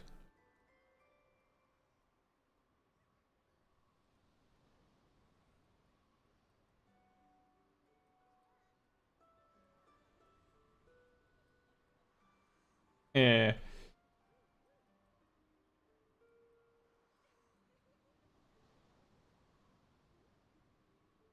Exactly, Fru. There's a much higher chance that, like, if no one needs healing, the one player in the group that is most likely to need healing first is the tank.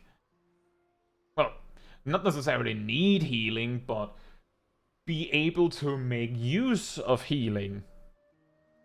it's the most likely scenario that Rekindle will do something if you put it on the tank.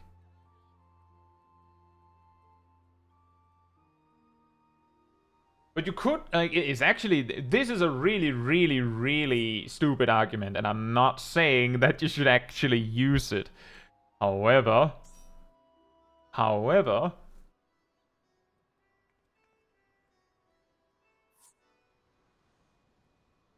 Troubadour and Nature's Min, in a really, really silly way, has a negative synergy. Because Troubadour reduces the damage you take, which means there's less healing needed after the fact, which means that the 15% extra healing from Nature's Min might fall flat and do nothing.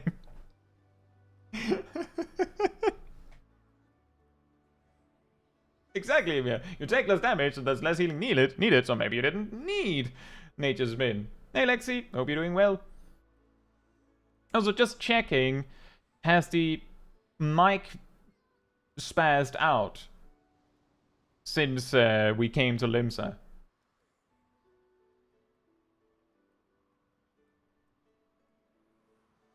Great. My hypothesis is that either it didn't like that I pushed it, or it being an inch closer to my monitor makes it weird. I don't know. I moved it to the left a bit, where it usually is. I moved it a little bit to the right because I was worried that it was too close to my PC. And then that messed it up? Weird.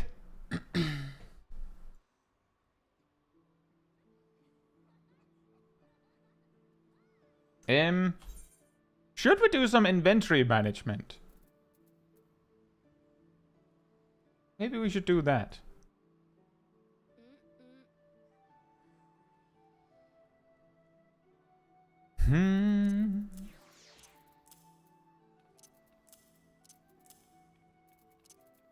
Where do I have those from? Oja, probably.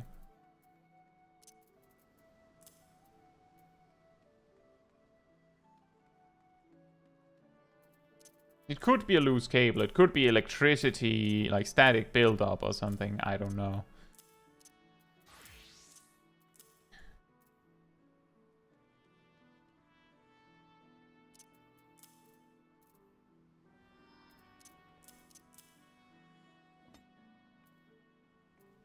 I've used these. Wait, what do you mean, Joshi? Did you sit in queue for 21 minutes? Or did you take 21 minutes to do that?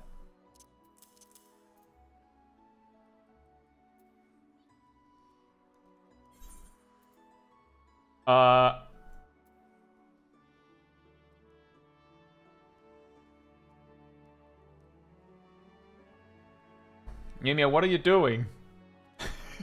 Come back to the world of the living. What's happening?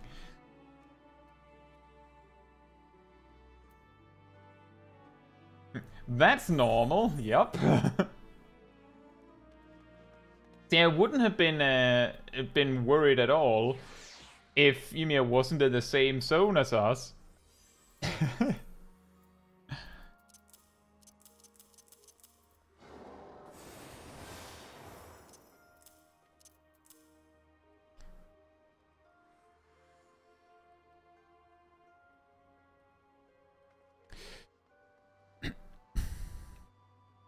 Does anyone remember last week when I said, "Oh no, I have to play Black Mage without my super ethers"? Anyone remember that?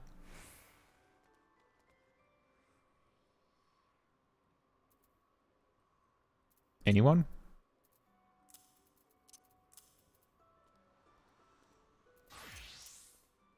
I found my super ethers. They were just hanging out next to my actual healing potions.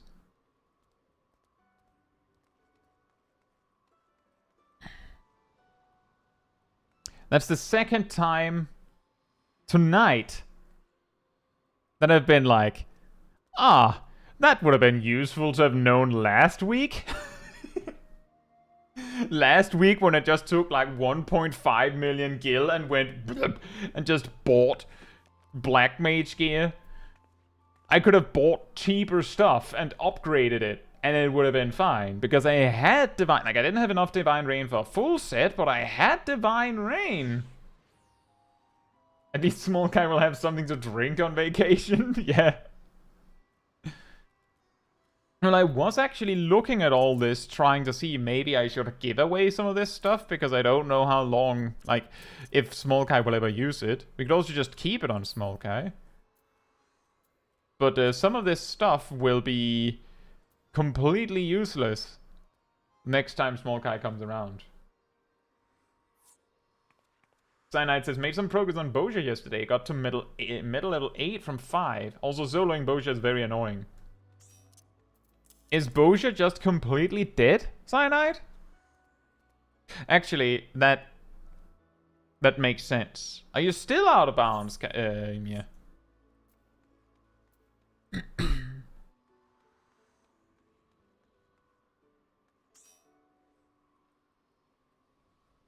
Exactly, Kirin. Those Super Eaters. The Super Eaters for Smol Kai. The Super Eaters that I'm almost confident Smol Kai specifically bought for playing Black Mage.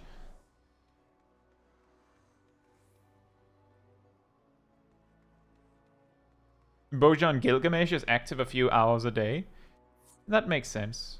I will say, right now is a horrendous time to do almost anything niche in Final Fantasy XIV. Nearly no one is doing the Endwalker Alliance raids right now.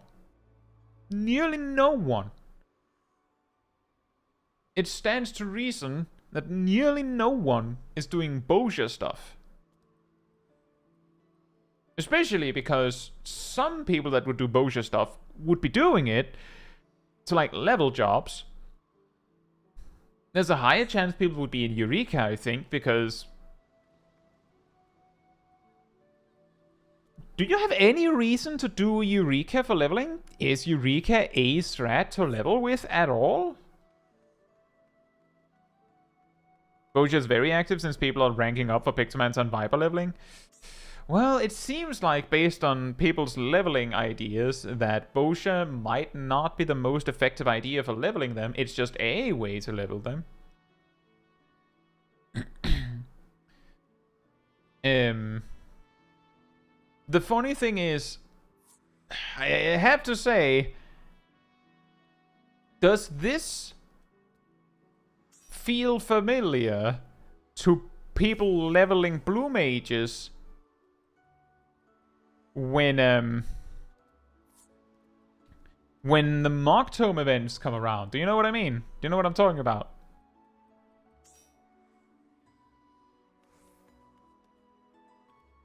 It never fails. Moogle Tomestone event comes around. A strategy to power farm Moogle Tomes really quickly involves Blue Mage. People go, right, I should have leveled that. And then they try and like level Blue Mage. Maybe they'll level it to full this time. They'll start unlocking some spells, and at some point they just go, wait a minute, I feel like if I had just farmed Mock Tomes, I would have been done by now. And then they just like drop Blue Mage again, and then go, I'll remember it next time. I'll have prepared, like, I'll wait with Blue Mage until after the Mock Tome event, and then I'll figure it out so that I'm ready next time. The Mock Tome event goes, it ends. The next Mock Tome event comes around, and our titular main character comes in going, right, Blue Mage, yes, I should have leveled that. I forgot to pick up the spells again. Maybe I should start now, grab like 2 or 3, maybe 4 or 5, maybe even 10 spells. And then it's probably faster if I just like grind it out with a normal job. I'll figure it out next time. It never fails. It never fails. Like, haven't you noticed how every time there's a new Mocktom event, there's suddenly an explosion in Blue Mage groups in Party Finder? Not for doing the farming, but for spells. Yes, Viper and Pictomans are starting at level 80. At an astounding level 80. Which also reminds me, I think I missed... I think it was Matthew that said it, that they'll probably adjust the potencies on the Living Muse stuff on Pictomancer a bit before release, because the amount of potency on it seems a little insane. But then again, they're probably not... If they're adjusting it, they're probably not adjusting it because it's too strong for low level.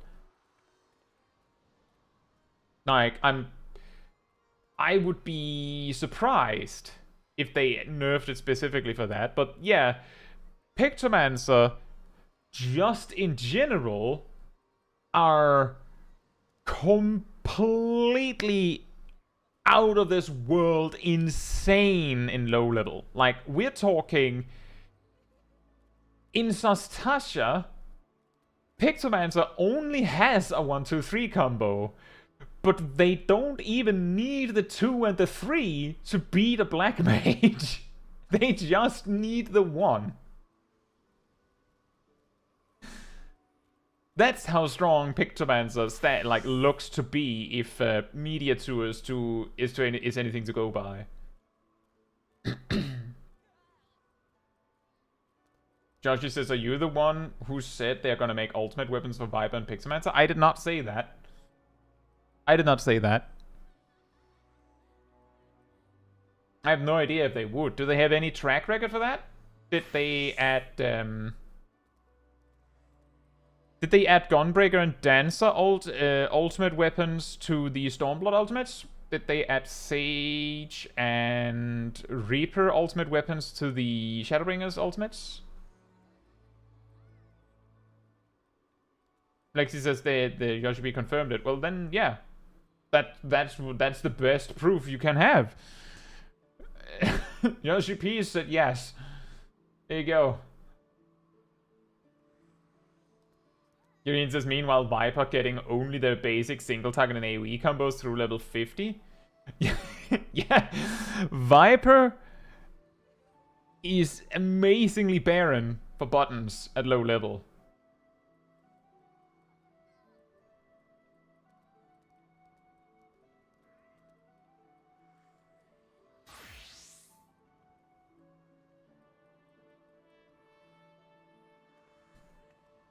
And, you know, the funny thing there, Matthew, is that when I said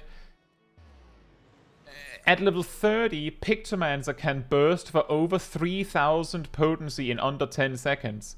That's with only 3 OGCDs.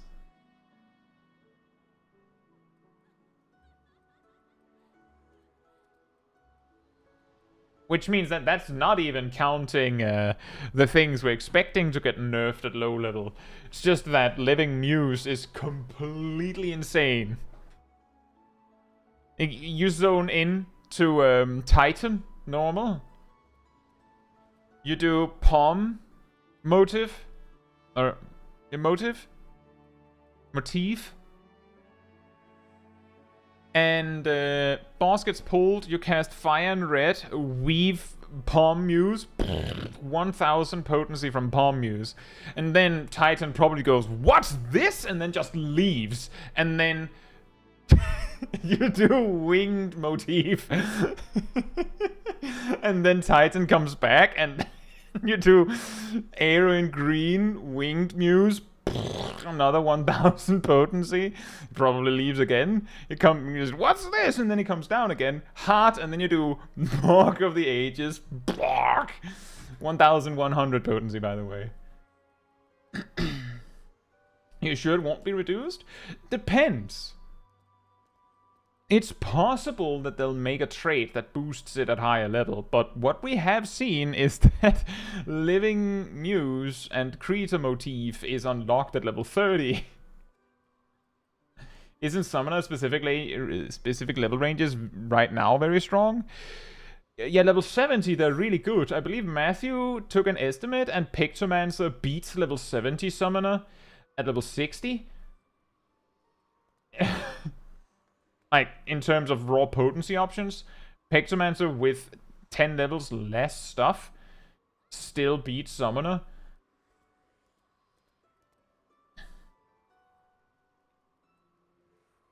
Matthew says, no matter how broken it is, on launch there's 0% chance, in my opinion, that it gets nerfed afterwards.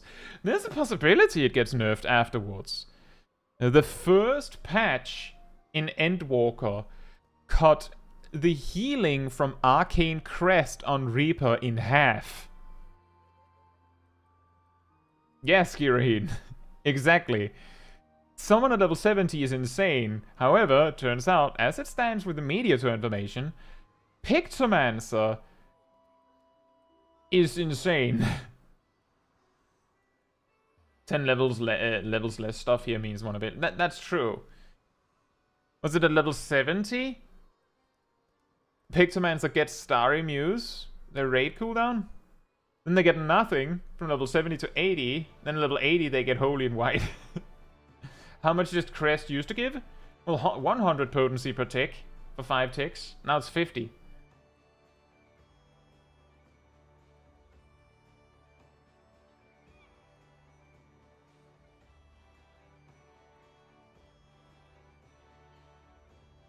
But it is really, really funny that Pictomancer can, like, as I said, if it stands, like, if that stays, then Pictomancer, with just Living Muse and the things that, like associate with it,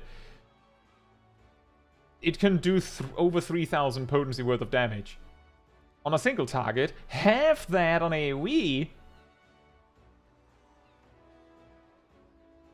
in under 10 seconds.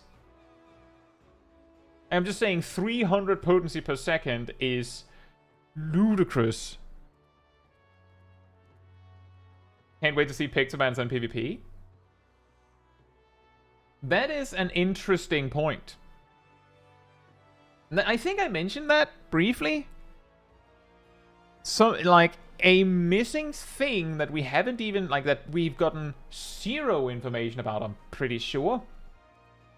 Like, we've seen, like, previews of all the PvE stuff Viper and Pictomancer does. Did we get any information what they do in PvP?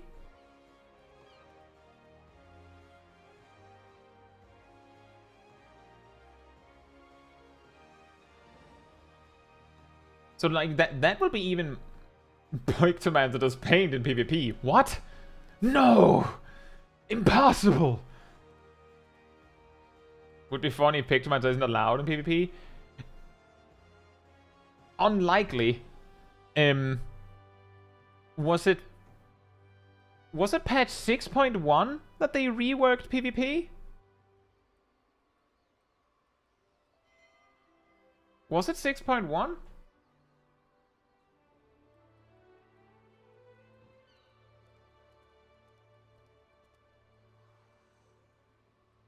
Yeah, in 6.0 and all the versions before 6.1, Sage and Reaper had perfectly functional builds, like in PvP. I specifically recall that Sage was idiotic, like it was insanely unfair, because it could out-heal like 3 players just bashing away on you. Speaking from experience.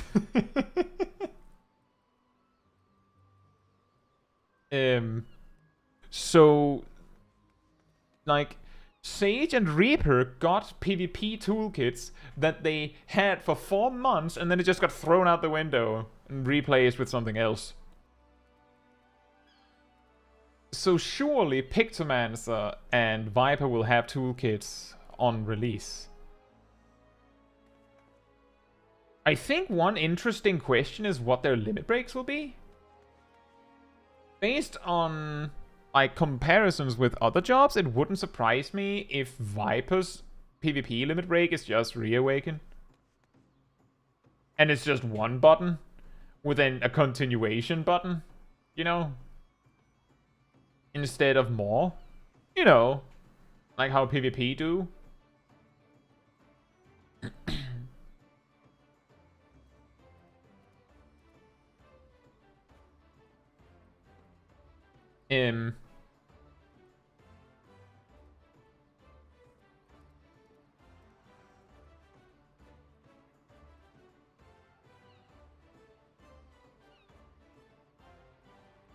Services, I imagine Pictos would be Mark of the Ages. It could be Mark of the Ages.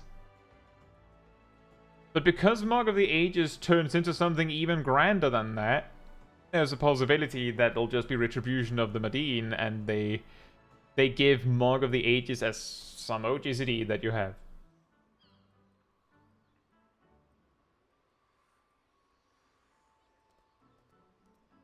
Pictus LB will have AoE crowd control.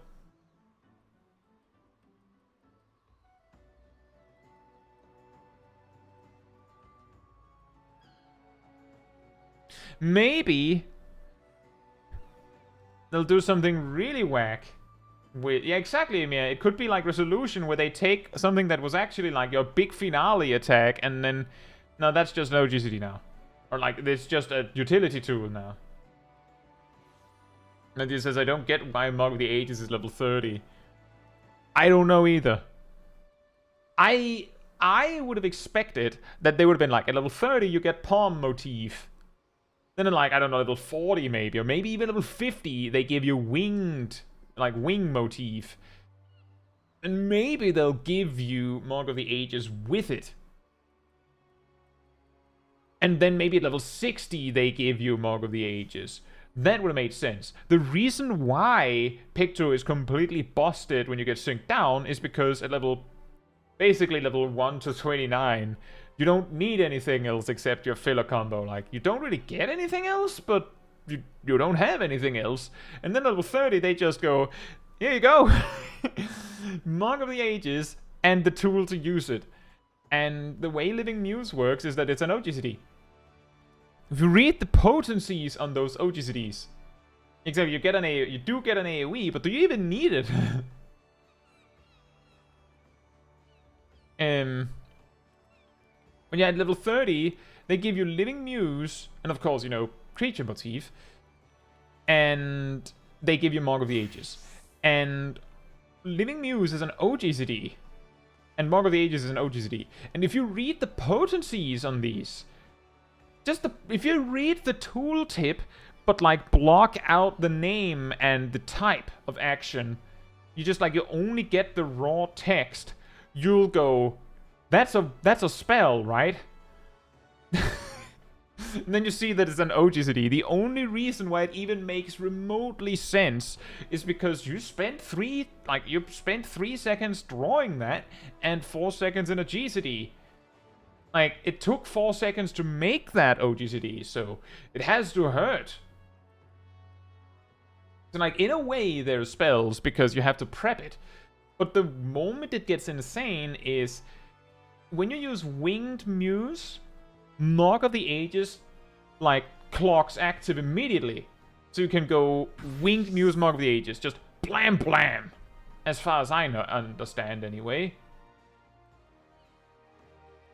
Which means that the reason why you can do over 3,000... Oh, that's about again. The reason you can do like 3,000 potency is because you can run into the fight with the OGCD already ready and then just immediately draw it again and use the second charge of Living Muse. They could fix this insane burst by just making it so that Living Muse doesn't have 2 charges at level 30. They just did that. Then it would be fine. Some of Viper's OGCDs are in a combo. The gimmick of Viper is finishing a combo gives you an OGCD. The dual blades gimmick is finishing a combo and using certain actions enables Serpent's Tail, which is basically the universal dual blades OGCD button. The gimmick of the glaive is 1, it has a longer GCD than normal, and 2, most glaive actions activate 2 buttons called Twin Fang and Twin Blood. Half of these actions boost the Twin Fang button if it's used first. The other half boosts Twin Blood if it's used first. And basically that means either you go combo Twin Fang, Twin Blood, or you go combo Twin Blood, Twin Fang, and you just have to know which is which. Yeah, that's true. Viper has a lot of different... From what I could tell, if we just ignore the part where they have something that reduces their GCD, I'm not 100% sure, because some of the tools that we've seen is like, some of it has skill speed, some of it has the speed buff that they have, some of them don't. So it's not entirely certain, but it looks like they have 2-second GCDs, 2.2 second GCDs, 2.5 second GCDs, and 3.5 second GCDs. Meanwhile, Pictomancer has 2.5 second GCDs, 3.3 second GCDs, and a 6-second GCD, and they also have 4-second GCDs.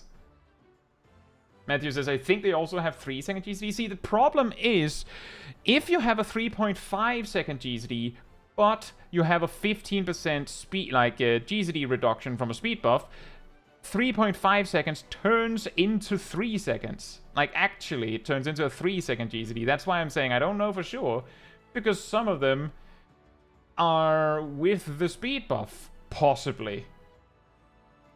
That's why I don't know. I've tried to compare these things exactly because of that reason. The reason why I'm somewhat confident that Reawaken is a 2.2 second GCD is because if you have 15% like GCD reduction, then I'm pretty sure you shoot past the GCD that I saw on the tooltip. So it has to be 2.2 with, like, it has to have been 2.2 with some skill speed.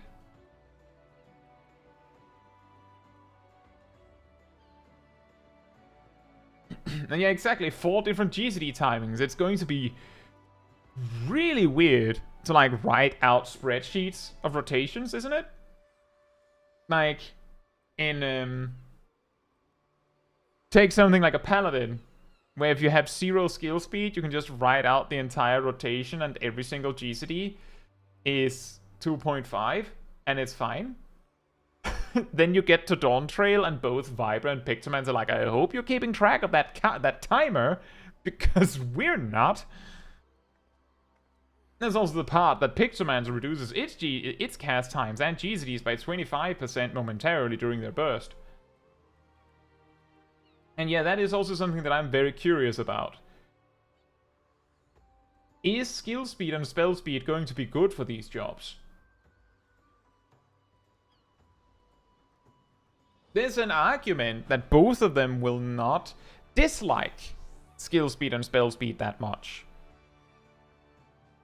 Like, compared to something like Paladin or Red Mage, where it really messes with their rotation. I could imagine that a small amount of skill speed would make Viper feel a lot better. And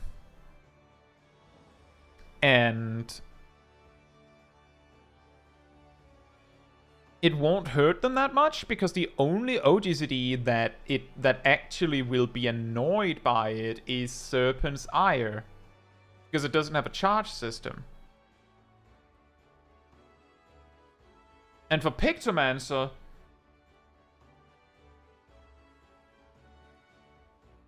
do you have any cooldowns that isn't something like... I think the only thing that could be annoyed is Starry Muse, because you want to use it exactly on cooldown, but maybe it like gets weird because of timing.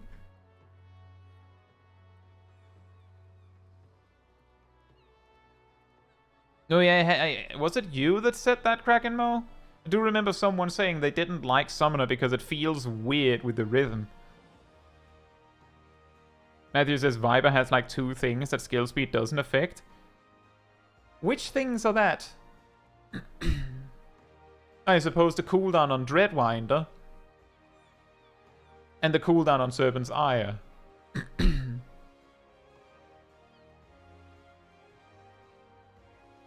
charge system on your designated burst OGCD. That feels like it would be weird.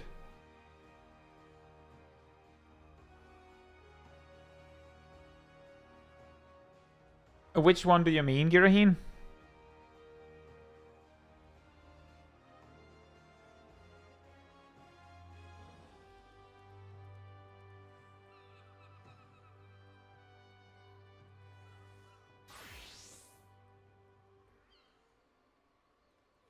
Yeah, that's true, Matthew. For Pictomancer, the problem is that having spell speed doesn't give you more living muses. Having spell speed doesn't give you more striking muses. Having spell speed doesn't give you more starry muses.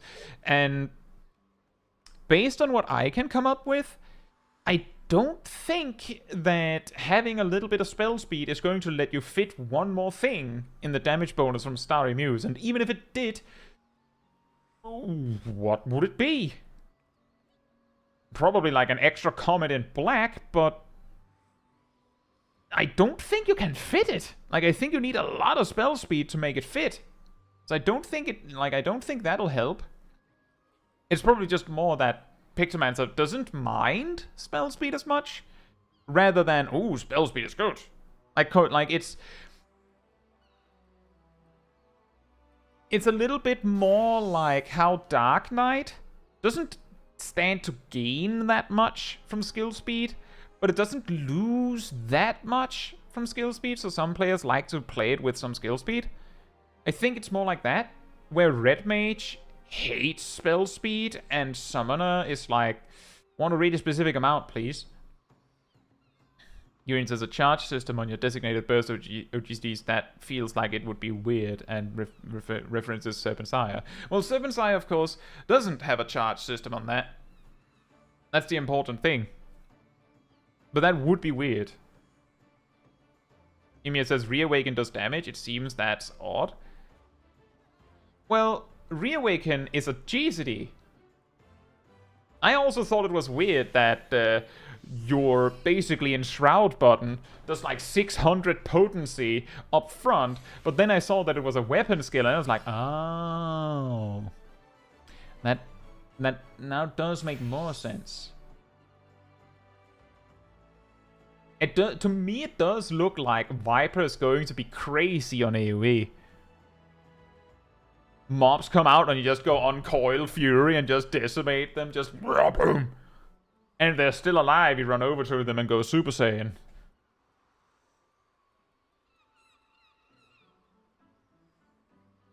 And yeah, that is probably how it's going to be, Joshi, that it's going to be crit over everything for job. Like, the thing is, for jobs where your GCD does most of the heavy lifting, which is Black Mage, spell speed or skill speed starts to get really, really good, like, as a result. But on jobs where exactly Black Mage and healers, but on the rest of the cast of jobs, the problem is, as I said, skill speed doesn't give you more Dreadwinders, that's the glaive combo, on Viper, and spell speed doesn't give you more muses on Pictomancer. Blue Mage too, that's true. But I think that's also because a significant portion of the damage on Blue Mage is from damage over time, and damage over time actually gets a damage multiplier from spell speed. So, because Blue Mage does a lot of damage over time, and they actually do a significant amount of damage over time, spell speed, like, double dips on that. Of all the regular jobs, none of them really do enough damage over time for it to actually matter. Like, it's technically a thing, but it's more like a footnote. Like, by the way, Dia does more damage if you have more spell speed. Yeah, you know what also helps by having more spell speed? Me being able to cast Glare more. Some question, doesn't spell speed make it more difficult to weave in between skills? Yes! In multiple ways. I actually talk about this in my skill speed, spell speed video. The first thing is, obviously having a shorter GCD gives you less time to weave things. For players on a good connection, like a really good connection, this is completely irrelevant. Like, completely irrelevant. For players that have worse connections, you can run into problems such as, without any third-party tools, if you have a GCD of 2.5, then you can double weave as long as your latency is below, like, around 160. Then you can double weave without clipping your GCD. That's also true, Dice. Matthew said the same, yeah. If you have a GCD of 2.5, you can safely single weave if your latency is below, let's see, around 375. Around 375.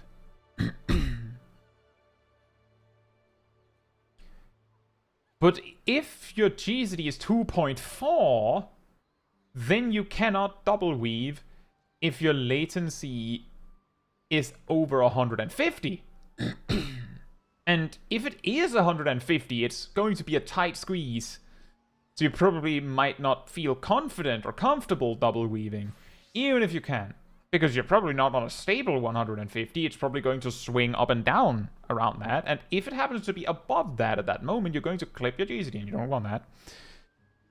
So having a faster GCD means that you have a tighter window for your weaves. The second factor that makes weaving more difficult if you have speed is if you want to use something exactly on cooldown, right? Like exactly on cooldown, like Serpent's Ire on Viper, then it means that the first time you use it, fine. Like that's probably very early in your opener. The second time you use it, hopefully, is exactly 2 minutes later. Like, exactly to the frame 2 minutes later. But, if you're in the middle of a GCD at that very moment, you can't do that. Right? Like, if you're in the middle of a GCD, you can't do that. A particular example I made with this was that,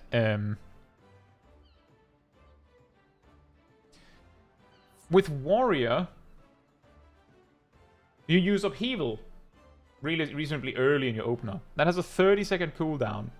If you have a GCD of 2.5, then it will take exactly 12 GCDs, and Upheaval will come up again in exactly the same moment of your GCD that you used it the first time. So, like, if you early weaved Upheaval, then you can early weave Upheaval 30 seconds later. And if you do that, you can early weave it 30 seconds later. And if you do that, you can early weave it 30 seconds later. And that, it goes on forever until you don't early weave it. Then it, like, starts to drift. If your GCD is instead 2.4, then 12 GCDs will take slightly less than 30 seconds, which means that the Upheaval 30 seconds later will come up as a late weave if you early weaved it. And then 30 seconds after that, exactly 13 GCDs later instead of 12, Upheaval will come up as an early... Oh, that was another part. It will come up as an early weave. So it will, like, alternate between early and late weave. But that only gets this fancy and perfect if your GCD is exactly 2.4 or 2.5. If your GCD is some weird thing like 2.44, then upheaval will like show up at random timings in relation to your GCD, and sometimes it will be ready in the middle of, like, right at the moment where if you weave upheaval on cooldown, it's going to clip your GCD because it's too late of a weave. Or alternatively, it'll come up in the middle of the animation lock from your GCD, which will cause it to drift as well, which is the reason why speed makes it a little awkward for some jobs. Because even if you want to use something on cooldown, every GCD, there's like every your GCD's time, there's a window of about half a second where you can't use something on cooldown. And that means, for example, with the Viper example, Viper has really strange GCDs, which might, I don't know, thinking about it, the observation that speed is this bad and messes with your rotation this much, I feel like is something players have gotten used to noticing a lot in Endwalker, specifically. Like, specifically Endwalker. And not Shadowbringers or Stormblood. Like, sure, they were like, speed isn't that great.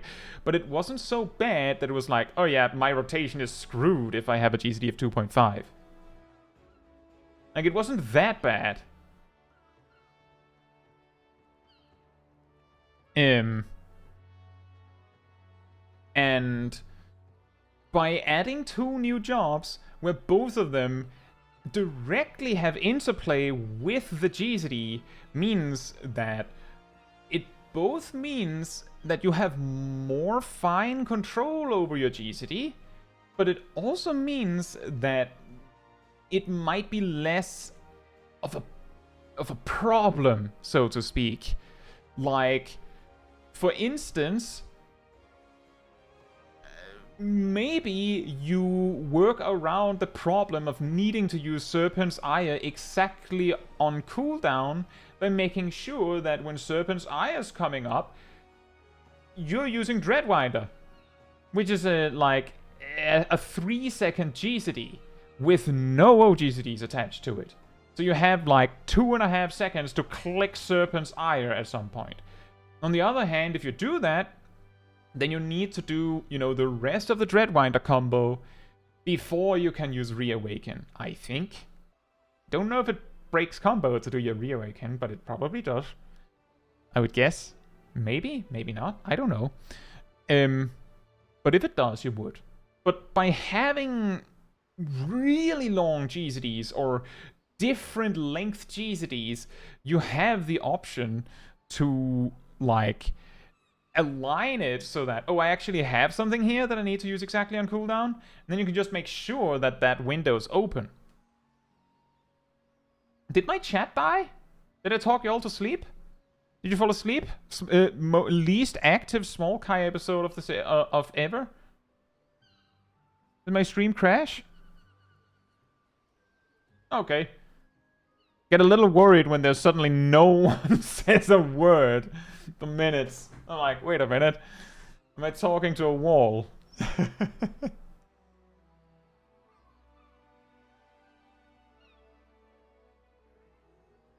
Fair enough.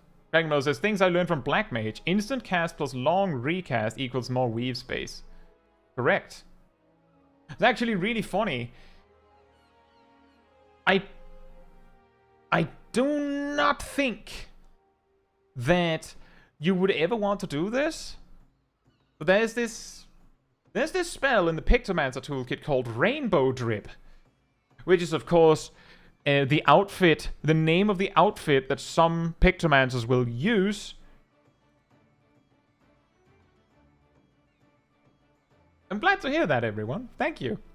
But Rainbow Drip has like a 4-second cast time and a 6-second GCD. It's like, when I read it, like, I just took a glance at the tooltip, and what I read was Rainbow Drip, and then the tooltip text is just precast me.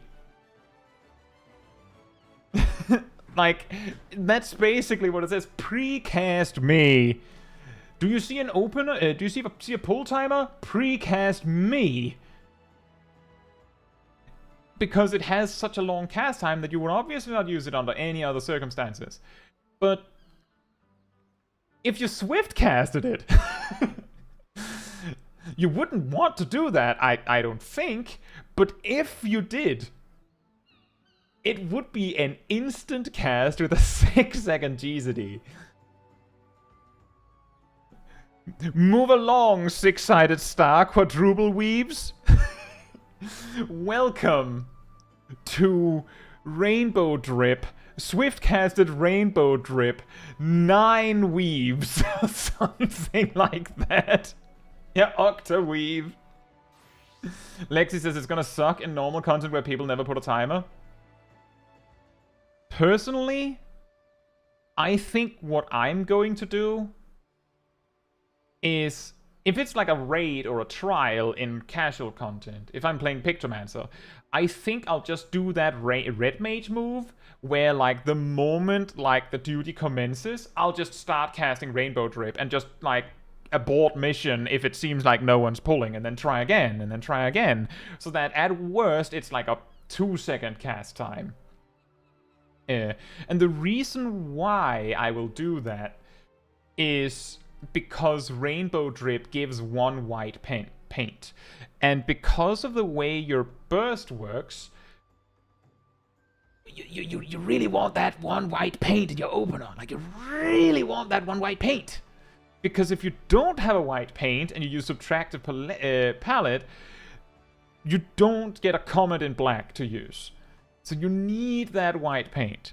Alternatively, you have to like do a full 1-2-3 combo to get 1 white paint, which is also not optimal. The lesser evil is just cast Rainbow Drip anyway.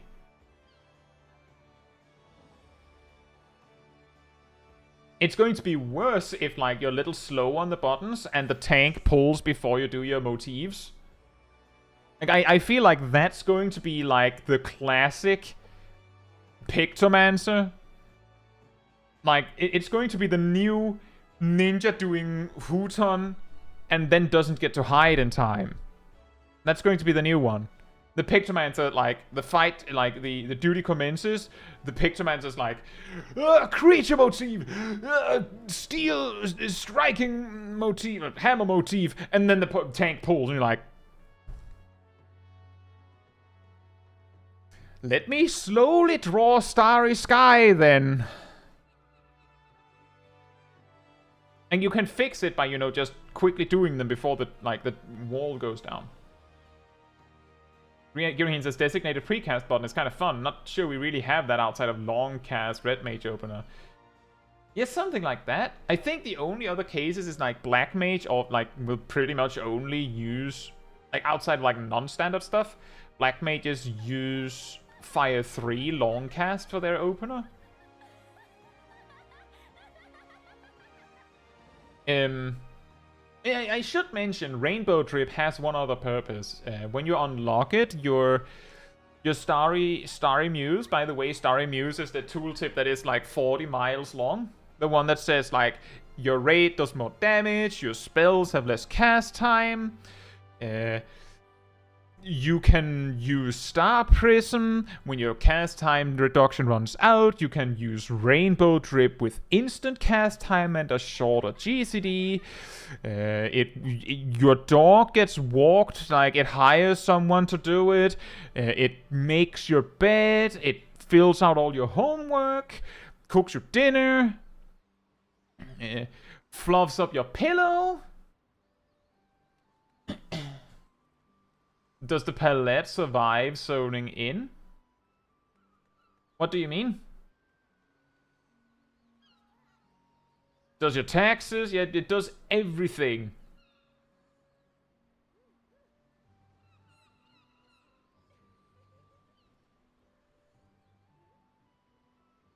Does canvas survive zoning in? No, I don't believe so. It resets you, but when you're not in combat, the motif spells are instant and have a 1.5 second GCD. So it takes you like 4 seconds, just done. So unless your tank just like The situations where you can get screwed over by it is you zone in, there's a cutscene, because you're there for the first time. The cutscene ends, you use your first motif, you use your second motif, the wall goes down, and before you can click your third motif, the tank pulls instantly. That's one way you can get screwed by it. The second way you can get screwed by it is you wipe, screen fades to black, screen fades in again, first motif, tank pulls. Like, that's the only way you can get screwed over by it, is if the tank is, like, or anyone really, is just like, go, go, go, go, go, and does not have a second to wait.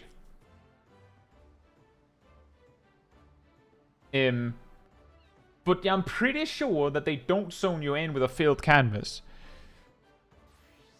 I'm gonna be honest, they might as well zone you in with a filled out canvas. Because it's like the old days, well, these days actually, of Astrologians zoning in, drawing a card, and then being like, can we wait 30 seconds? Where if they had just let you like start with your card, and you just like had your card, you wanted to wait 30 seconds to recharge.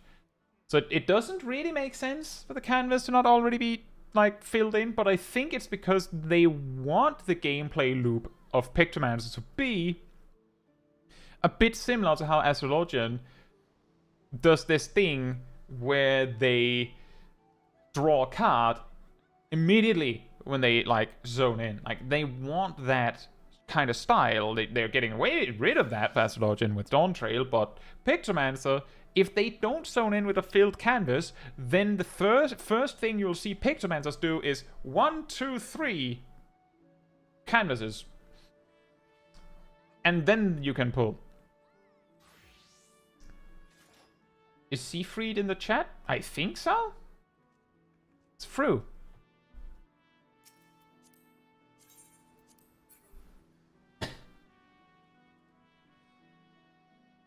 I'm pretty sure... Oh, look, another bot. I'm pretty sure that they zone you in with an empty canvas. But if they don't, then this problem is solved.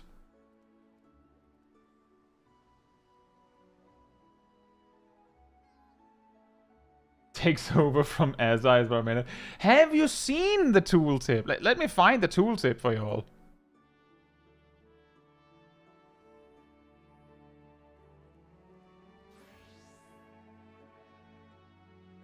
There it is.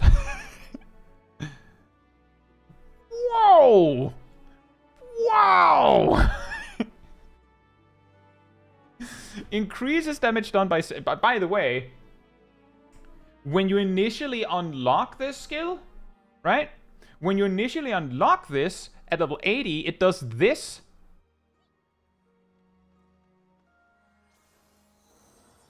And this.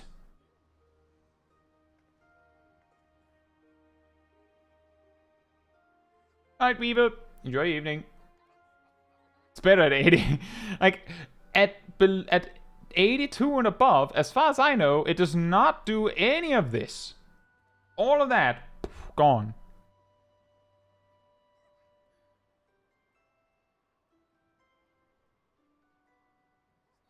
However, Matthew says it's better at 80.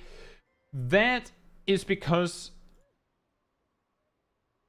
if we read all of the tooltips of the job, nowhere does it actually state at like level 82 and above that inspiration is added to Starry Muse. It just appears out of nothing, really. It just materializes. But the trait that adds hyperphantasia, like, that's a thing, but it doesn't mention inspiration. It's just also there, which means that there's a... Like, if we take the tooltips at face value... Yeah, true, Yurheen. Then there are no hyperphantasia stacks to expire and get consumed, which means inspiration technically lasts 30 seconds, because the trigger that makes it stop existing doesn't exist. Which would suggest that you would have 30 seconds of this effect, which does this. Better ley lines, better and bigger ley lines. But yeah, as you level, like, the funny thing is that at level 80, if we, like, assume what logically makes sense that it does, Starry Muse gives you a 20-second damage boost and gives you a free subtractive palette. That's it. It's actually quite funny because as a result of that,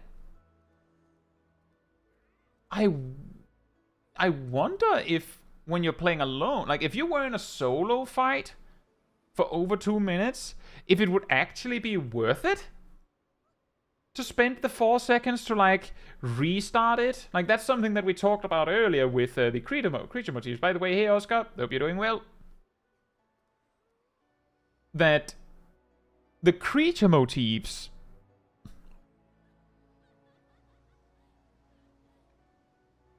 technically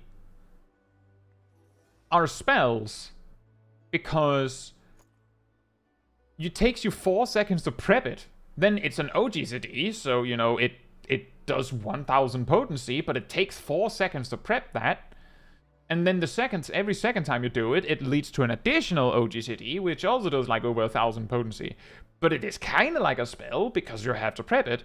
Starry Muse also takes 4 seconds to prep, and if you're alone at level 80, Starry Muse makes it so that you have about 8 GCDs that do 5% more damage, which, you know, if we ignore the part where you can put like your burstier buttons in that window, it's like a 40% boost to one attack. Like, Starry Muse is 40% of an attack. And also a free subtractive palette. And then it adds more stuff to it, but at base, it's 50 palette gauge for free, and 40% of an attack. If you make sure the attack that is really good, it's worth it. It's the same logic as the Moon Flute on Blue Mage. Do 50% more damage for 15 seconds, then do 100% less damage for 15 seconds.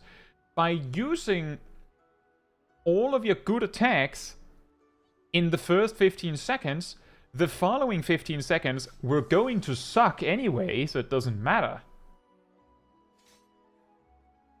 I guess if it works, it's not much like Ether. Ether Charge is weird too. Oh, is it? Yeah, so you use it, and then later you'll potentially recoup the damage loss. Ether Charge just really mega sucks. Like, really, really mega sucks.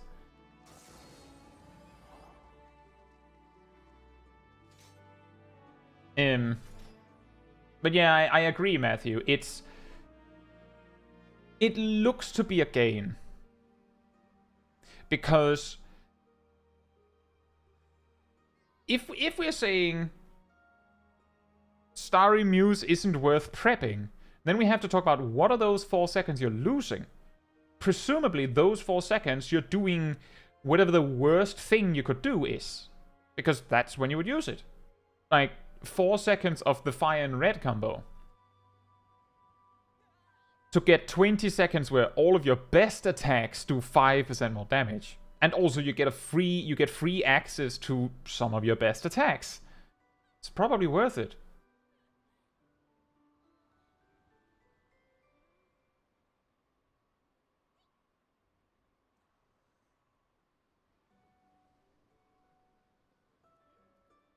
But that's kind of the logic. It's the same with Ether Charge. It's particularly egregious at level 54.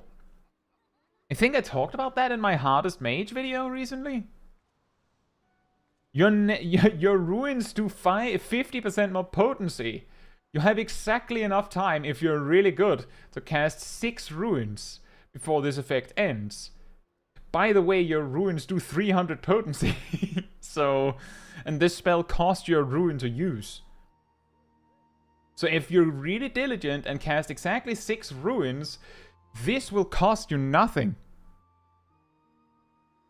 But the real benefit is, of course, that you can use your Lego bricks, right? Like that's the real benefit here, is that you get you get to keep your Lego bricks.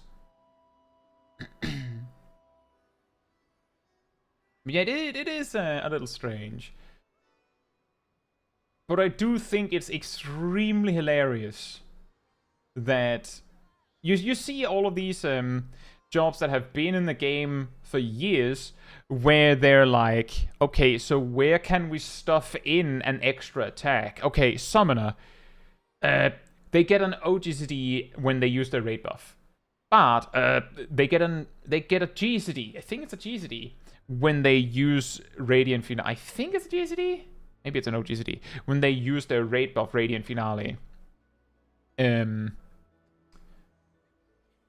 Dancer is like, gets like a few things that turn into other things when they use certain buffs.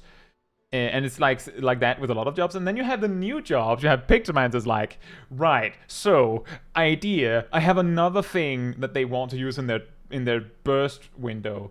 Okay, so just make their burst cooldown to it. Like, all of the things, like the only things you use in your burst that isn't directly associated with your burst is like Living Muse and Striking Muse. The rest is just Starry Muse does everything. So actually, your burst as a Pictomancer is use your muses. That's it. Like, use everything they give. Hey, Wolf, hope you're doing well.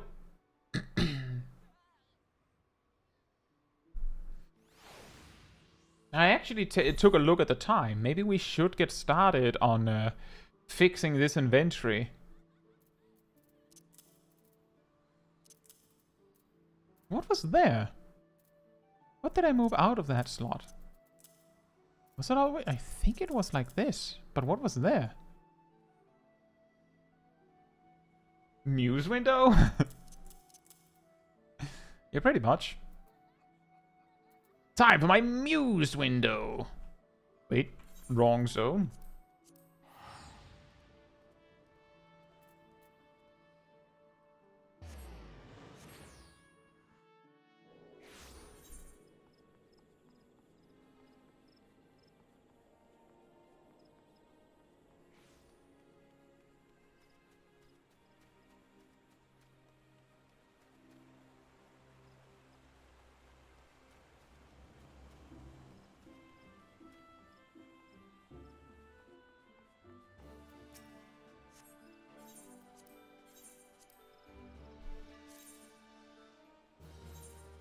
That takes so long.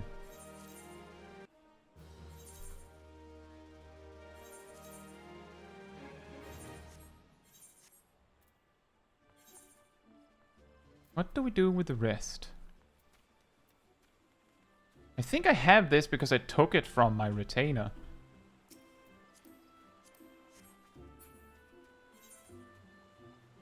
Hey, does anyone want some materia? Or should I just sell it?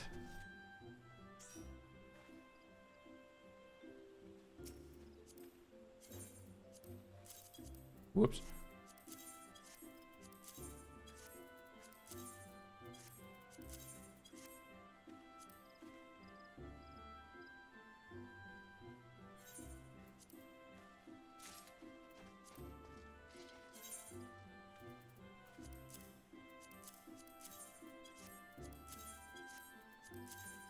Imagine if you could trade more than 5 things at a time.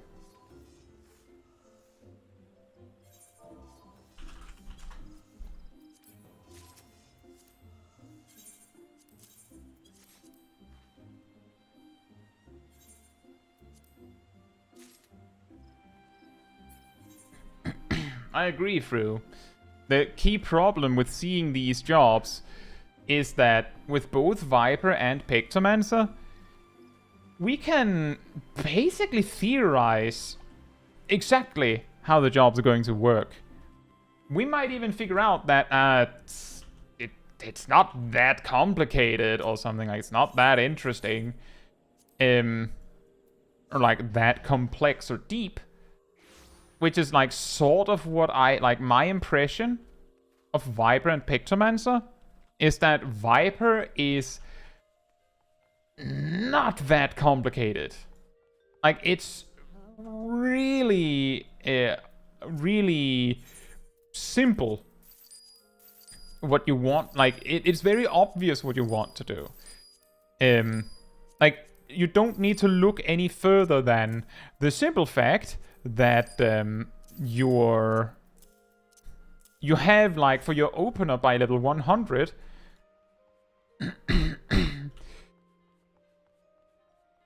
you don't really have more than one way to do it. Meanwhile, Pictomancer has enough stuff going on that there is a question of, is it worth it to do this, or should I just do that?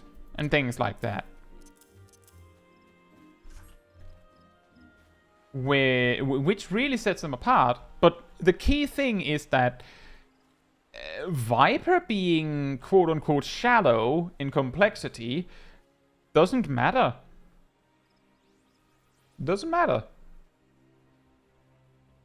What does matter is it fun to play? I know.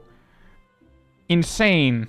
I will say I'm a little weirded out by the fact that it has 0 defensive cooldowns. Especially when Pictomancer gets one. Like, it almost feels like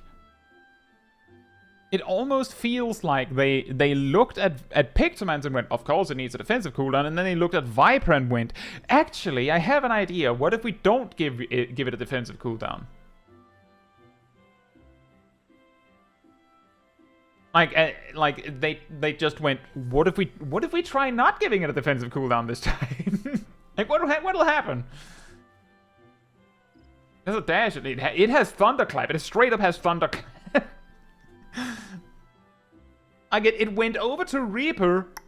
Can I have Death's Design, Gibbon and Gallows, like the idea?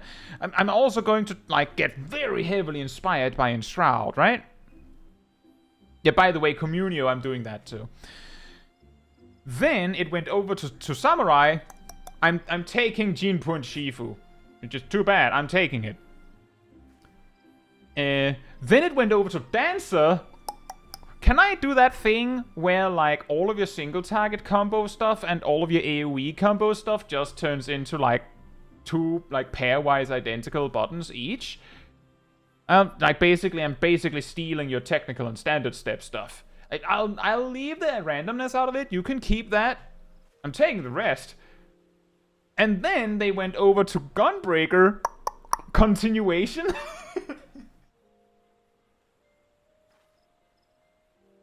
Hey! And then they went over to Dragoon. I'm usurping you as the job with no defensive cooldown, because I have even less than you. And then finally they went over to Monk. Thunderclap, I'm taking that. I'm taking your Thunderclap. Everybody asks Gunbreaker for continuation these days. Yeah, it's weird. It's an interesting gimmick. So I kind of get it. It's not too hard to make.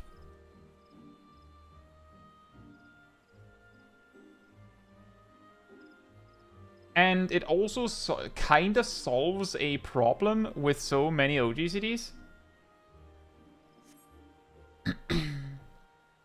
By which I mean... Kefritsu. We're going old school. Lead speak time.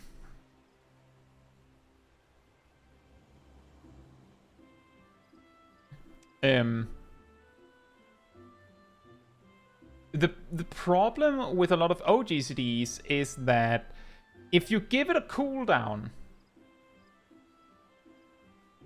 then you basically, like, if it's just a damaging attack, you have to use it exactly on cooldown, otherwise it's DPS loss, which can make it awkward.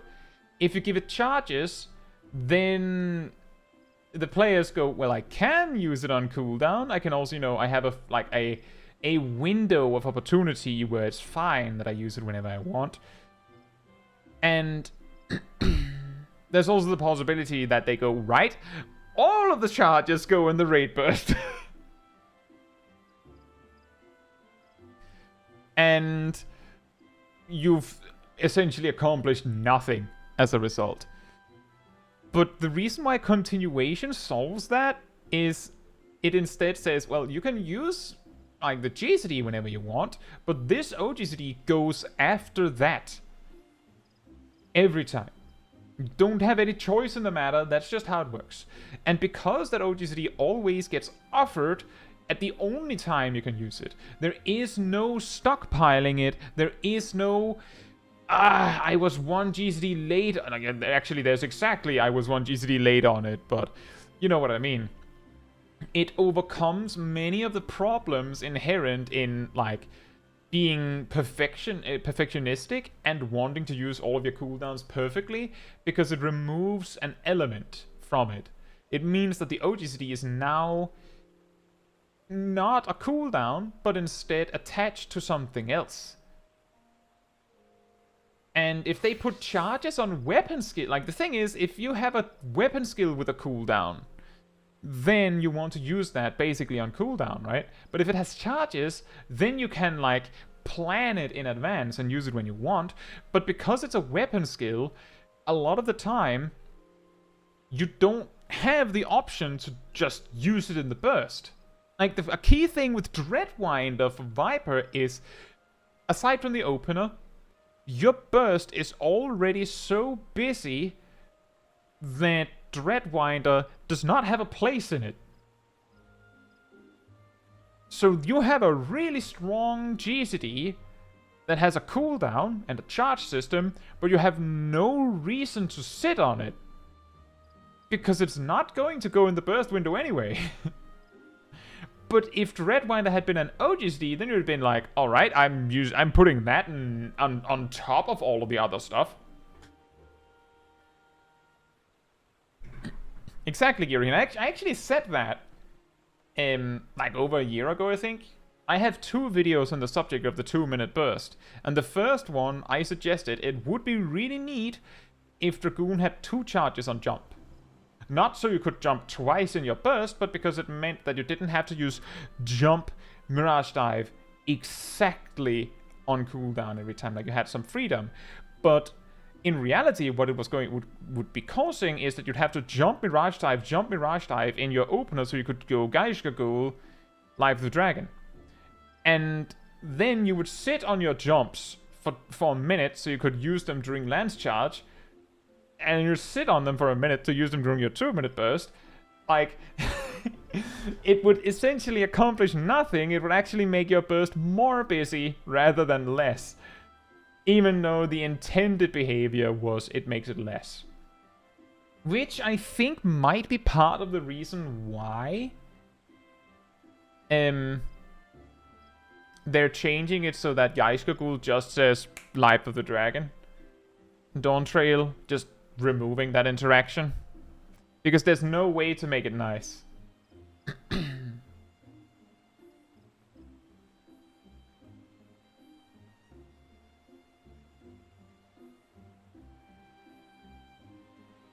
But yeah, it does, like, that's the thing. I think they've talked about that with how the newer jobs feel a lot more streamlined, because when the developers get better at designing a job, the jobs the newer jobs are designed for a specific playstyle. Which the game is accommodating at that very moment. Whereas all the old jobs instead just have to fit the mold. Like, the mold changes every year and they just have to fit it again. And it gets weirder and weirder until it stops making sense. And sometimes the problem is that, like, something was added on top and something on top, on top, on top. And, for example, with Life of the Dragon,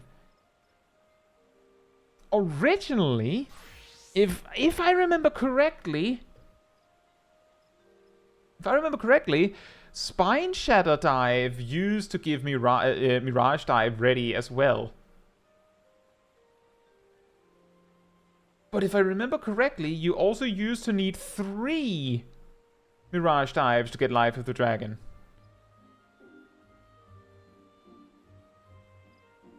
And I think there was also a time where Lance Charge's cooldown was 80 seconds? Or was it 90?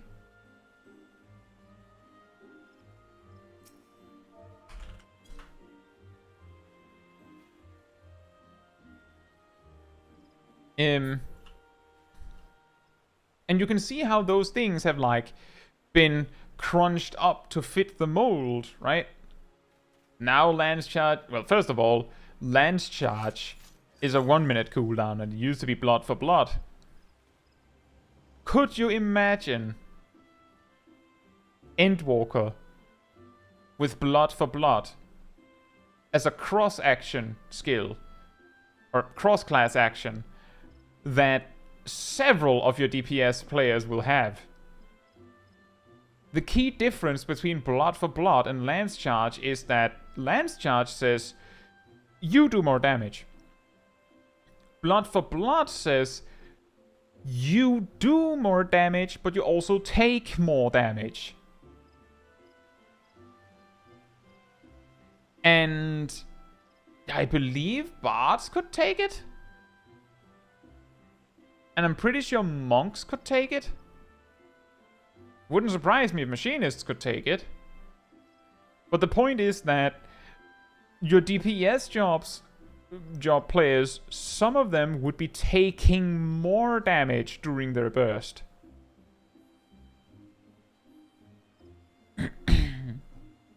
Now combine that with 2-minute burst, do it on time, and sometimes boss mechanics happen during it.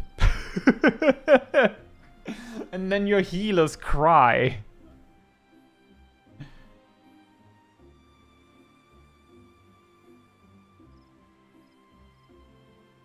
Who says Dragoon 5-button challenges jump off the map?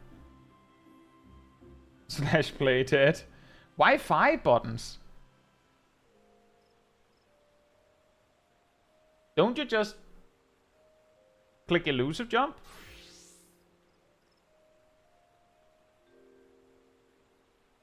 And then you don't even have to play?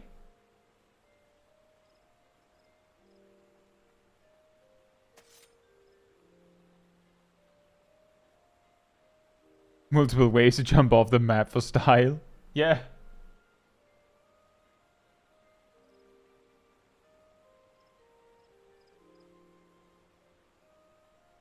How do you make your jump off the map more stylish?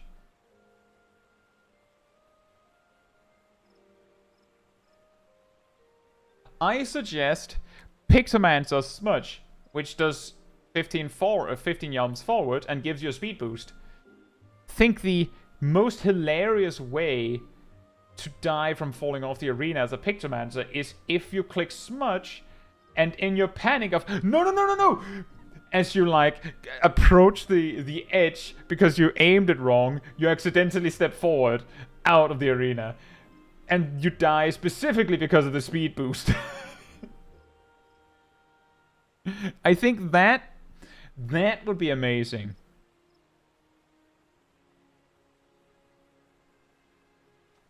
But, well, White Mage can do it too. They just don't get the speed boost. Another one that could be funny is Black Mage using Between the Lines, not realizing that their ley lines are no longer on the arena. Because something changed.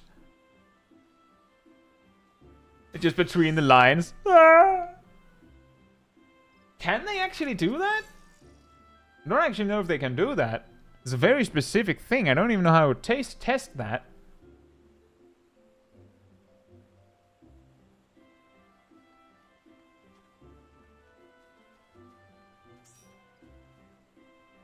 Donut arena and between the lines and you fall in the donut. That could also work. I was just specifically thinking, is between the line, does between the lines like gray out so you can't use it if or black out or whatever you want to call it, if your ley line position isn't over ground? I'm guessing the answer's no.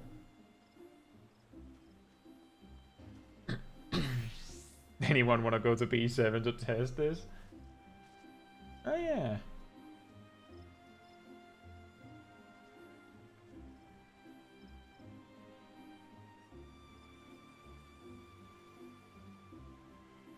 Azurban would also be away.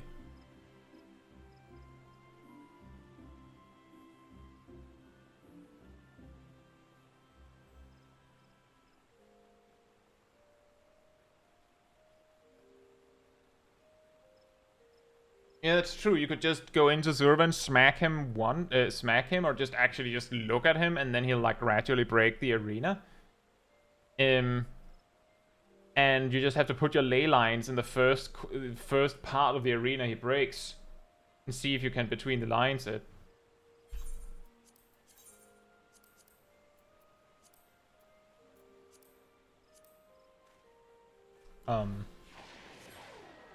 Oh, I think I'm disconnecting, guys.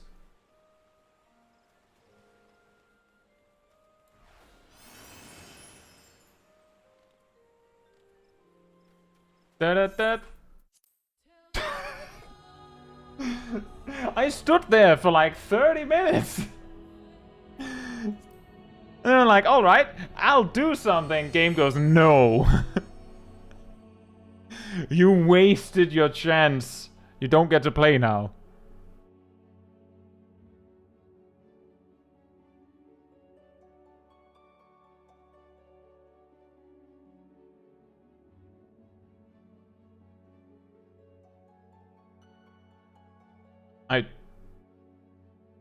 Maybe I don't get to play now, actually.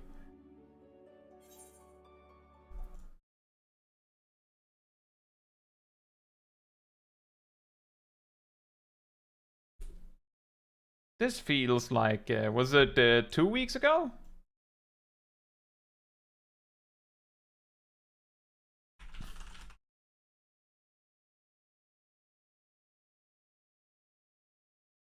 Black Mage rotation come Dawn Trail is the login screen. I've heard that according to some Black Mages, the opener is open your gear sets and switch to Summoner.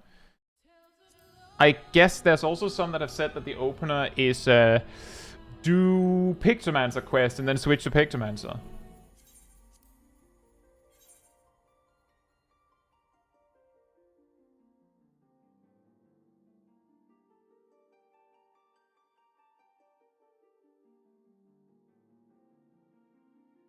I do think it was really funny that the first example people put forward was Black Mage rotation is switched to Summoner, because I do remember back when Endwalker was new that people made the exact same meme for Summoners switching to Black Mage. And I'm pretty sure that Summoner hasn't become, like, more fitting for those kind of players. Like, it hasn't improved.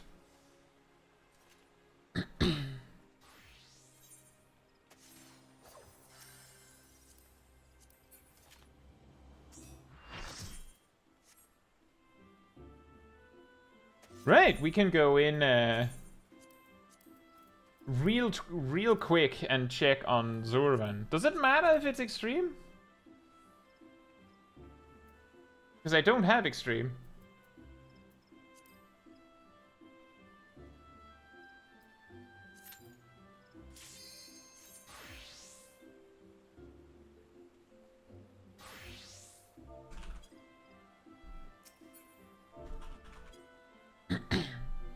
Kirian says, I just tested it on normal. Fair enough. Well, I wanted to test it on the stream. So we're gonna do it on stream. Oh, my portrait. If I remember correctly, he breaks this one over here first. Is that right? By the way, 200k HP on a Black Mage. Careful, he's very frail.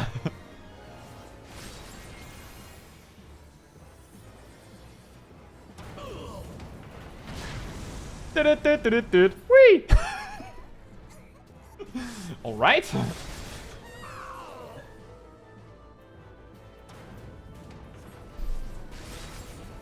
Speed Mythbusters.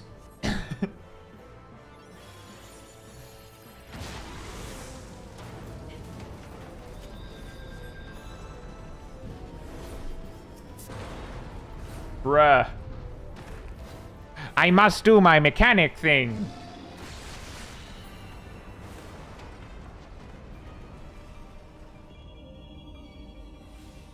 I'll smack him with a stick.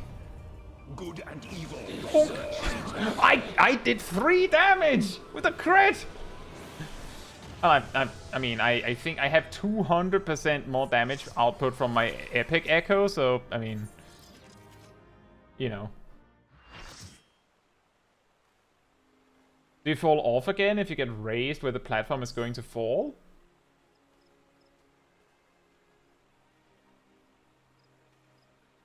I think so. If you get rest to a platform or to a spot on the field, and then when you get rest, that spot on the field is not safe, you'll die again. Which reminds me of, I think it was my... I think...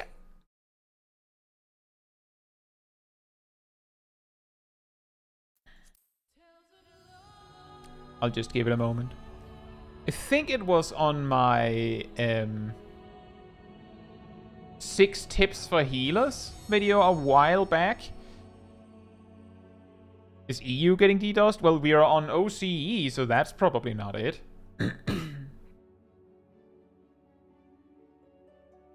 But I wanted some footage for the video, and I did P11. And incidentally, the fight went somehow so terribly that we needed a healer limit break. And I believe my co-healer died to flying out of bounds. So I used healer limit break. You see out in the distance, the healer like lands on their feet and then just just blobs dead again.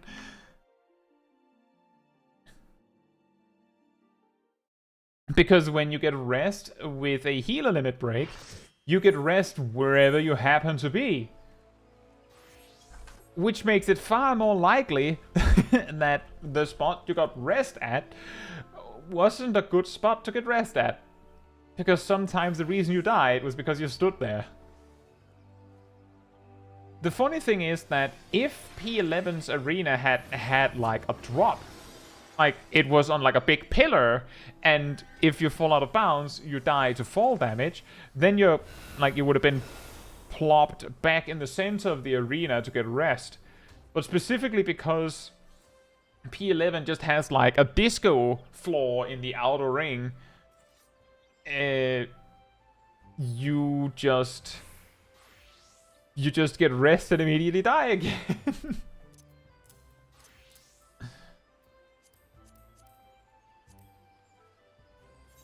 I just specifically remember that because it was such... Whoops. That makes no sense. It was such a perfect, like, thing to record. Like, I don't think I even went into the duty with the express purpose of, alright, I need us to need a limit break. How did it go that wrong?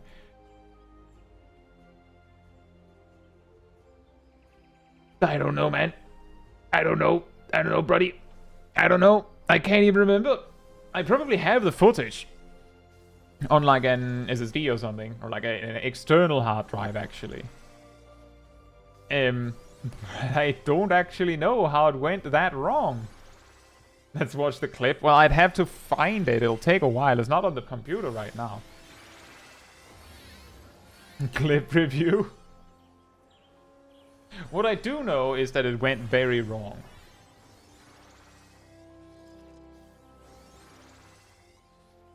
Yeah, I mean P11 normal, not savage. Which possibly makes it even weirder. Um,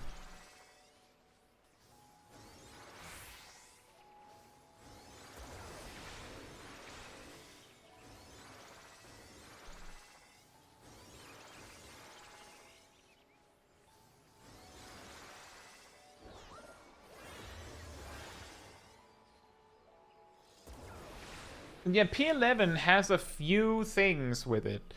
Specifically, I think the one thing that is most likely to get you memed on is there's the point where he puts a light debuff on half the raid and a dark debuff on the other half. That one is really something that it's trivial if you get it. If you don't get it, you die. And if you misinterpret the knockback, like, I mean, there is a warning and a marker for it, but if he gets you with it, he shoves you off the arena, which is the only way that my co-healer landed out there.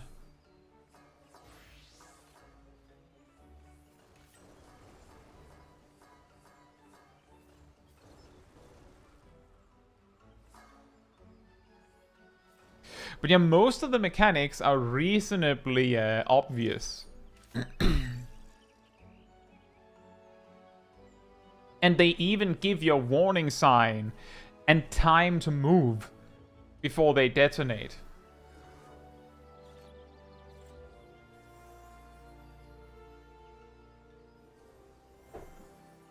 But if you don't know what's happening and kinda refuse to learn, you will just be hit with bone stack after bone stack. The funniest thing is that if you do the light and darks debuffs wrong, he gives you, I believe he gives you bone stacks. But if he gives you like 2 or 3 bone stacks, the judgment he does afterwards also just kills you. It's like those are just for show. Because if you get more than 2, you die. Something to that effect. You'll die before that. Well, I mean more that if you get heals so that you somehow survive through it, and then you stand correctly after doing it like 2 or 3 stacks wrong, he'll just be like, oh yeah, but you screwed up at the start, so... And then you die.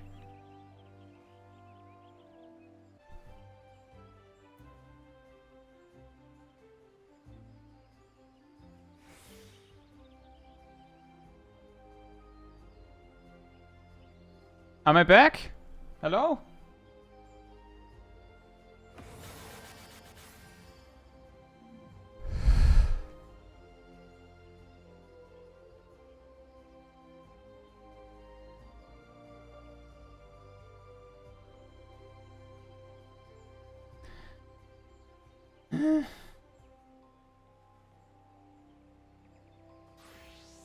Everything that could go wrong has basically gone wrong tonight. 18 Ali, hope you're doing well. My connection just completely cut for like 30 seconds. And I noticed because I saw it buffering on my preview, then I turned, oh, 0 connection. Then I tried prompting Google, and, well, it came back like 5 seconds before the stream came back. I even tried to put down Earthly Star and saw, oh, I didn't get a buff. I haven't been disconnected during a cutscene yet. Somehow, it has been going well. And, like, actually, consider this. The stream started... Everything was going great. Talked a little bit. Did the role quest line. No problems. Everything was going perfectly fine. We stopped to talk because there's nothing left to do. Like that we want to do. Then my mic starts having trouble. Then my headphones start having trouble. The game disconnects me half a dozen times. Then my connection cuts. Like everything has just been breaking tonight. Game just don't want me to talk. Surely this means no problems next week. That would be nice. It's the start of the stream. We have 7 hours in front of us. Woohoo! It looked to me like if I had kept not being able to reconnect for much longer, YouTube would have just automatically ended it. Because it was just about to start to warn me that it wasn't... That's the funny thing, is that YouTube started going, you're not sending anything. But how did they tell me that if I don't have a connection? The moment you stopped doing Smol Caetsu Sidequest, YouTube was like, just like, nah, this wasn't what was advertised. Come disconnect you. Yeah, well, there's probably an internet hiccup with which it's just really annoying.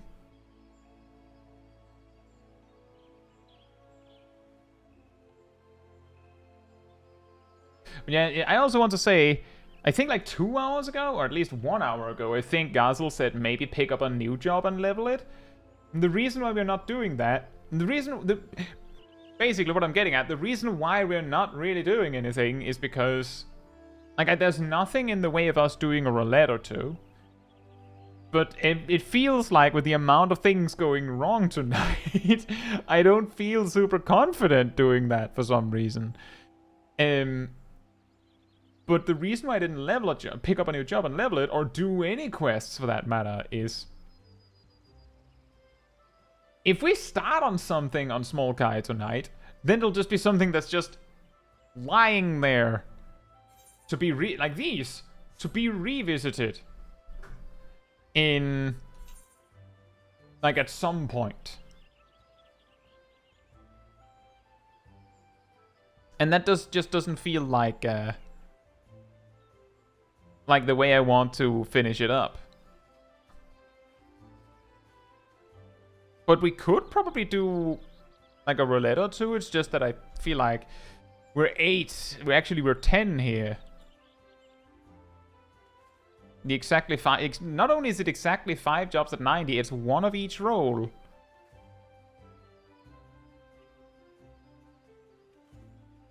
Yeah,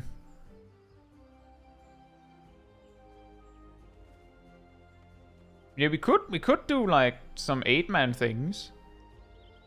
Like trials and normal raids. We could do that. 5-minute adventure. See, Wool is AFK. I don't know if that's because they're actually AFK, if they've just been standing there. Is there anyone that is currently in the group that actually does not want to do a roulette and just wanted to hang out?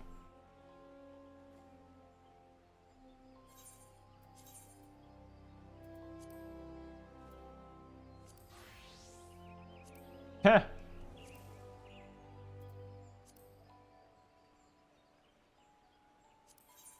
Wow, my item was really bad on Astrologian.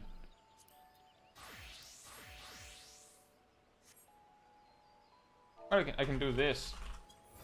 And I guess we get the answer. Unless I disconnect again, Materia.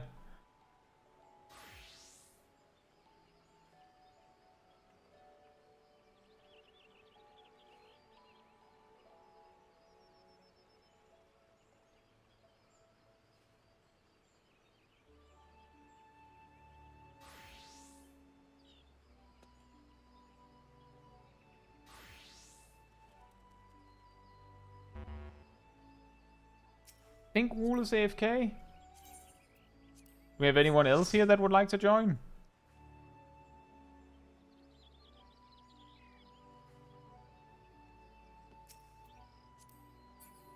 You both jump up at the same time.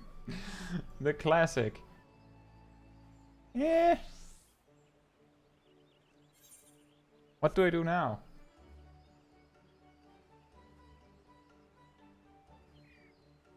Well, as I was called. Right.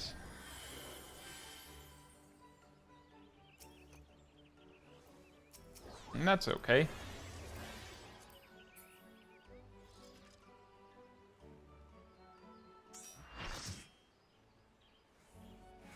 We can do it like this, and then we can see what we do for the other one.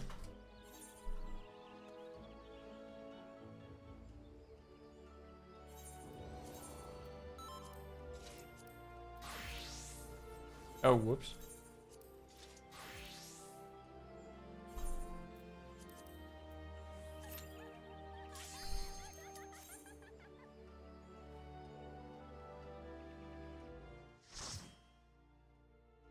I am impressed how much has gone wrong today. Or tonight. The unenlightened come.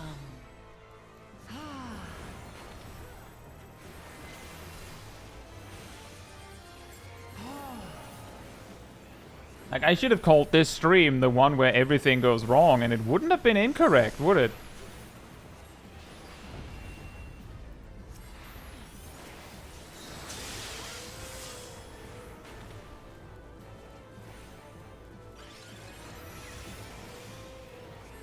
That's also a way of making a finale, isn't it?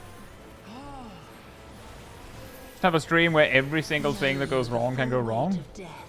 Now we know why Smol Guy wanted to take a vacation. Oh. Ow. Right. The proximity areas.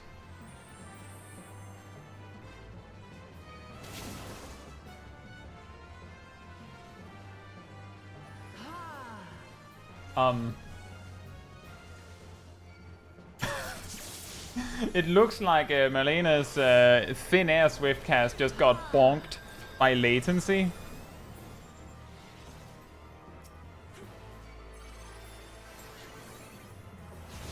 To me, my faithful.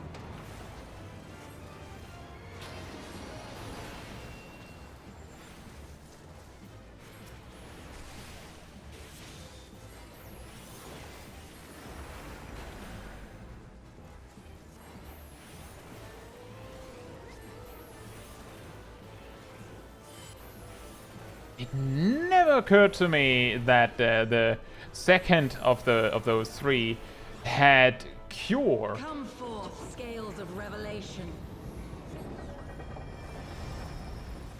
Da-da-da-da-da-da. Would know the way Are to you your ready? souls. Whee!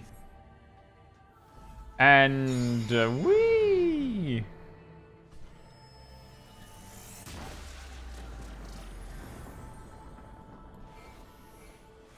Can you bring equilibrium? I shall tip back the balance. I shall tip back the balance. Yeah, they do need some tips.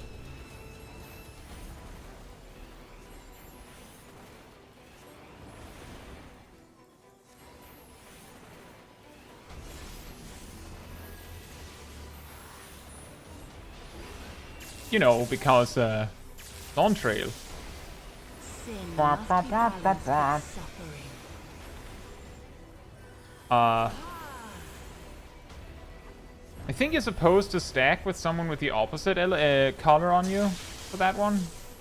Not 100% sure, but I think that's it.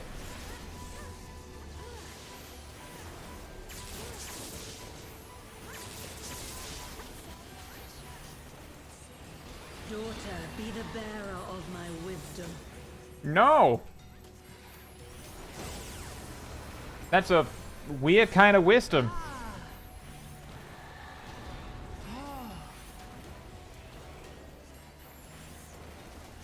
Be the bearer of my wisdom. I'm a foreign Malaysia. Alright. Looks like we have a Pictomance on the loose. Okay, I didn't want to use my mana font for anything anyway. That's okay. Totally fine.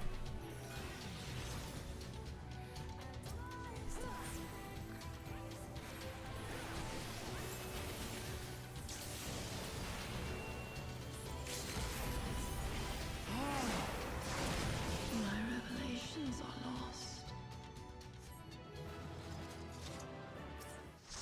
Her revelations, are those also the firing Malacer kind?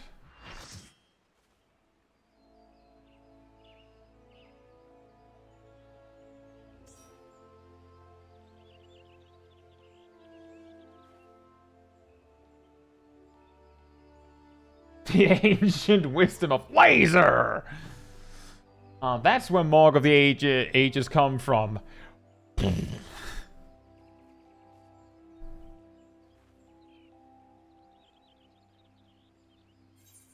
Right.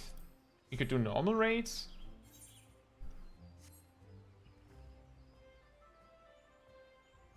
Then we've done something. Yeah, Malena, the only way you can speed rest someone on this latency is you have to click Swift Cast, and then you just have to basically smash rest while moving until it works. And the reason why you have to move is because if you don't move, then you'll just get caught in it actually casting. Alternatively, you can also just Swift Cast, wait a couple seconds, and then try. But it's really, really awkward. I remember it was particularly problematic when we did...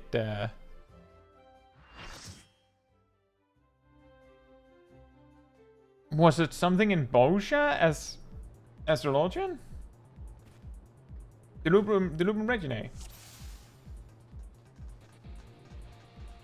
There's truly no way ancient Egyptians could have cut big rock straight without laser. The ancient wisdom of just use a laser, Lamau.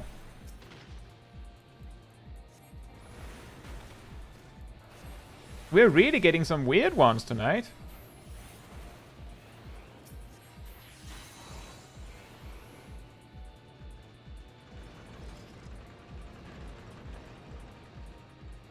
So tonight, get ready to run on spikes. Why did they have spikes there?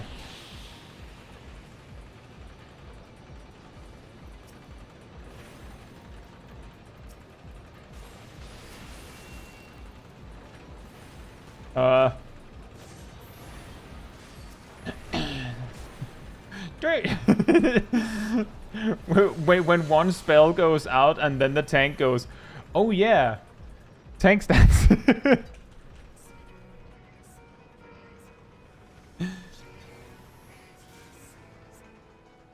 Feels like a flashback.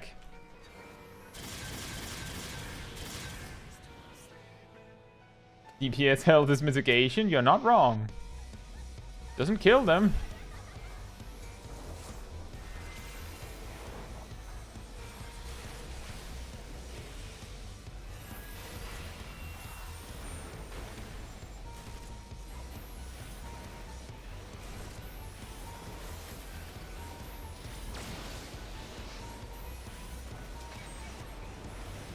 No! Not me! Not me! No! No! My only weakness, getting grabbed! Ow. Getting shot with a laser. No! I'm lonely! I'll get lonely in there! My umbral ice is going to run out in there.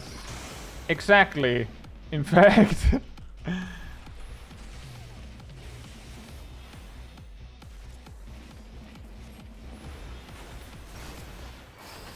Ow, ow, ow, ow, ow, ow, ow, ow. Wow! That went cool. That was certainly really dangerous, really fast.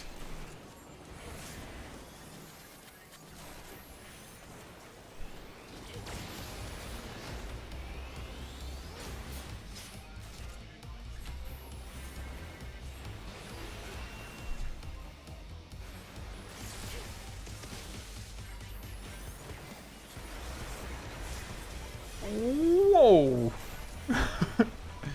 Now that's a lot of damage.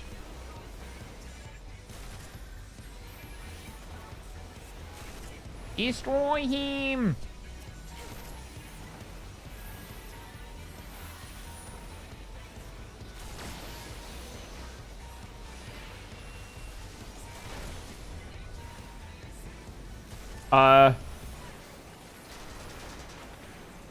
Boulder? Yeah!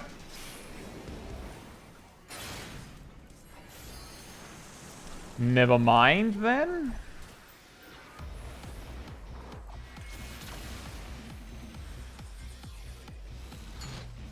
Bruh. I just got stunned. I didn't get grabbed, I just got stunned.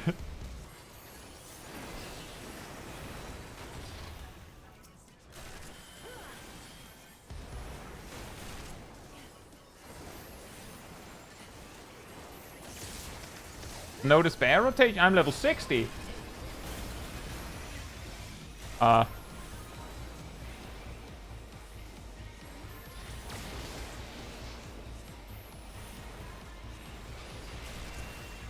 don't have despair. I don't have despair. Even if it's so delicious.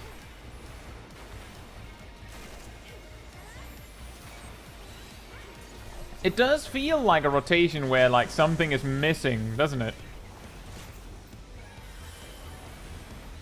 Like, it feels like each sequence just ends abruptly.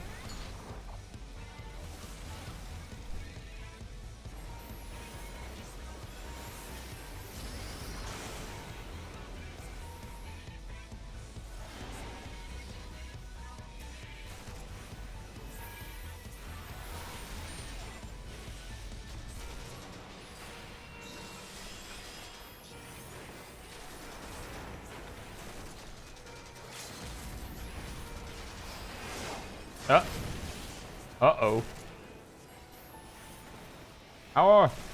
Our Graham tank is dead. Tank down!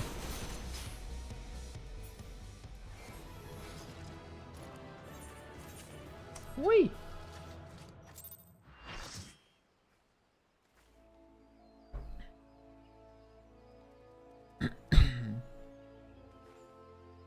Yeah, that's true. That's true, man. Like, the thing is, that's probably the real reason why it feels like Black Mage has a new rotation every 10 levels, Matthew, is because of the more, like, free-form rotation of Black Mage. While the additions as you level up are, like, mostly just, well, you just add that button to the rotation. Like, it's not that weird. For the most part, because it lands in such a weird spot, it does feel more impactful.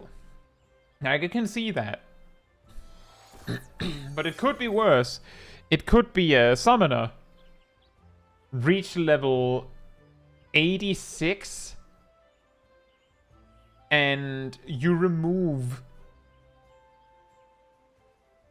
like 3 or 4 ruin casts from your rotation. Nighthawk says, at the end of Black Mage rotation with no despair, should you cast a flare if you can't afford another 5/4? Just jump to ice. Only if you have swift casted the flare is it potentially worth it. The problem is that, well, this might change with Dawn Trail, but as it stands in Endwalker, flares 4-second cast time and potency of 220 means that it is not worth spending 4 seconds casting. But if you can swift cast it, it might be good. Like, it might be okay in the moment. Mainly because it's better than your ice spells, right? By some margin. But at this level range, there's other stuff you can do. So a lot of it, like at level 60, for example, you will often simply not have a good opportunity to swift cast the flare anyway. So it's like, it's maybe like an opener thing, and a lot of it is more like, it's like a practice and muscle memory thing. Like, if you're used to using despair, or, you know, you're leveling the job, you want to be used to use despair. So if you have an opener that has despair in it, the points where you would swift cast or triple cast despair, you can use flare there. It's not nearly as good, but it's not terrible. And it is probably better than just doing nothing with it. But it's, the long and the short of it is, then you should probably not use flare. That's also why you didn't see me use it. Because of the latency.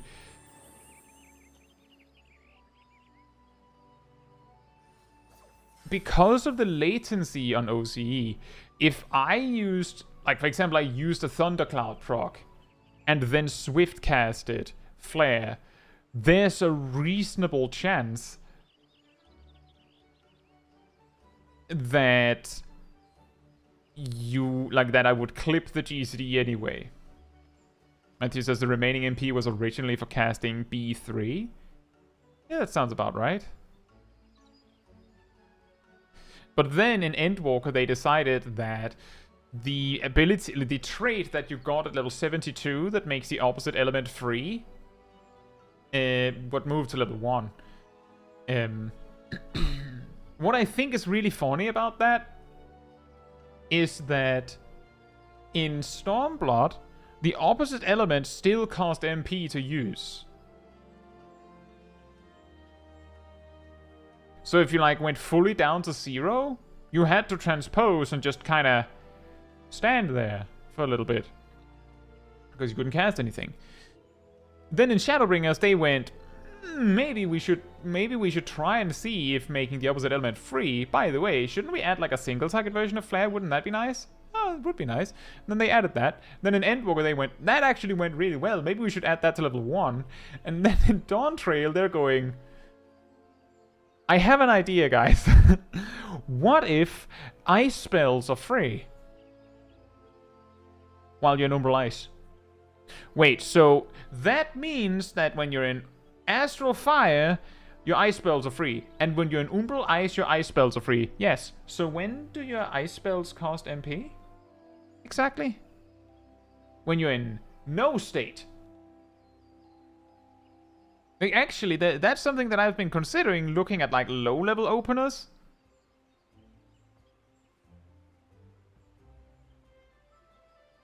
Yeah, ice spells are free when Enochian is up, basically. What I've been considering is when you cast Blizzard 1, like as a low level, right? When you cast Blizzard 1 or Fire 1 from no state, the key difference is Blizzard costs less. And if you're level 34 or below, the only difference between Blizzard 1 and Fire 1 from no state is that Blizzard costs less and what state they put you in. And with Dawn Trail, using Blizzard 1 gives you Thunderhead, like if you go from no state. And Thunder will be instant, so level like 6 to 34. I think there's a possibility that it would be optimal to open a fight with Blizzard 1, Thunder, Transpose Fire 1. It saves you 400 MP, because Blizzard is cheaper, and it allows you to front-load Thunder, where if you start with Fire, you'd rather save Thunder so that once you're out of MP, you can Thunder Transpose Blizzard. And you can actually do kind of the same thing. Well, you wouldn't want to do that at no, not yeah, exactly. B1, T1, Transpose Fire 1 spam. Exactly.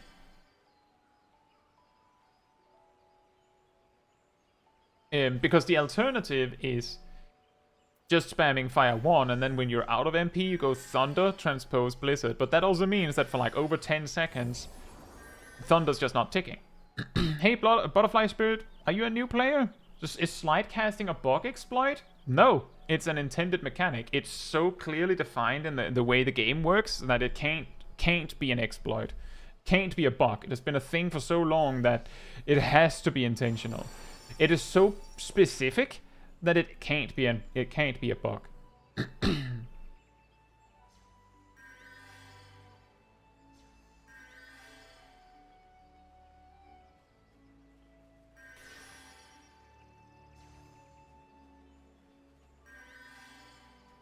I first noticed slide casting when using mounts. Yeah, that makes sense. You can like start moving before the mount finishes. But yeah, it's an intended mechanic.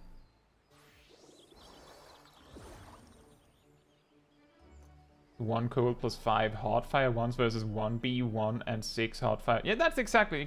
Actually, I guess in the particular case here, that it would be 1 room temperature fire 1 and 5 hot ones.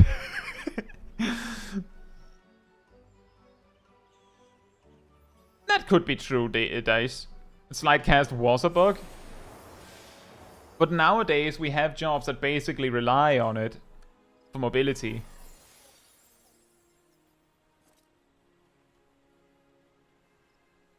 Let me actually check this. So, you open with Blizzard 1. That doesn't regenerate any MP. Then you cast Thunder, and then you transpose to Fire. Then you cast Fire 1. 1, 2, 3, 4, 5, 6 times. And then use Thunder, transpose, Blizzard 4 times. Then you can do Thunder, transpose, and then Fire 6 times. I think that's the low-level rotation. That's really weird.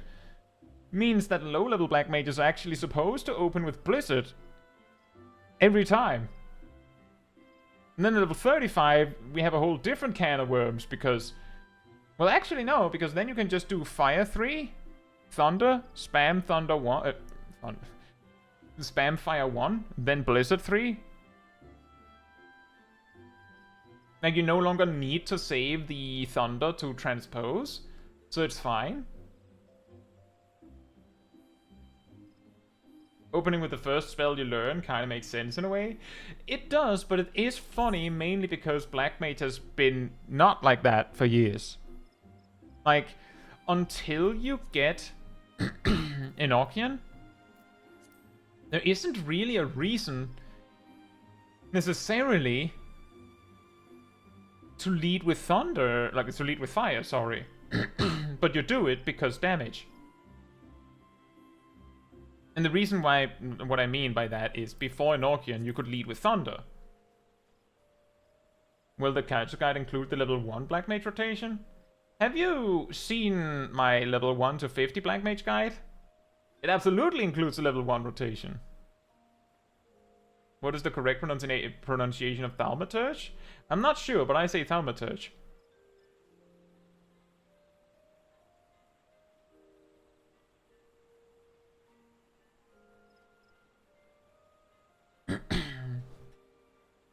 I don't think there is much rotation at level 1. Well, the rotation is Cast Blizzard 1. Then at level 2, it changes from Cast Blizzard 1 to, well, actually Cast Fire 1.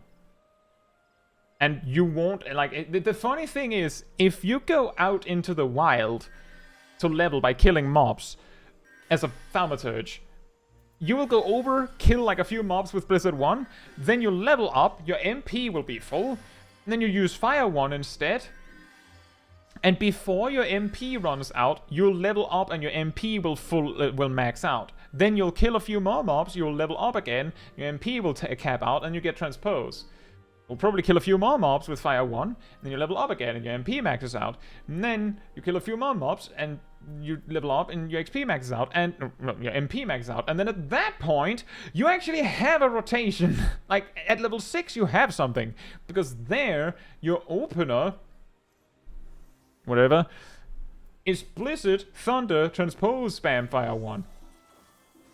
Specifically because if you're not in a state, like if you're not in Umbral, Ice, or Astral Fire, then Blizzard 1 in this level range is objectively better than Fire 1, because Blizzard 1 is cheaper and just as good. In no state. Exactly, Nighthawk. At no state, Blizzard 1 is 180 potency, Fire 1 is 180 potency. The chance to make your next Fire 3 cost nothing and have no cast time is added at level 42, and at that point, that's a completely different story.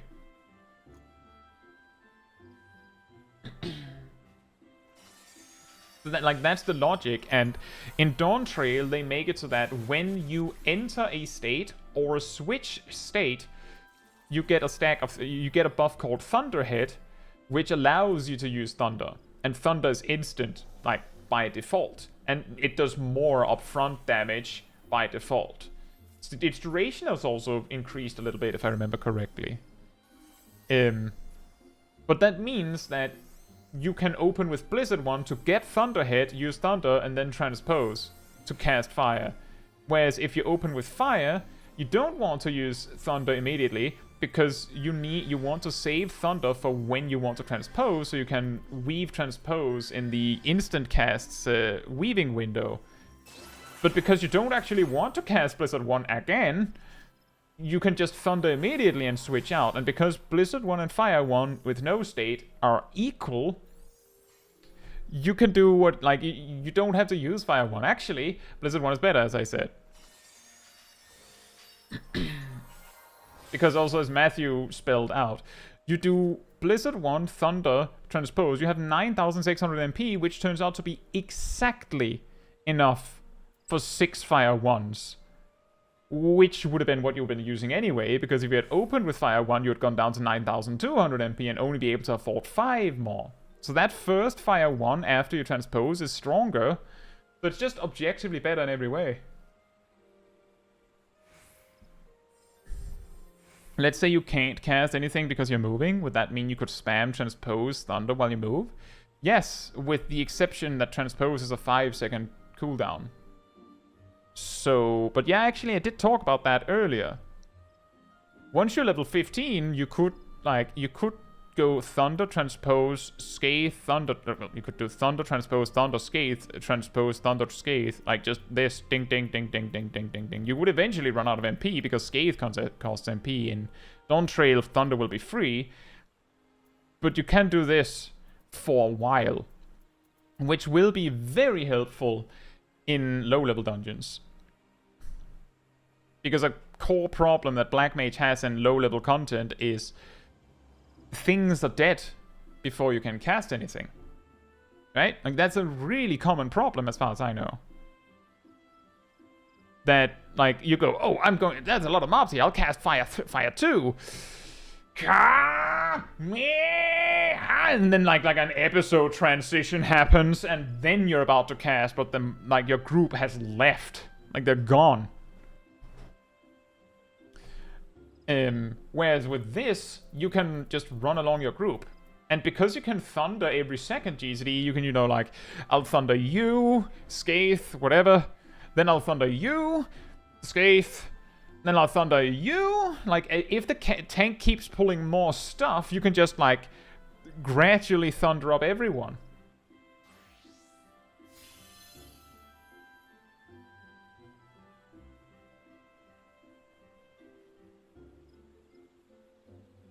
It's kind of the same idea as Solicitation. I assume you mean Blizzard 3, Fire 3. There's a whole meme rotation called Infinite Paradox in Endwalker that worked on that idea. We've already seen the so-called Thunder Mage has been invented in Dawntrail. I believe the way that it works is that it relies on Thunder. Like, every time you switch state, one of your GCDs is Thunder. And you transpose pretty much on cooldown. Like, every 5 seconds, transpose. With very few exceptions. And then you just fill in with instants. The reason why I say there are very few exceptions is because if you have triple cast, you could, like, advance to Umbral Ice 3, and then when you enter Astral Fire, you get a Paradox marker. And Paradox doesn't spend Umbral Hearts, and as long as you have 3 Umbral Hearts, every time you enter Astral Fire with Umbral Ice 3, you'll get a Paradox marker. So you go, like, you use Thunder, maybe Xenoglossy, transpose, Thunder, something, transpose, Thunder, something, transpose, Thunder, something, transpose. And because of how transpose might not align with your GCD, because you might have some spell speed, sometimes you have to fill an extra GCD to make it work, because you, like, outrun it. If your GCD is exactly 2.5, it'll be mostly fine. But that's the idea. And the reason why that is, like, it's not good damage. It's not good damage. It's funny, but it's not good damage. Like, High Thunder, which is coming in Dawntrail, is 200 potency, I'm pretty sure. It's not good, but it's really funny. Like, that's the same thing with Infinite Paradox. The difference was that Infinite Paradox was kind of good. Like, it wasn't best, and it wasn't worth mastering over mastering a proper rotation, but it was really funny. You know how it works. It's 200 more potency than just walking. Yeah, you know what's even sadder about that, Yurahim? You know what else 200 potency is better than? Maybe 200 potency? I'm pretty sure I saw that Thunder 1 starts at 120. With up front 120 potency. Which is the average potency of Scathe when you get it. Like, Thunder is already better than... Like, Thunder does the same damage as Scathe does on average, and also applies a dot. And Thunder's free. I don't know why Scathe is here. I am actually surprised that they didn't add... I don't know, like... a trait that does something with Scathe? Just something. Like, I don't know, wouldn't it be funny if they added like a trait where it says 20% chance to activate Doppler or something like that, and then Doppler does double damage and has a chance to double the damage. So that there's a 20% chance that it does double damage, and if it does, there's another 20% chance that it doubles again. Like, it would just max out at 400 potency, and it would still suck. But it would be funny. How about give it free cast? Remove the next MP cost. Well, that's an interesting idea.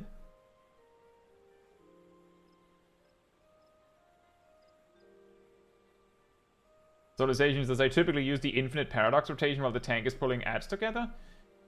Is that necessary?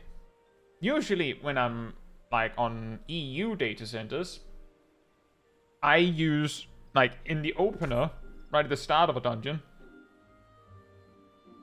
I use Sharpcast, of course. Then I triple cast Blizzard 2, Thunder 4, Freeze, and if there's still more running to be done, I usually like Sharpcast Thunder 4, again, like with a different origin target, like hit more stuff. And sometimes I'll Thunder 4 again to spend Thundercloud. And by that point, we've usually reached the destination. I go Ley Lines, High Fire 2, and then we go. Not saying that you can't do Infinite Paradox, I'm just saying, is that necessary? And isn't Infinite Paradox single target?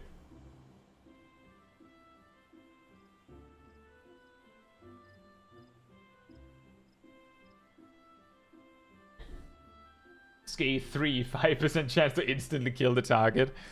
Could you imagine that? How do we beat the first Savage tier?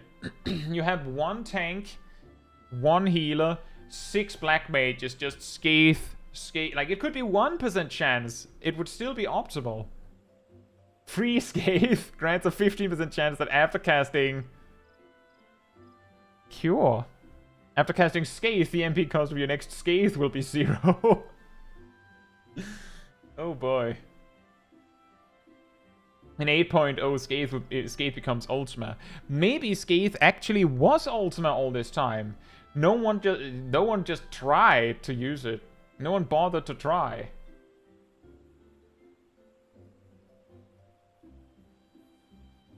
That would be pretty funny. They add like a garbage ability with a really stupid requirement to activate. So no one will use it. But if you do, there's a chance that it casts Ultima. Like, it's like, oh yeah, Scathe actually does 1 potency of damage. It has a 5-second cast time. Costs all of your MP. Eats 3 Umbral Hearts. Requires that you're in Astral Fire. You need actually 10,000 MP to use it. And it also sets you to no state. Like, it sets you back to 0. But 1 in 100, it'll just be Ultima. Like, it plays the whole Gaius cutscene.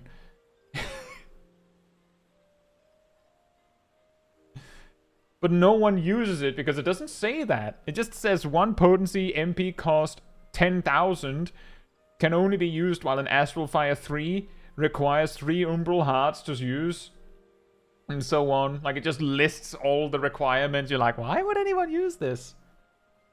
This sounds like old Six-Sided Star, but even worse. What? What do you mean? Old Six-Sided Star? I'm pretty sure it refreshed the duration of Greased Lightning. But otherwise was the same? Oh, you mean Tornado Kick? Old Tornado Kick, yeah. It resets your Greased Lightning. The thing is, Tornado Kick rotation was a thing. It was like a sort of like a non-standard rotation for Monk. Summon level 110, skill is summon Athena. She does a full speech.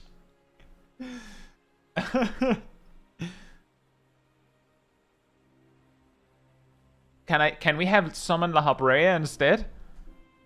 That would be pretty funny.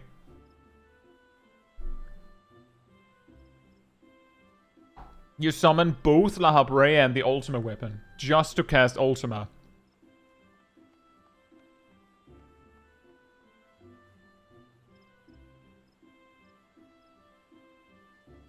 Why do you want to summon bread? Why would you not want to summon bread? It's delicious.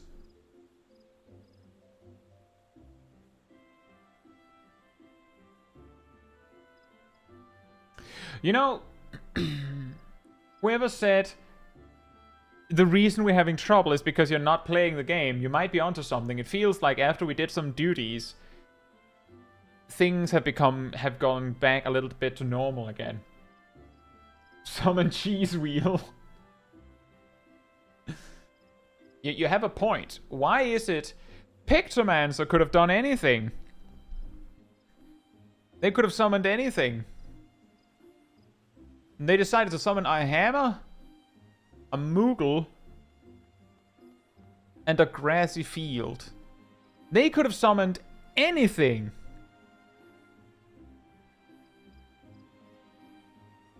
I tried your level up rotation just now and had to cast 1 hot B1. Did you lie to me, Kai?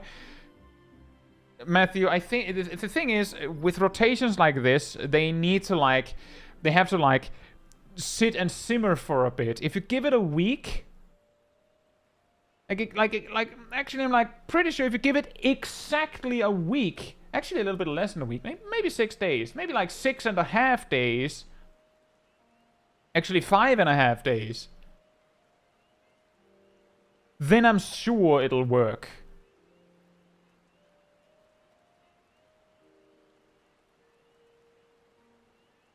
Like, it just has to build a bit. Give it a week. A bit less. Then it'll work.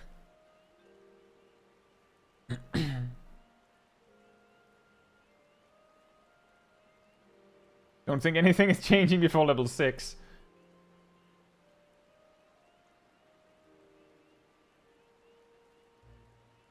I mean, you can transpose. At level 4, the rotation is going to be Fire 2s, transpose Blizzard 1s, transpose Fire 2s.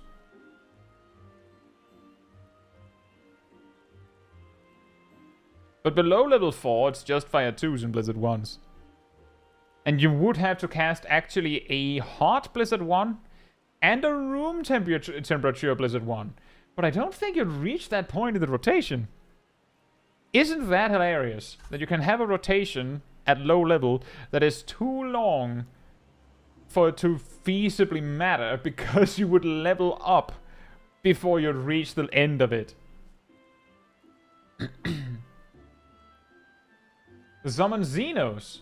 Oh, he better use that. What's the thing? What's the attack he uses when he puts his katana into the ground? He has to have that and a test of your reflexes. How long will it take 8 black mages to do a trial with only Scathe?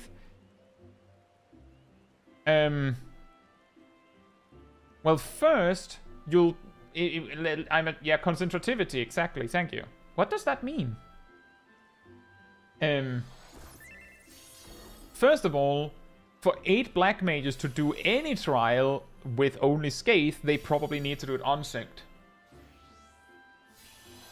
They'll probably make some decent progress for the first...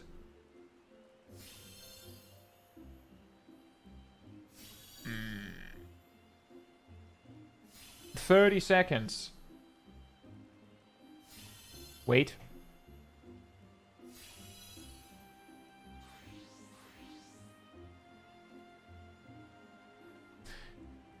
$37.5 seconds. Possibly. Or maybe 35. After that, they will do not very much, but they'll do something every 12 seconds. However, if you let them use Blizzard 1 every so often... We take the photo in the shade and not in the rain? Sure. Where should we take the picture? Wait, what picture are we taking? I don't even know what we'll use it for. Oh, right. I'll have to take a picture and then save it for when Smol Caetsu inevitably comes back one day. Otherwise, I wouldn't have a picture for the thumbnail. Thunder Mage. Also, yeah, also that, Yurihin, that was not what that was not what I was saying. It was more like, we can take a picture. We can take 10 pictures. But that doesn't need to have a reason. If the question was, what was it? Derby says, how long would it take 8 black mages to do a trial with only Scathe? And, well, you'll cast Scathe 12 times. Then you will have 400 MP left. That will take 30 seconds, which will recover you 2000 MP. So now you actually have 2400 MP left. So you cast Scathe 3 more times, which takes 37.5 seconds in total. Which is enough time to recover 400 MP. Which means you'll just stand there for around like 4.5 more seconds, and then you'll cast Scathe again, and then you'll cast Scathe every 12 seconds. But if you're allowed to use Blizzard 1, just every so often, then you'll like get a full recovery until Dawn Trail, in which case casting Blizzard 1 occasionally isn't going to do anything. Someone mentioned Costa del Sol. That's a good point. Should we go to Costa del Sol?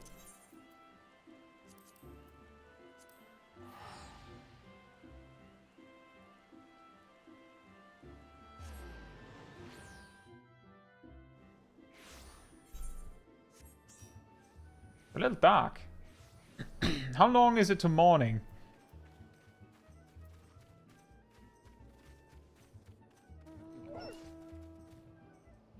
Don't worry, Fru. We're waiting. We should probably wait for it to be light out, right?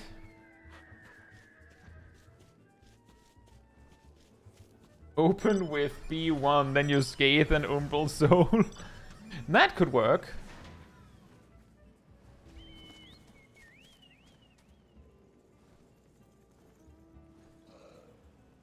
The only problem there is that for that to like consistently work, you would actually be forced to use Umbral Soul every 6th GCD, which is not exactly optimal if you want to cast Scathe a lot.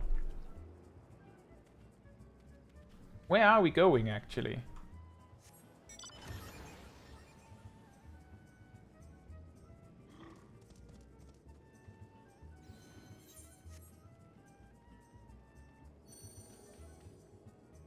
Mia says, I wish we could take it at the Kabi house. I mean, I'm going to be streaming on Tuesday.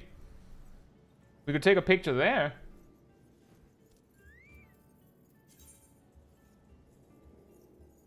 Although we wouldn't be able to bring everyone. Isn't it optimal? How else can you cast more Scathes long term? You're right. You're right, Matthew. You win this time. I'm merely saying that it's a lot of Umbral Souls. But it does optimize your scathing. Can we actually land on the boat? Hello. Oh, we can! Whee! Hello. No. What? Huh? No, we just got here.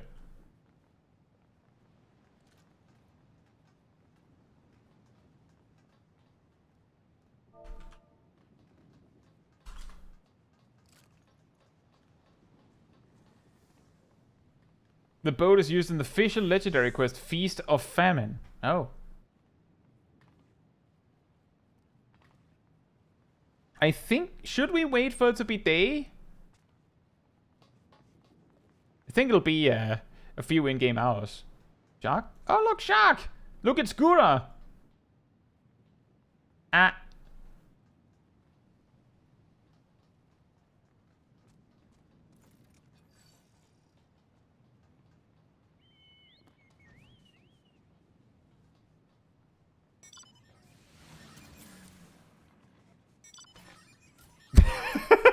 A tank!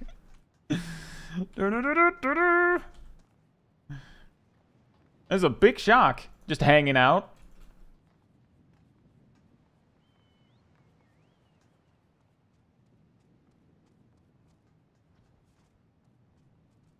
But it is pretty funny, speaking of Umbral Soul. The moment I saw the tooltip for Umbral Soul and Dawn Trail, I was like, oh, okay, now I get how how Umbral Ice is supposed to work. Like, they said, originally they were like, casting ice spells recovers MP in Umbral Ice. Which is, like, that brings into question what qualifies as an ice spell. But Umbral Soul does not actually qualify as an ice spell. Which is the reason why it mentions, like, it outright states that it recovers MP in addition to what it otherwise does. Because if it didn't, it's not an ice spell, because it doesn't do ice damage. And that's the requirement to be an ice spell. You have to do ice damage. But I thought that was interesting. I'm also I'm also curious, what kind of damage does Umbral Soul do? It does no damage. It does, it does emotional damage. If you accidentally press it when you didn't mean to. Now deal 1 ice damage to yourself. You're just like magician a popsicle and just auto attack yourself. By level 76, your auto attacks aren't going to do very much damage, so it's probably fine. You know, because black mages scale backwards in auto attack damage as they level up.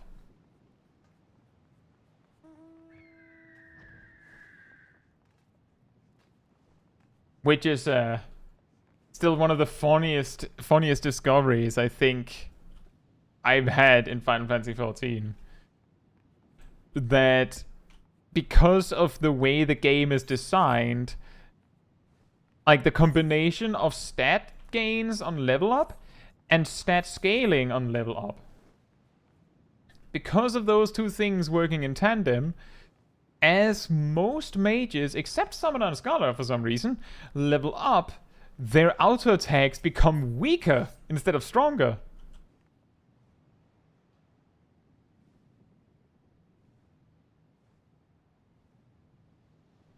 Hey Jonathan, I'm glad to hear that. Thank you so much. And I hope you enjoy playing Astrologian.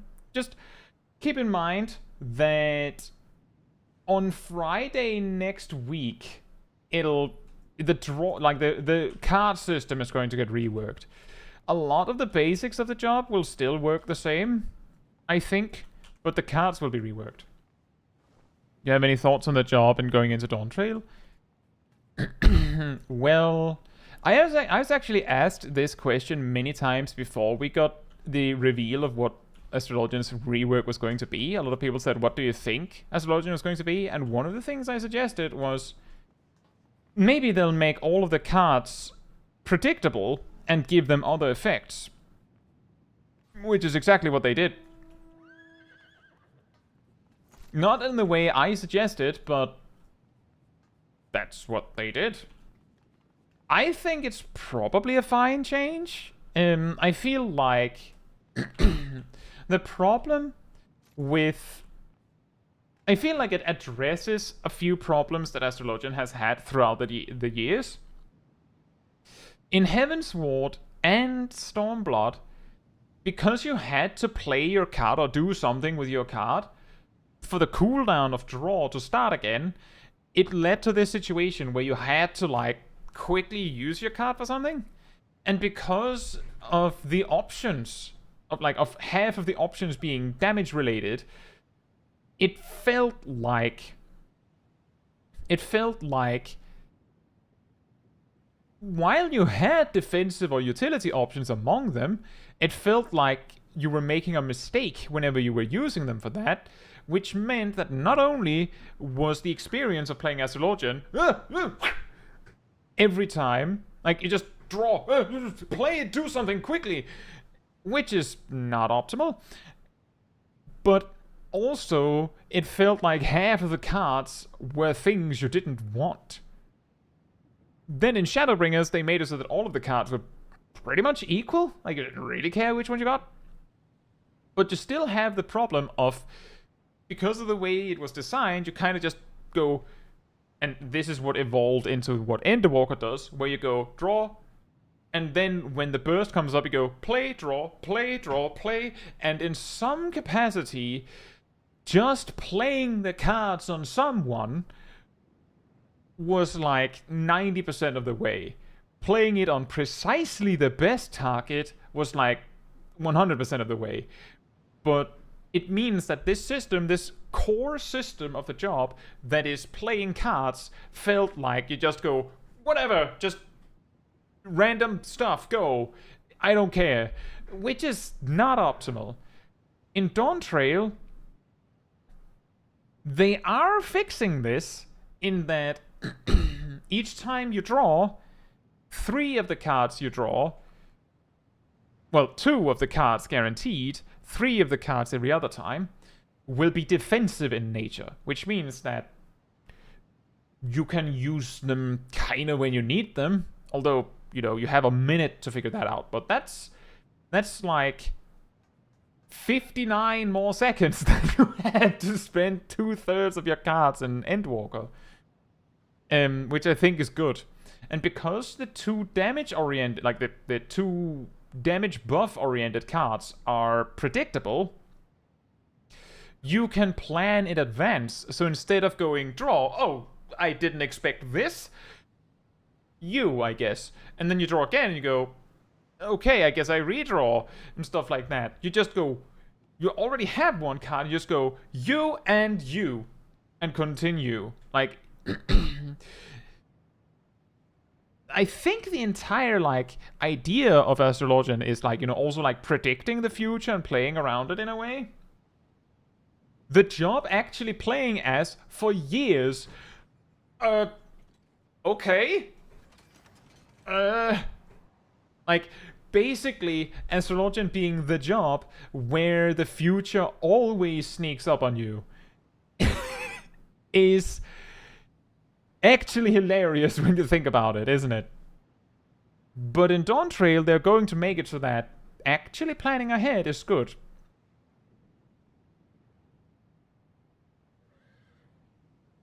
But only having 1 minute to choose when you play your cards, with some of them being rather specific, is still a little weird. Like, I have a weird feeling that if we just look at, like, if we just ignore the damage cards for a moment, Lady of Crowns will basically be the first time you need to use a healing OGCD lady, because you only have it for a minute, the healing increasing effect will probably be something you just go, whatever, on the tank. The damage reduction effect is possibly something that outside of like coordinated raids where you might need it for a specific tank buster, you just go, whatever, put it on the tank. The shield, there's a reasonable chance you also just go, whatever, put it on the tank. And the healing over time effect, well, you might wait a little bit and then go, oh, the tank needs healing, put it on the tank. But it does feel a lot like, because there's a timer on them, it feels a little bit like you just go like, whoom, on the tank. Which, like, that's a little pessimistic, but I'm just saying that it's a possibility that that's how it's going to happen. Because that's exactly true. That's how Summoner works. Phoenix, rekindle, I don't know, put it on the tank. But I do like that they're making the card something you can be a little bit more strategic about. I do like that. But I don't know if it'll work as well as it could be. But we'll just have to see about that. By the way, the sun is up. Where should we take a picture? Can we stand on the railing? We cannot stand on the railing. Then I'd rather stand like up here. Or maybe down here? Is this good? Could stand here.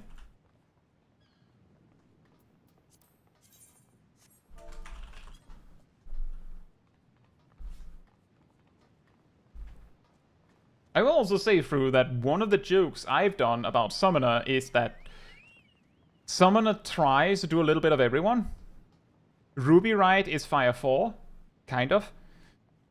Topaz Rite is Gnashing Fang, because it has continuation, kind of.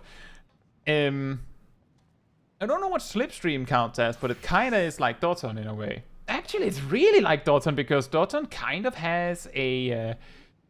it has a 3-second GCD because of the the build-up. That's kind of like Doton. It's like I know Slipstream is 3.5, but it kind of combines all of the things, doesn't it? And yeah, I think it's pretty reasonable that that Summoner gets compared to everything, because it kind of went like it did the thing Viper's doing before it got cool, where it goes, I take some of yours, I have some of yours, I have some of yours, I have some of yours, I have some of yours, and then you make a job from that. Kind of what Summoner did. Man, this is actually good single target though. Oh right. I guess when they were stealing Doton, they got told how Doton works by someone who doesn't know how Doton works. And it's a gain on 1. Alright. Sure, of course.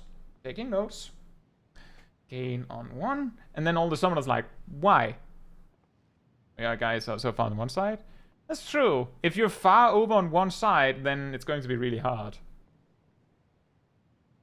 Although this isn't helping.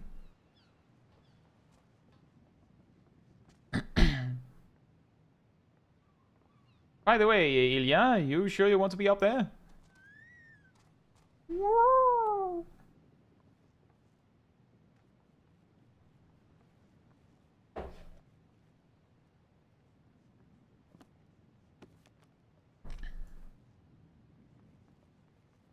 No worries.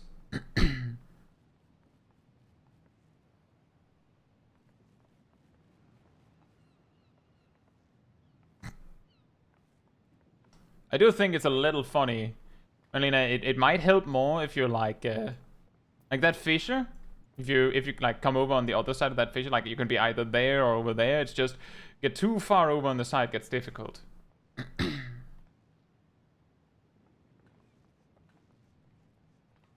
And the thing is, Jonathan, that with the rework, you'll still have like each time you draw a set of cards, one of the cards will be a DPS card, and you can just hold the DPS card, play it, draw a new set, and play the other DPS card, which is, we've already predicted that the way that people will play Astrologian is you play one DPS card, and divination, you play the other DPS card. Like, that's like you're going to put the DPS cards during your raid buff. It makes sense.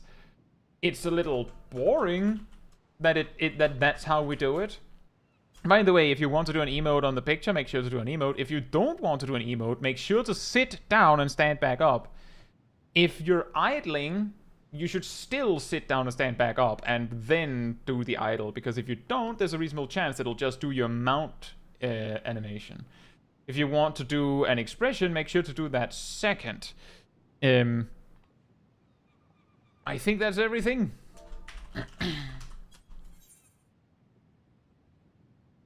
I'm guessing Fru is ready. You only have one. Well, see, the thing is, you play one DPS card, then you draw a new batch of cards, and one of them is a DPS card.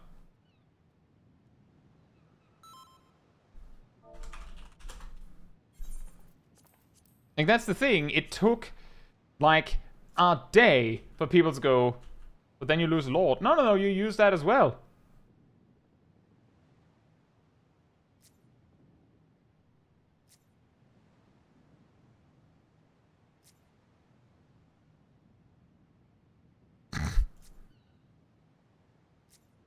Actually, let's see if we can do it where you don't clip through your hat.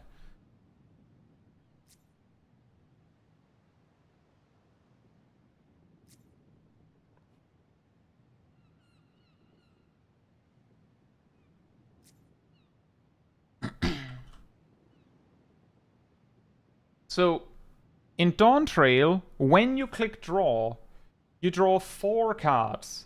You draw a damage boosting card, you draw a card that either heals or puts a barrier on your target, and the healing one is healing over time. And you draw a card that reduces the damage your target takes or increases the healing they receive. And then you also draw either Lord or Lady of Crowns. And Lady heals in an area around you, and Lord does damage in an area around you. This means that whatever your first set of cards is, they could change it.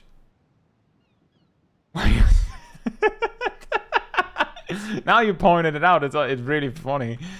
You do this as well. Oh, I see you there, Ymir. But yeah, what it's going to mean is that in your opener, you start before the fight with a set of cards. You just throw the defensive cards on someone. Fight starts.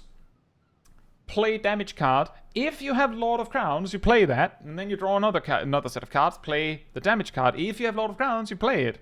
Like, that's the whole thing. Ymir is confused. Let me just set it up again. Initially, the picture was going to be like this. Looks like Derpy is looking very intensely at you, doesn't it?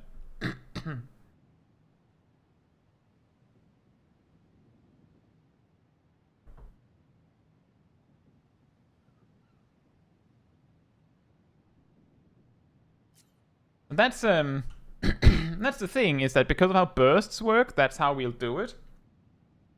Is that you play all the defensive cards, then fight begins, you play the damage cards, and you draw another set, you play the damage cards, and then you have the defensive cards until you draw again. If you're not trying to optimize, like if you're in a dungeon, you're not like super focused on maximizing every single little thing, it's a lot more likely that you'll play the cards that you see fit. And you just like play all 4 cards and time for your next draw. That's perfectly fine. The damage difference is relatively small between playing 1 DPS card on the odd minute and 1 DPS card on the even, versus playing both of them on the even minute.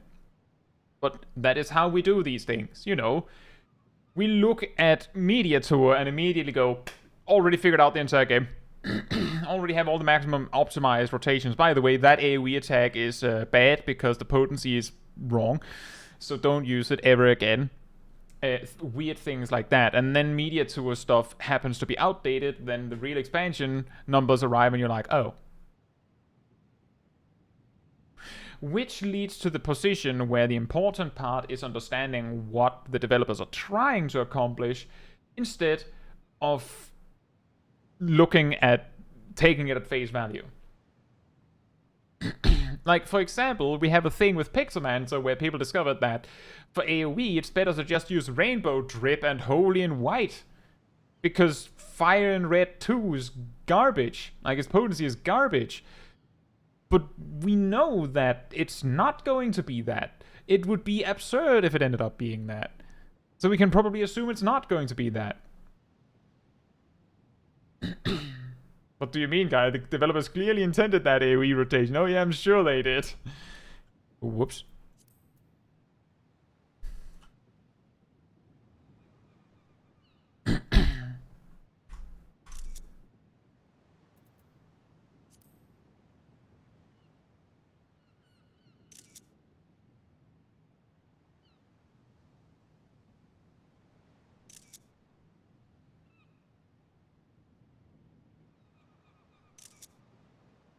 The fishy looks like they're weirdly part of the picture, don't they?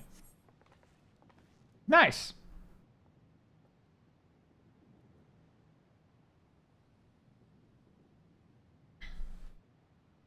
Man, says that's why they had all the content creators put a "this is absolutely final and cannot change" disclaimer on their coverage. Yeah, exactly. Yurihin says, you mean the AoE rotation where Viper has no fall off on their awaken buttons? I mean, I don't know if that's going to go live, but do you want to see something weird? Want to see something weird? So, the way that Jagged Maw and Bloodied Maw works is that they're your dual blades finisher combo for AoE. They give a buff to each other that makes the other do 50 more potency. Do you see here a reason why you would never use Bloodied Maw? It's something to do with potency.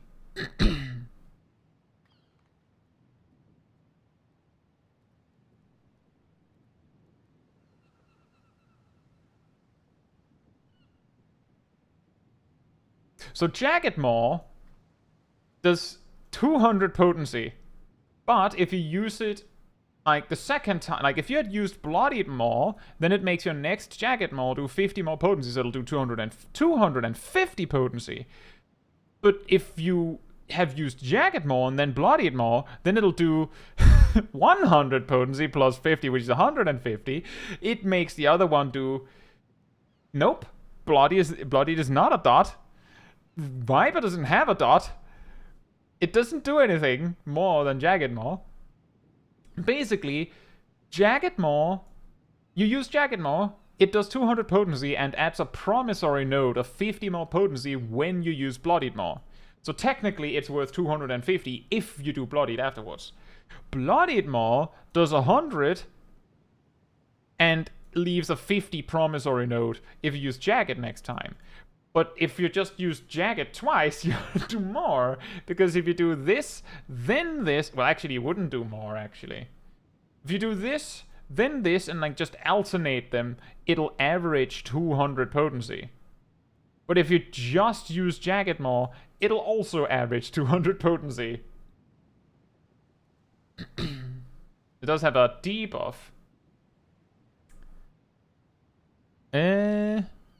It gives you the buff. It doesn't apply a debuff, it applies a buff to you. Grants you Grim Hunter's Venom. It's not a debuff. Viper has it. Right, that's true, they have a debuff. That's true. Yeah, anyway, if anyone were to say, oh, it's clearly final, this is what I'd show them as my thesis that it's probably not.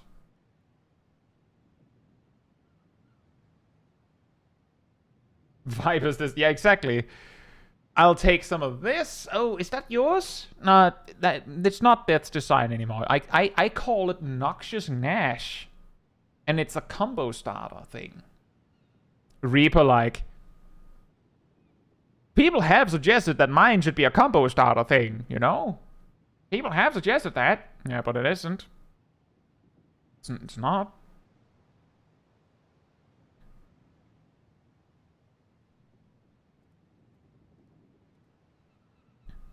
The only thing, like, it's extra funny because I was also like, what is that voice? It's a funny voice. I was also thinking like, well, Viper has the samurai buffs, but surely it's not as simple to reapply them. And then I discovered that Dreadwinder is step 1, and then Hunter's Coil and Swiftskin's Coil are both step 2 and 3.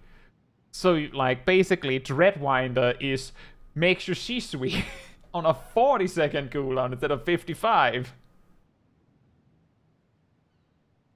Viper and Summoner just the you made this, I made this jobs. Exactly. Weird. Will we get another one of those in 8.0 when we get to Morning Stroll, the expansion?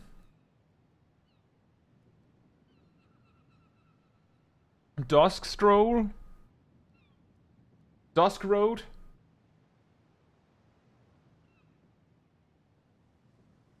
I guess we find out on Wednesday how things ended up. Yeah.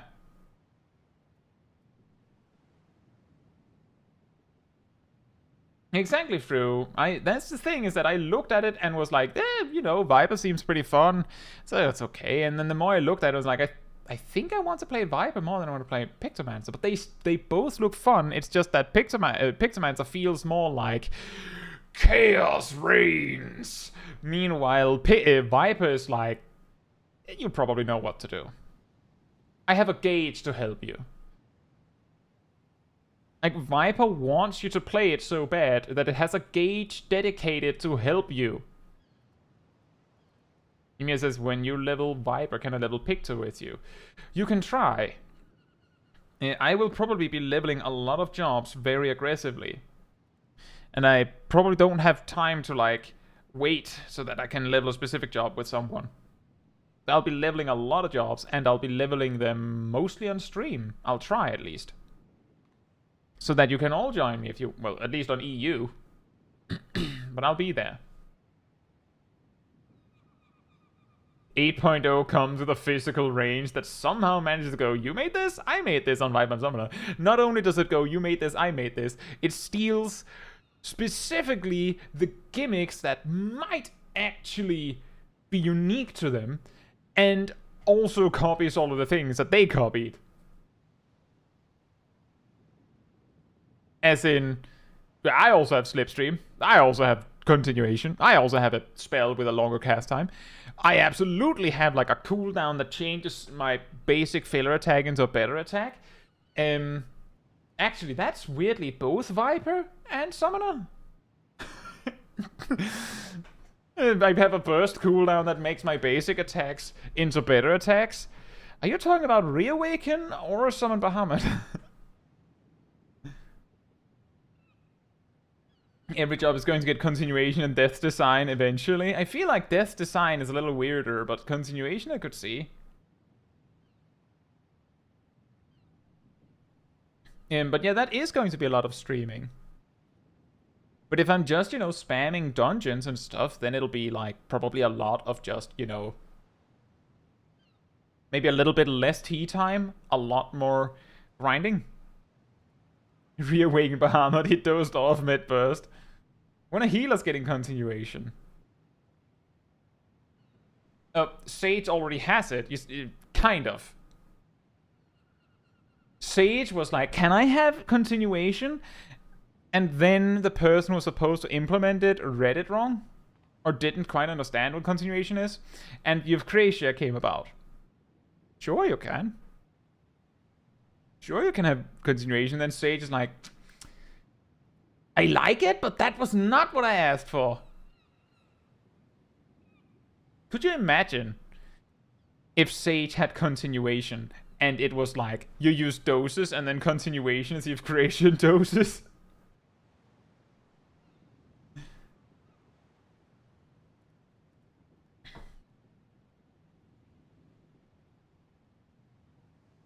Ymir, I'm really good at talking. That's how.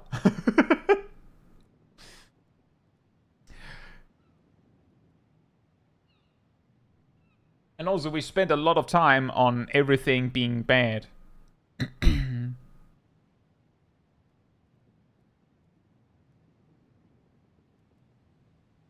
It was 20 minutes ago. The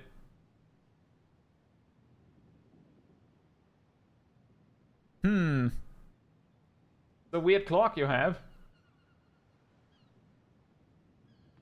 There's an important L in that sentence. That's a weird clock you have. Right. I didn't really clear up the inventory that much. Does anyone want a yellow arum cosage or a white arum cosage? Anyone?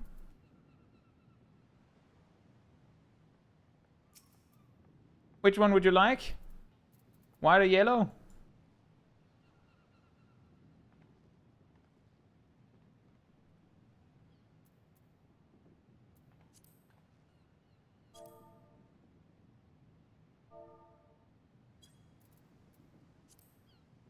I get the impression that Melina and Emir wants one.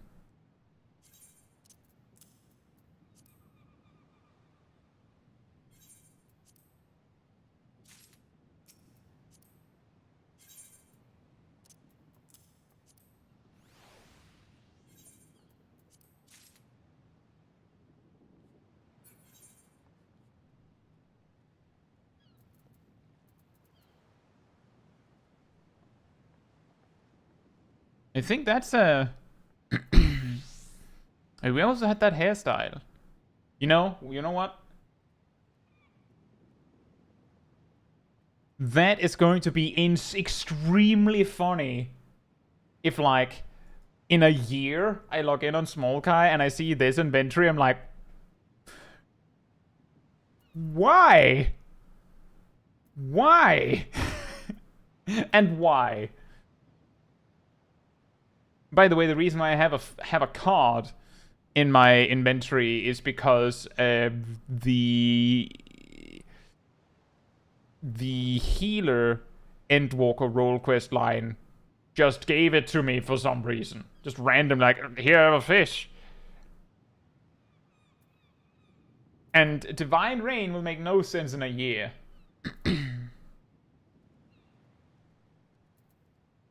Like, that'll be really, really funny. I just log in on the character like... Why do I have this? And there'll be a lot of other items. I'll also look at this and go... I have no idea why I have this, but for some reason I do. I guess we've cleaned up enough that if I were to log in a year, I should place it on a hotbar. Why do I have a fish where I would put my super ether? Also, I come in a year and I'm like, what's wrong with my hotbars? Why do I have 2 despairs on my hotbars and stuff?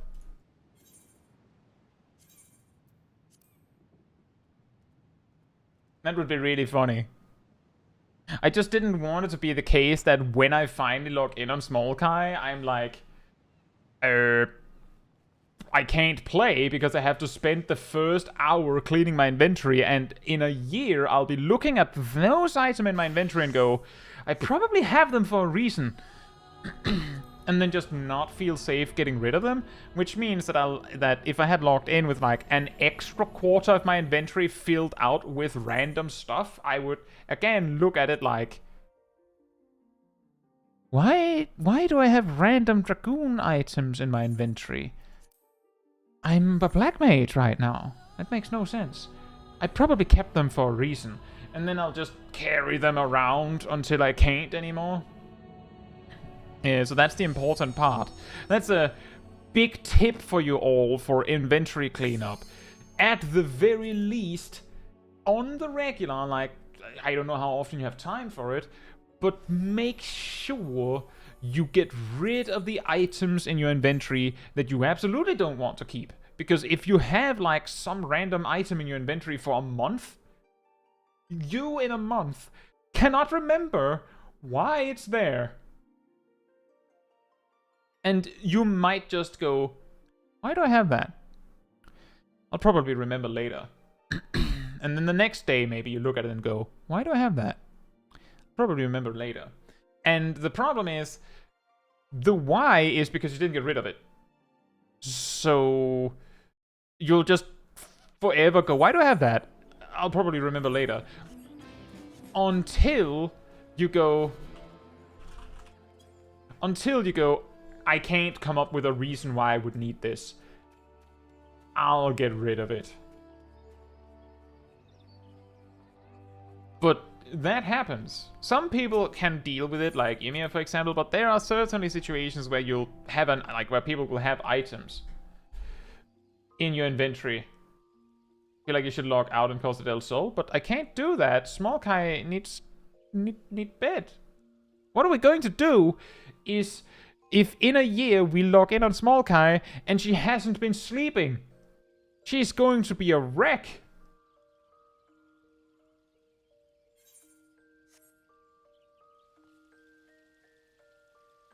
Only 3 month nap. She needs her beauty sleep. She subsists on coffee and spite. And crystals.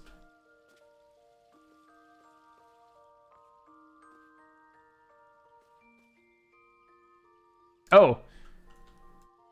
This is, of course, the action we should use for this picture.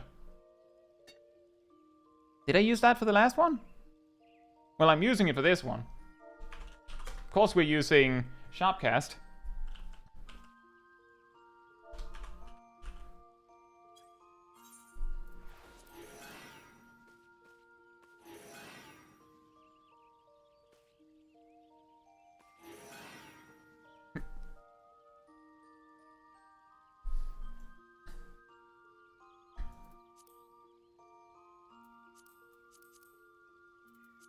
And the reason why we're, of course, using Sharpcast is because Sharpcast is gone next week. This is our last chance to use Sharpcast on a picture. And maybe they'll bring it back. Maybe they'll use the animation. Why is she throwing up gang signs?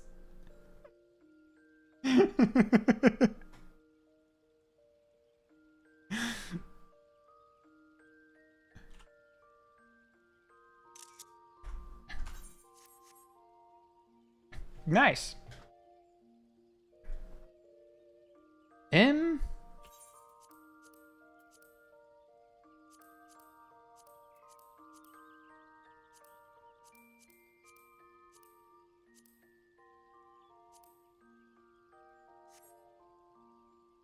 Well, I think that's that.